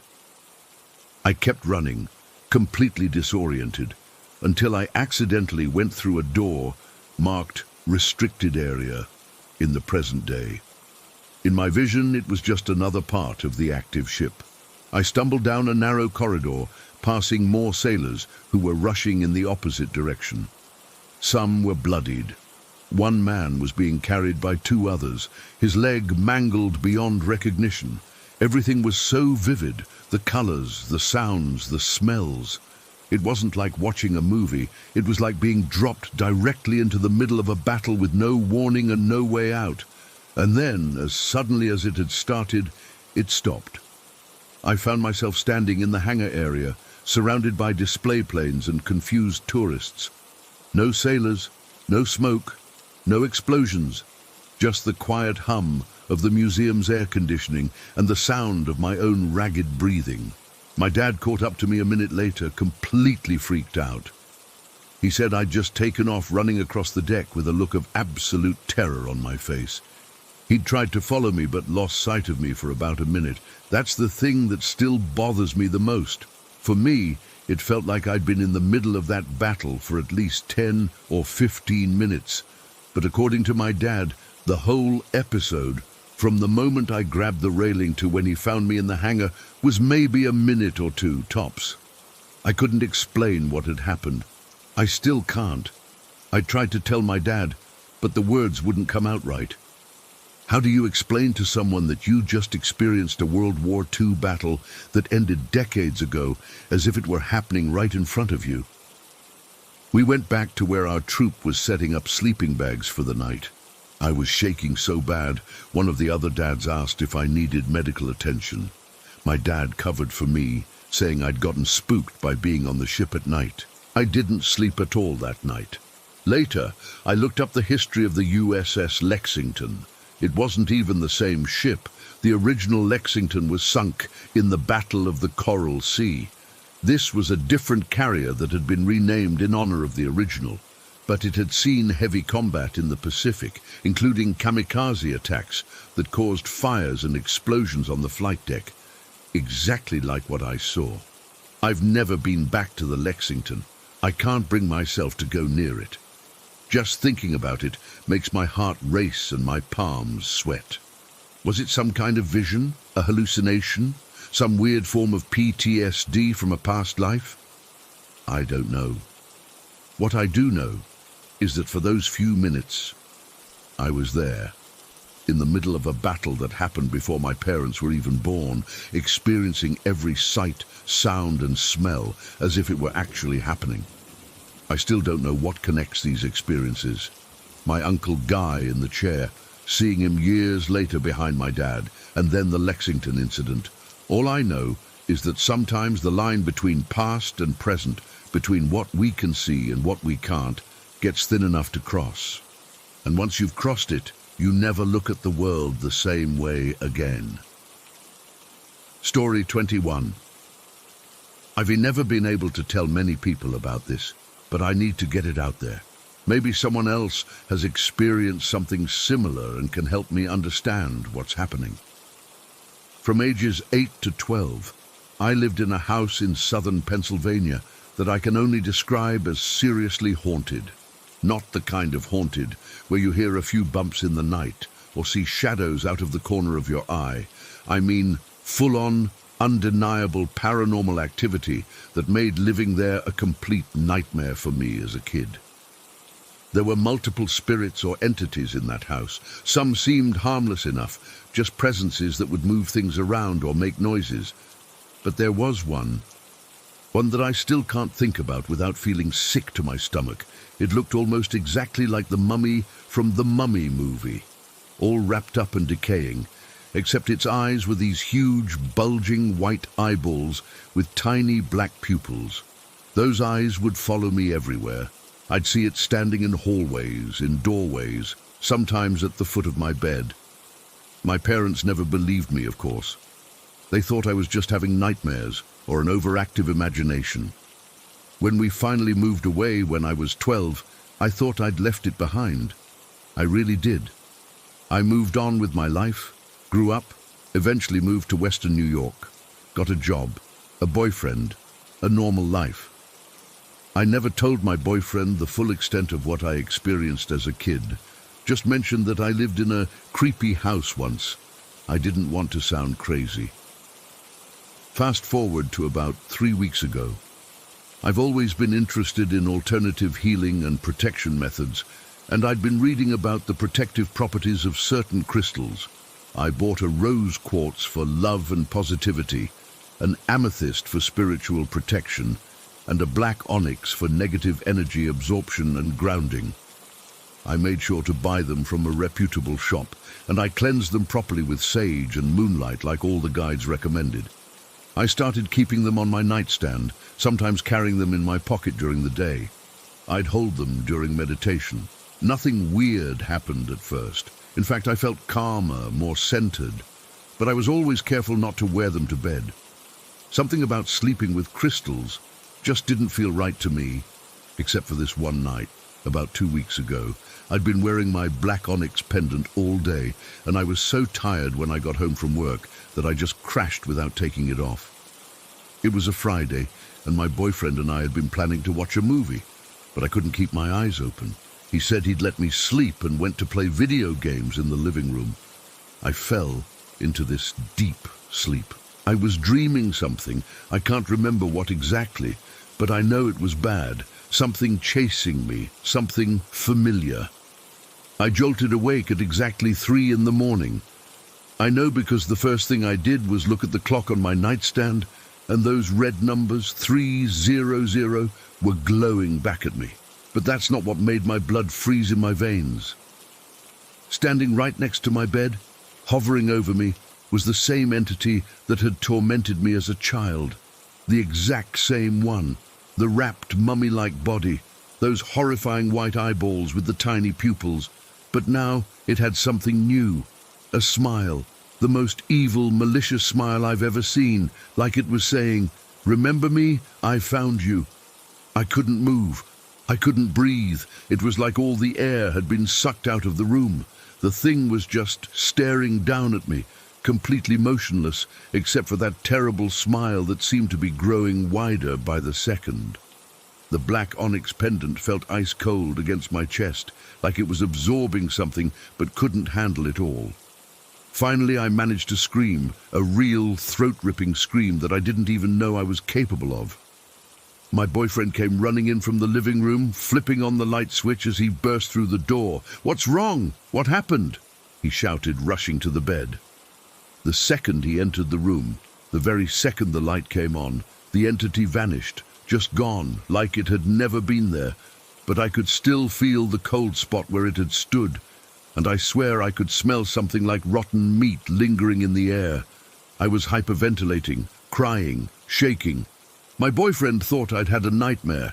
He held me, tried to calm me down. I couldn't tell him what I'd seen.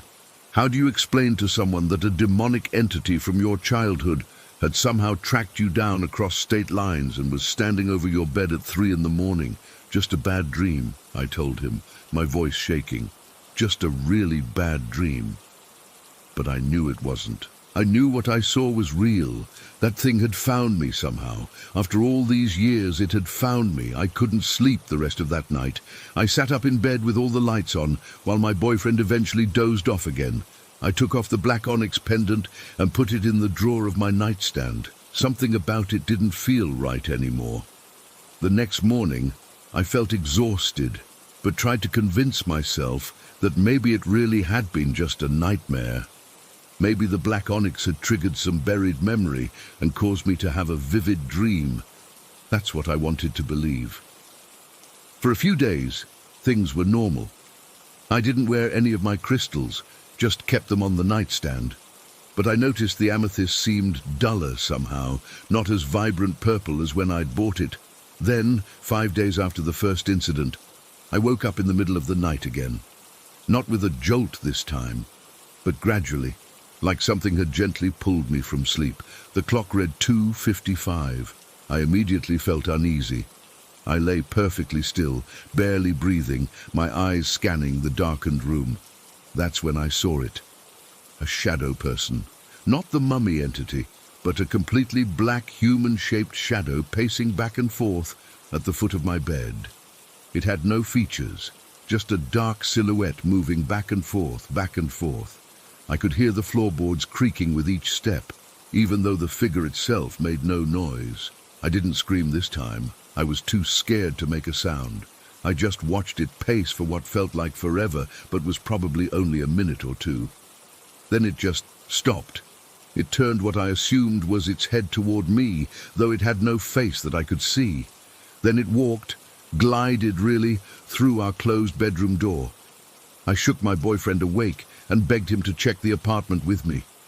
He was annoyed at being woken up again, but did it to humor me. Nothing was out of place, no doors or windows open, nothing missing. He went back to bed, clearly thinking I was losing it. I checked my crystals. The amethyst was definitely duller, almost grey now instead of purple. The black onyx seemed heavier somehow, though I know that doesn't make any sense. Only the rose quartz looked unchanged. I didn't tell my boyfriend about the shadow figure. He was already concerned about my nightmares, and I didn't want him to think I was having some kind of breakdown. A week passed without incident. I started to relax a little. Maybe whatever it was had gone away again. I put the black onyx in a box in my closet, not quite ready to get rid of it, but not wanting it near me anymore. I kept the rose quartz and the fading amethyst on my nightstand. Then, last Monday night, I was up late reading in the living room while my boyfriend was asleep. Around 1 in the morning, I decided to head to bed. As I was walking down the hallway, I glanced toward the staircase that leads down to our front door. There was another shadow person standing at the bottom of the stairs. This one was just standing there, completely still, looking up at me. I froze mid-step, my hand gripping the wall for support. We stared at each other for what felt like minutes, but was probably only seconds. Then very deliberately, it turned and walked down the hallway toward our front door, disappearing from my view. I ran to our bedroom, locked the door behind me, and didn't leave until morning. My boyfriend found me curled up in bed, still awake, when his alarm went off at 7. He asked what was wrong, and I just said I hadn't slept well. That morning, the amethyst was gone. Completely gone. I tore the bedroom apart, looking for it, under the bed, in the sheets, behind the nightstand. Nothing. It had vanished without a trace, and there was absolutely no logical explanation for where it could have gone. That was when I knew this wasn't in my head. Something was happening, something related to those crystals, and it was getting worse. I threw the black onyx away, not just in our trash, but in a public dumpster 5 blocks from our apartment. I wasn't taking any chances. I kept the rose quartz, though, as it seemed unaffected and still gave me a sense of comfort when I held it. It's been about a week now since I got rid of the black onyx, and I haven't seen the mummy entity or any shadow people since then. No more waking up at 3 in the morning, no more missing items, no more unexplained noises. But I can't shake the feeling that it's still out there, that it found me once and could find me again. How did it track me down after all these years? How did it follow me from Pennsylvania to New York? And most importantly, what did it want from me? I still have so many questions and absolutely no answers. All I know is that whatever was tormenting me as a child somehow found me again. And it seems like the black onyx either attracted it or gave it strength. I don't know if I'll ever understand what happened, but I'm not taking any chances with crystals or anything spiritual again. Sometimes at night, I still wake up around 3 in the morning and stare at the empty space beside my bed, half expecting to see those horrible white eyes staring back at me, and sometimes, just as I'm about to fall back asleep, I swear I can hear something whispering my name from the darkest corner of my room. Story 22. I've had my fair share of weird experiences over the years, but what happened last Thursday morning still has me questioning everything I thought I knew about the world around us. I'm not one to jump to supernatural conclusions. I've always tried to find logical explanations first, but sometimes you witness something that just doesn't fit into your understanding of reality. It started at exactly 5:16 in the morning. I remember the time precisely because I was annoyed about waking up so early. My alarm wasn't set to go off until 6:30, and I desperately needed that extra hour of sleep. I'd been up late the night before trying to finish a project for work, and my ADHD had kept me jumping between tasks until well past midnight. I lay there in the darkness of my bedroom, staring at the ceiling and willing myself to fall back asleep. But my brain was already spinning up for the day.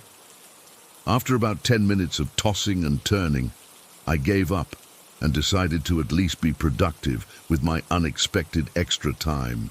I stumbled to the bathroom, flipped on the light, and that's when I noticed it. Hanging from my shower curtain rod was this cheap scarf I'd bought at a thrift store a few weeks back.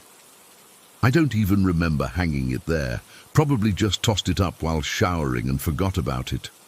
It wasn't anything special, just a thin fabric piece with these small decorative foil coins sewn along the edges. They reminded me of those fake plastic pirate coins you'd get as a kid, except these were flattened and had these weird symbols stamped into them. As I stood there half awake, squinting at this scarf, something about those little metal discs suddenly bothered me. I don't know why, but I had this weird thought pop into my head. What if these symbols are annoying something that lives here? I know how that sounds, but I've always had this sense about places I've lived in. This apartment was no different, nothing dramatic, no full-bodied apparitions or anything. But sometimes objects would be slightly moved, or I'd hear faint sounds when I was home alone. Just little things that made me wonder. So there I was, standing in my bathroom at 5:30 in the morning, staring at this scarf, when I decided to take a picture of the coins with my phone. I held my phone up and snapped a photo, then whispered to myself, maybe I should make a rubbing of these symbols later to get a better look. That's when it happened. Not even 5 seconds after I said those words out loud, I watched, and I swear this on everything I value, as one of those little metal coins was plucked right off the scarf by absolutely nothing. There was no breeze, no open window, no fan running. The coin just detached. Like invisible fingers had pinched it and pulled it free.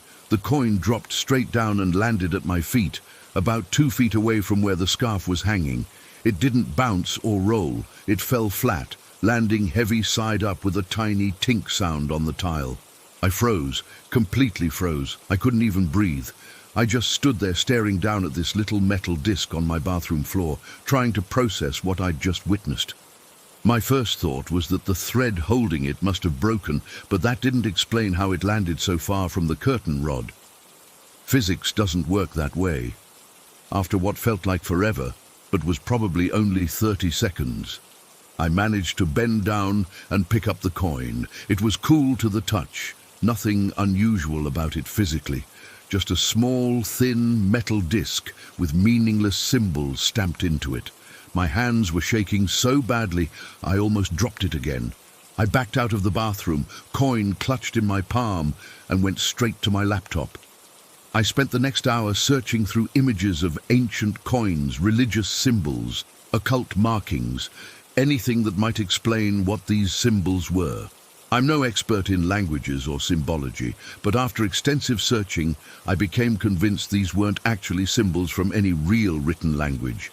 They were just decorative patterns, artistic gibberish made to look mystical for a cheap scarf. And that realization hit me hard, because it meant whatever had plucked that coin wasn't interested in the symbols at all. It was responding to me, to my words, to my interest in the symbols. By 7:30 that morning, I'd convinced myself I was overreacting. Maybe the coin had been hanging by a thread already, and my movement in the bathroom created enough air disturbance to finally break it. Maybe it bounced in a weird way I didn't notice. I went back to the bathroom, examined the scarf, looked for loose threads, tried to recreate the conditions. Nothing made sense. I got ready for work in a daze, constantly glancing over my shoulder, half expecting to see something or someone there. I was late getting out the door because I kept stopping to check things, to listen for sounds, to look for any other signs of whatever it was. When I got home that evening, the first thing I did was check the bathroom. The scarf was exactly where I'd left it, minus the one coin that I'd placed on my dresser. Nothing else seemed disturbed or out of place. I should have felt relieved, but instead I felt watched. That night I couldn't sleep. I kept thinking about past experiences I'd had that I'd dismissed or rationalized away. The time I was sure I'd left my keys on the counter but found them hanging on their hook. The books on my shelf that occasionally seemed rearranged. The way my cat sometimes stared intently at empty corners of the room, her tail puffed up. But here's the thing that kept me awake until 3 in the morning. This presence, whatever it is, doesn't feel malevolent. I've encountered what I'd consider genuinely negative energies before. In my old apartment across town, something would bang on my windows at night. In my parents' house, I used to get these horrific night terrors where I'd wake up feeling like something was sitting on my chest. In college, my roommate and I both heard someone shouting our names when we were alone in the apartment.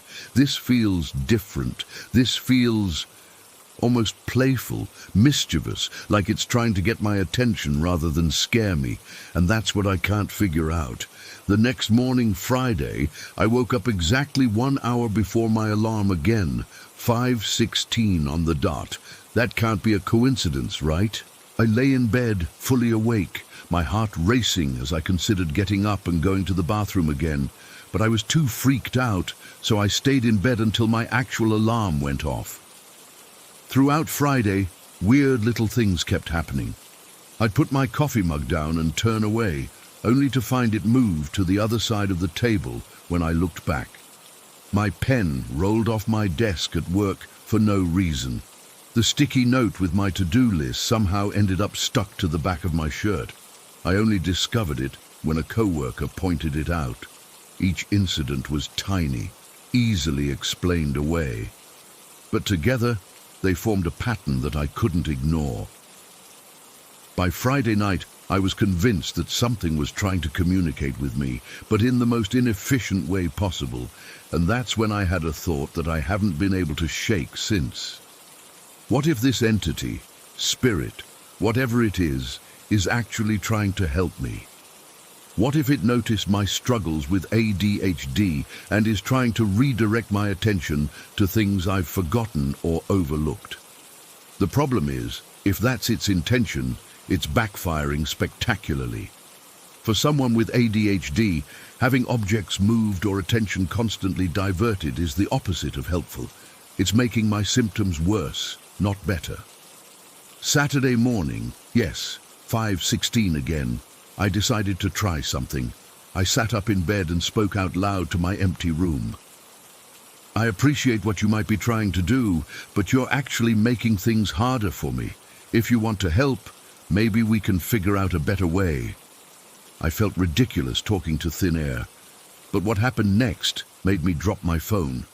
The coin I'd placed on my dresser, the one that had been plucked from the scarf, suddenly flipped over. Just flipped, like someone had reached over and turned it with their finger. I rushed over to check if maybe it had been balanced on edge or something, but no, it had been lying completely flat. There was no way it should have moved at all. Since then, I've been researching house spirits, domestic entities, folkloric beings that attach to places or people. There's so much information out there, so many cultural variations, that I'm overwhelmed. Most accounts focus either on harmful entities or clearly helpful guides. But what about these in-between beings, these tricksters that don't seem to wish harm, but aren't exactly beneficial either? Last night, I removed the scarf from the bathroom completely. I tucked it away in a drawer, coins and all, except for the one that was chosen. That one I placed in the center of my coffee table with a small note beside it that read, "I'm listening if you have something to say." This morning, I woke up at my normal time, not 5:16. For a moment, I thought perhaps whatever it was had moved on. But when I went into the living room, the coin was gone from the coffee table. The note remained, but now had a small coffee stain on it, perfectly circular, exactly the size of the coin.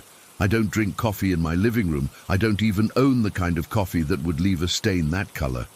It was a reddish brown, like old pennies. I still don't know what to make of any of this. I don't feel threatened, but I don't feel comfortable either. It's like having a roommate who never shows themselves but constantly moves your stuff around. I keep thinking about those symbols, wondering if they actually mean something after all, or if this whole thing is just about wasting my time, diverting my attention, keeping me chasing explanations for things that have none. The coin hasn't reappeared. I've searched my entire apartment twice. It's just gone, but I know I'm not alone here. Something is watching me right now as I type this. I can feel it hovering just behind me, reading over my shoulder. And the strangest part, I'm starting to get used to it. Story 23. I've always considered myself a pretty rational person. Growing up in a Catholic family, we attended church on Sundays and said grace before meals, but nothing extreme. Religion was just something we did, not something we obsessed over. My parents never talked about ghosts or spirits or anything supernatural. It was all very normal. That changed last Christmas when I visited my grandparents' house. I'm 32 now, and I guess they figured I was old enough to hear some of the family stories they'd been keeping quiet all these years. We were all sitting in the living room after dinner, me, my parents, my brother with his wife, and my grandparents. It was snowing outside, and we had a fire going. My grandmother started telling us stories about growing up in her small village. Most were innocent enough. Harvest festivals, traditional dances, that sort of thing. Then she started talking about the Trude. "The what?" I asked, leaning forward on the couch. "The Trude," my grandmother repeated, her voice dropping slightly. "It was a spirit that would come in the night. People would wake up unable to move, with a terrible weight on their chest, like something was sitting on them, pressing down. I immediately recognized this as sleep paralysis. I'd experienced it myself a few times. That terrifying feeling of being awake but unable to move, sometimes with hallucinations. But my grandmother described it with such conviction, like it was definitely a spirit and not a scientific phenomenon. Everyone in the village knew about it, she continued. If you woke up with that pressure on your chest, you had been visited by the Trude. Some people saw it, like a shadow figure, sometimes with red eyes. My brother laughed awkwardly. "Sounds like sleep paralysis, Grandma." She shrugged, unconvinced. "Maybe that's what they call it now. But back then, we knew what it was." I was about to change the subject when my mother spoke up. "Why don't you tell them about Aunt Mose?" The room went silent. My grandparents exchanged a look, and my grandfather actually chuckled nervously. I'd never seen him look uncomfortable before. "Who's Aunt Mose?" I asked. My grandmother hesitated. "She wasn't really your aunt. She was my cousin. She died in the mid-80s, 1985, I think." "What's the story?" my brother pressed. My grandmother sighed. Mose was different. She had what people called the gift. She could sense things others couldn't. She was a medium. I felt a chill that had nothing to do with the weather outside. In all my years, I'd never heard anyone in my family talk about anything like this. "A medium? Like someone who talks to the dead?" I clarified, trying to keep the skepticism out of my voice. "Yes," my grandmother said simply. "She communicated with the other side. Most of the family avoided her because of it.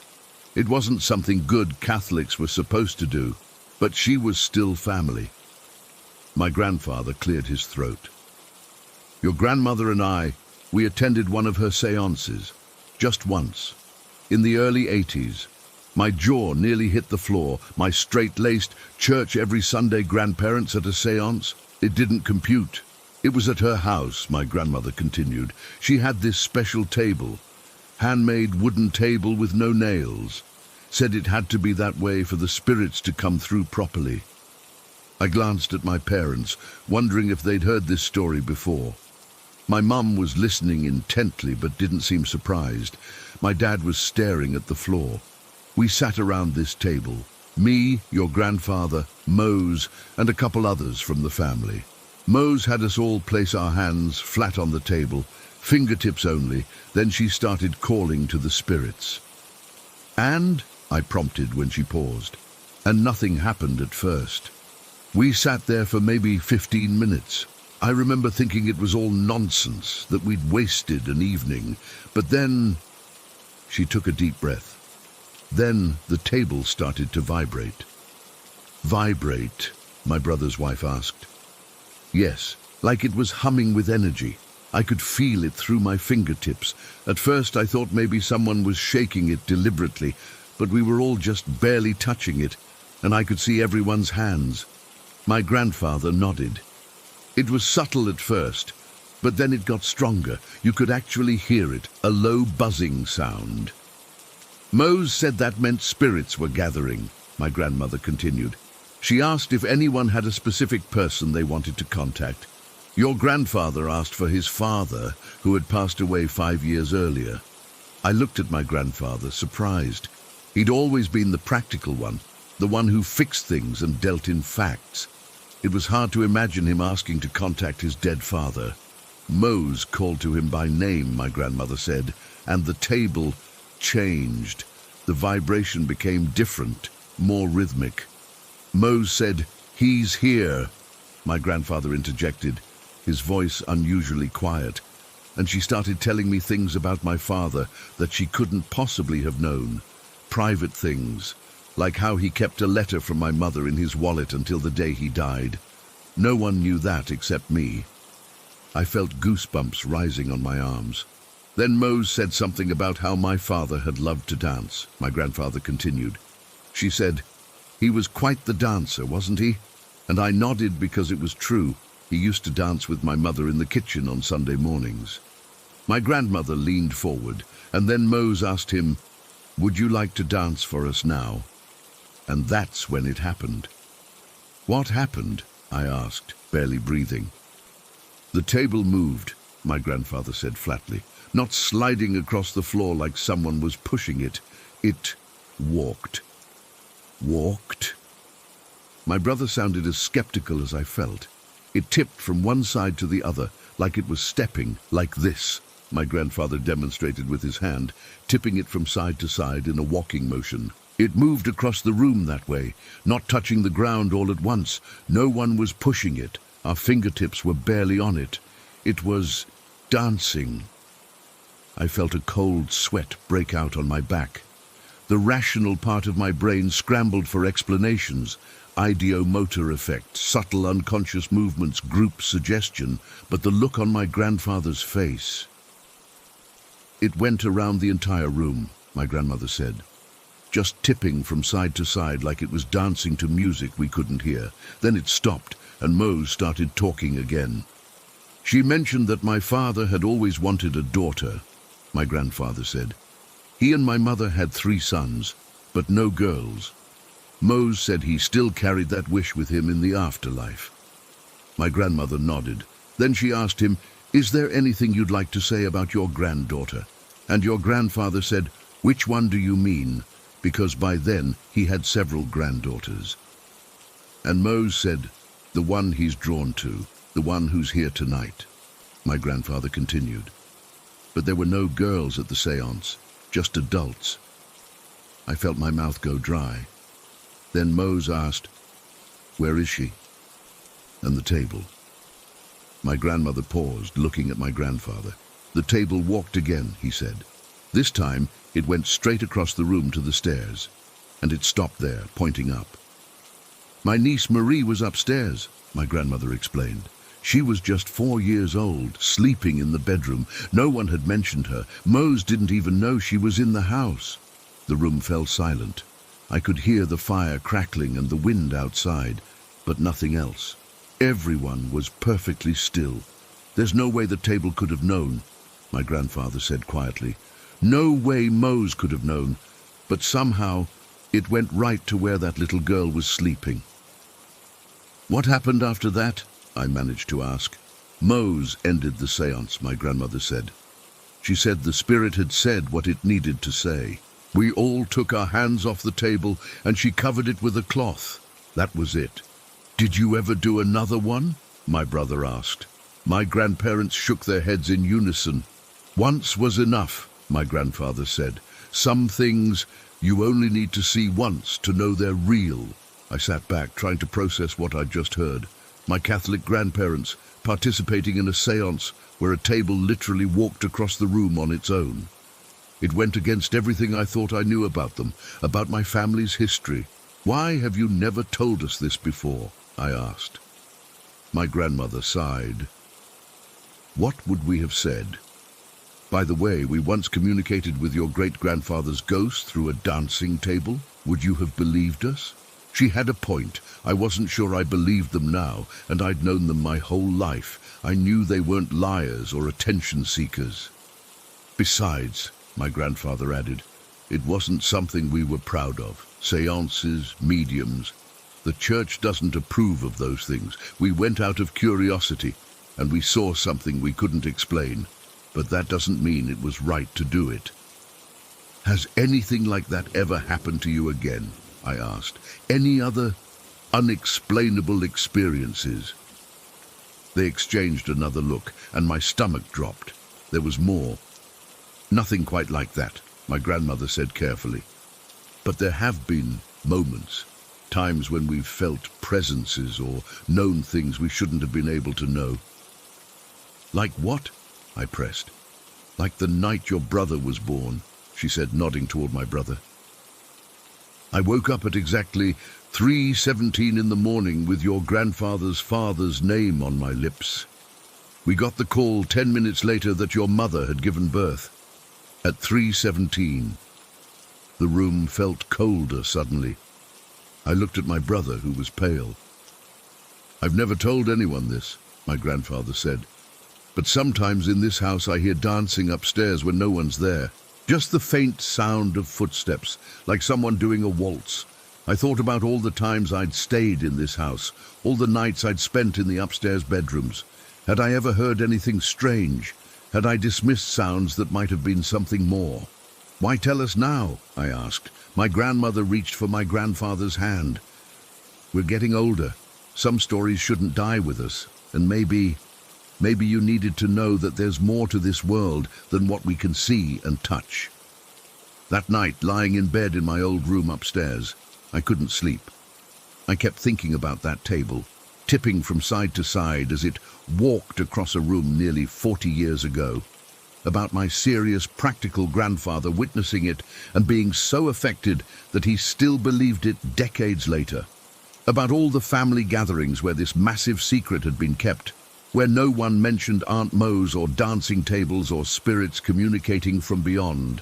Around 2 in the morning, I heard it. Soft, rhythmic steps, like someone doing a slow dance on the hardwood floor of the empty room next door.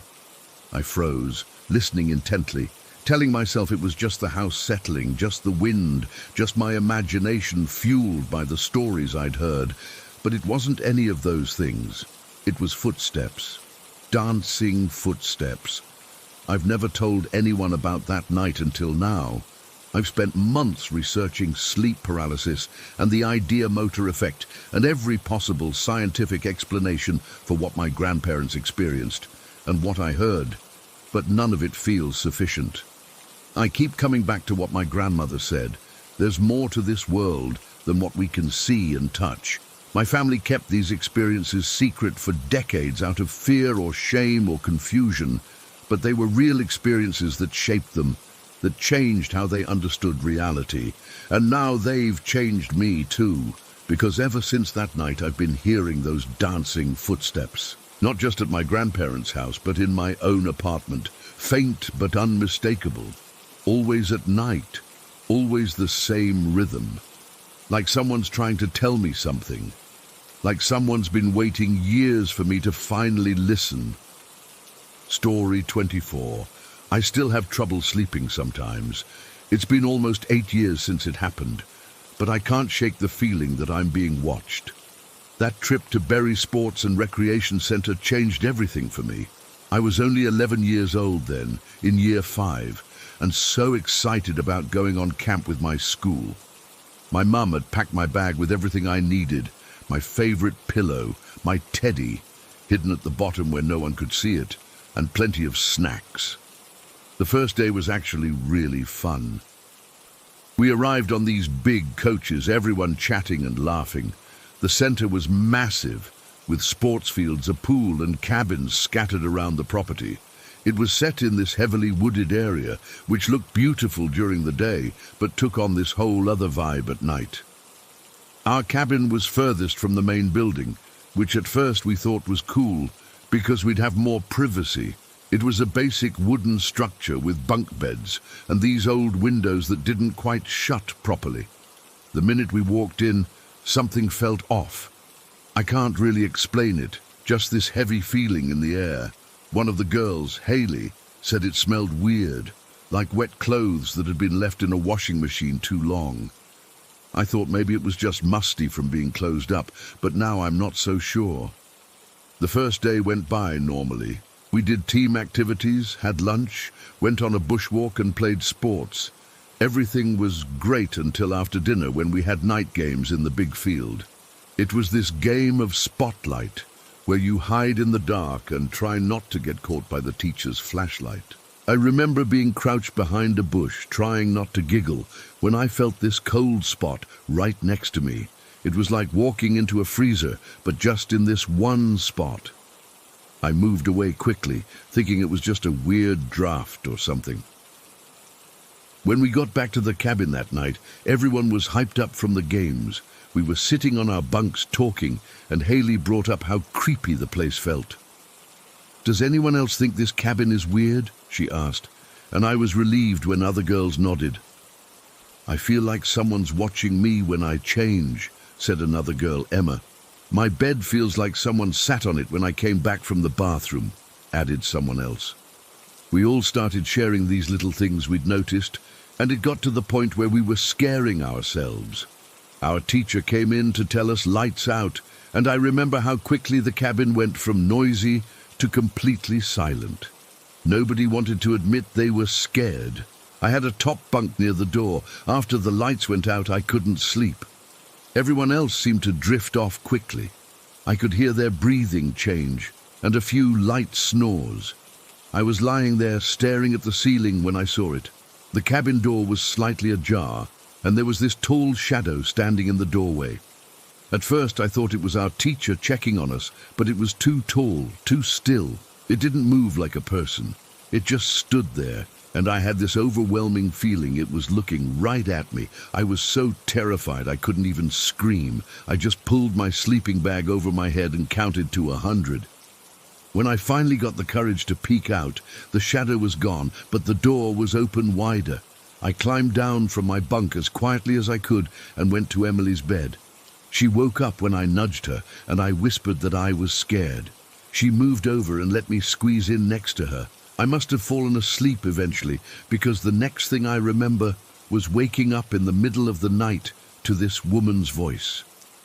It was coming from outside the cabin, this gentle, soft voice calling, "Max, Luke, it's okay to come home now, it's safe," over and over again. The weird thing was, there was no Max or Luke in our year group. The voice sounded so sad, like she'd been looking for these boys for a long time.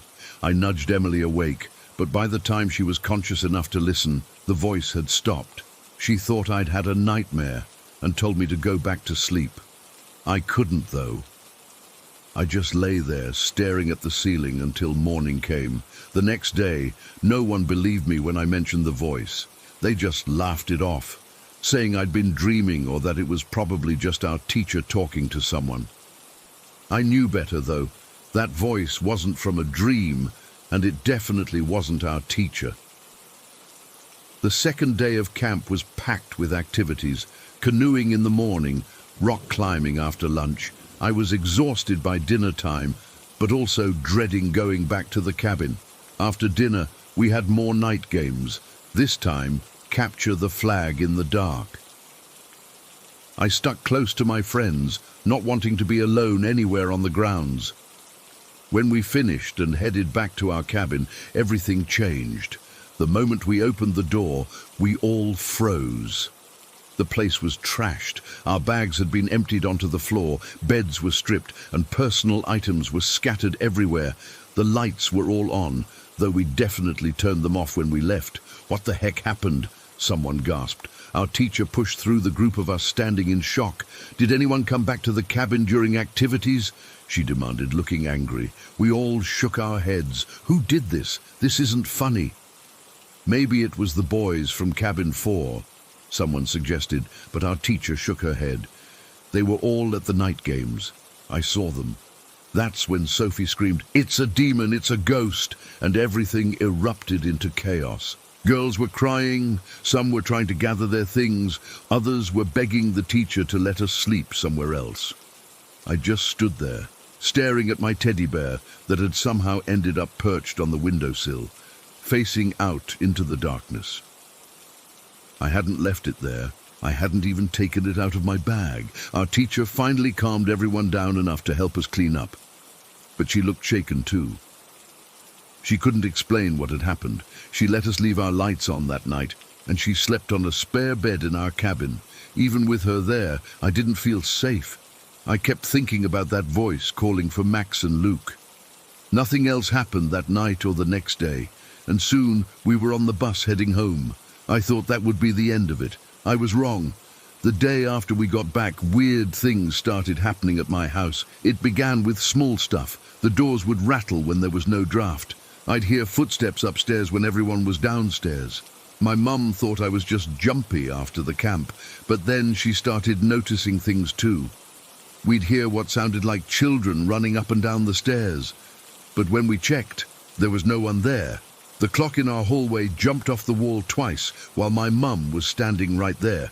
She couldn't explain it, said it was like someone had picked it up and thrown it. One night, I was doing homework in my room when my guitar, which was propped in the corner, started strumming by itself.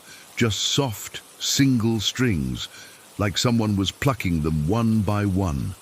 I ran downstairs so fast I tripped and bruised my knee. Whatever had followed me home seemed focused on me specifically. My brother never experienced anything, and my parents only witnessed things when they were near me. I'd hear tapping on my window at night, though my bedroom is on the second floor with no trees nearby. Sometimes there would be scratching sounds in my walls, like something was trying to claw its way out. The worst was the sleep paralysis. I started waking up between 3 and 4 in the morning, completely unable to move. I'd lie there, fully aware but unable to even wiggle my fingers. And I always had the sense there was someone sitting on the edge of my bed. Sometimes I could feel the mattress dip, like there was actual weight there. Other times, I'd feel a cold hand brush my hair or touch my cheek. This went on for months. I was exhausted all the time from lack of sleep. My grades started dropping, and I didn't want to hang out with friends anymore. How could I explain that I thought something had followed me home from camp? My parents took me to a doctor, thinking I was depressed or anxious. The doctor suggested I was just having nightmares and prescribed some mild medication to help me sleep. It didn't help. Nothing did. About 6 months after the camp, I got curious and started researching Berry Sports and Recreation Center online. What I found made my blood run cold.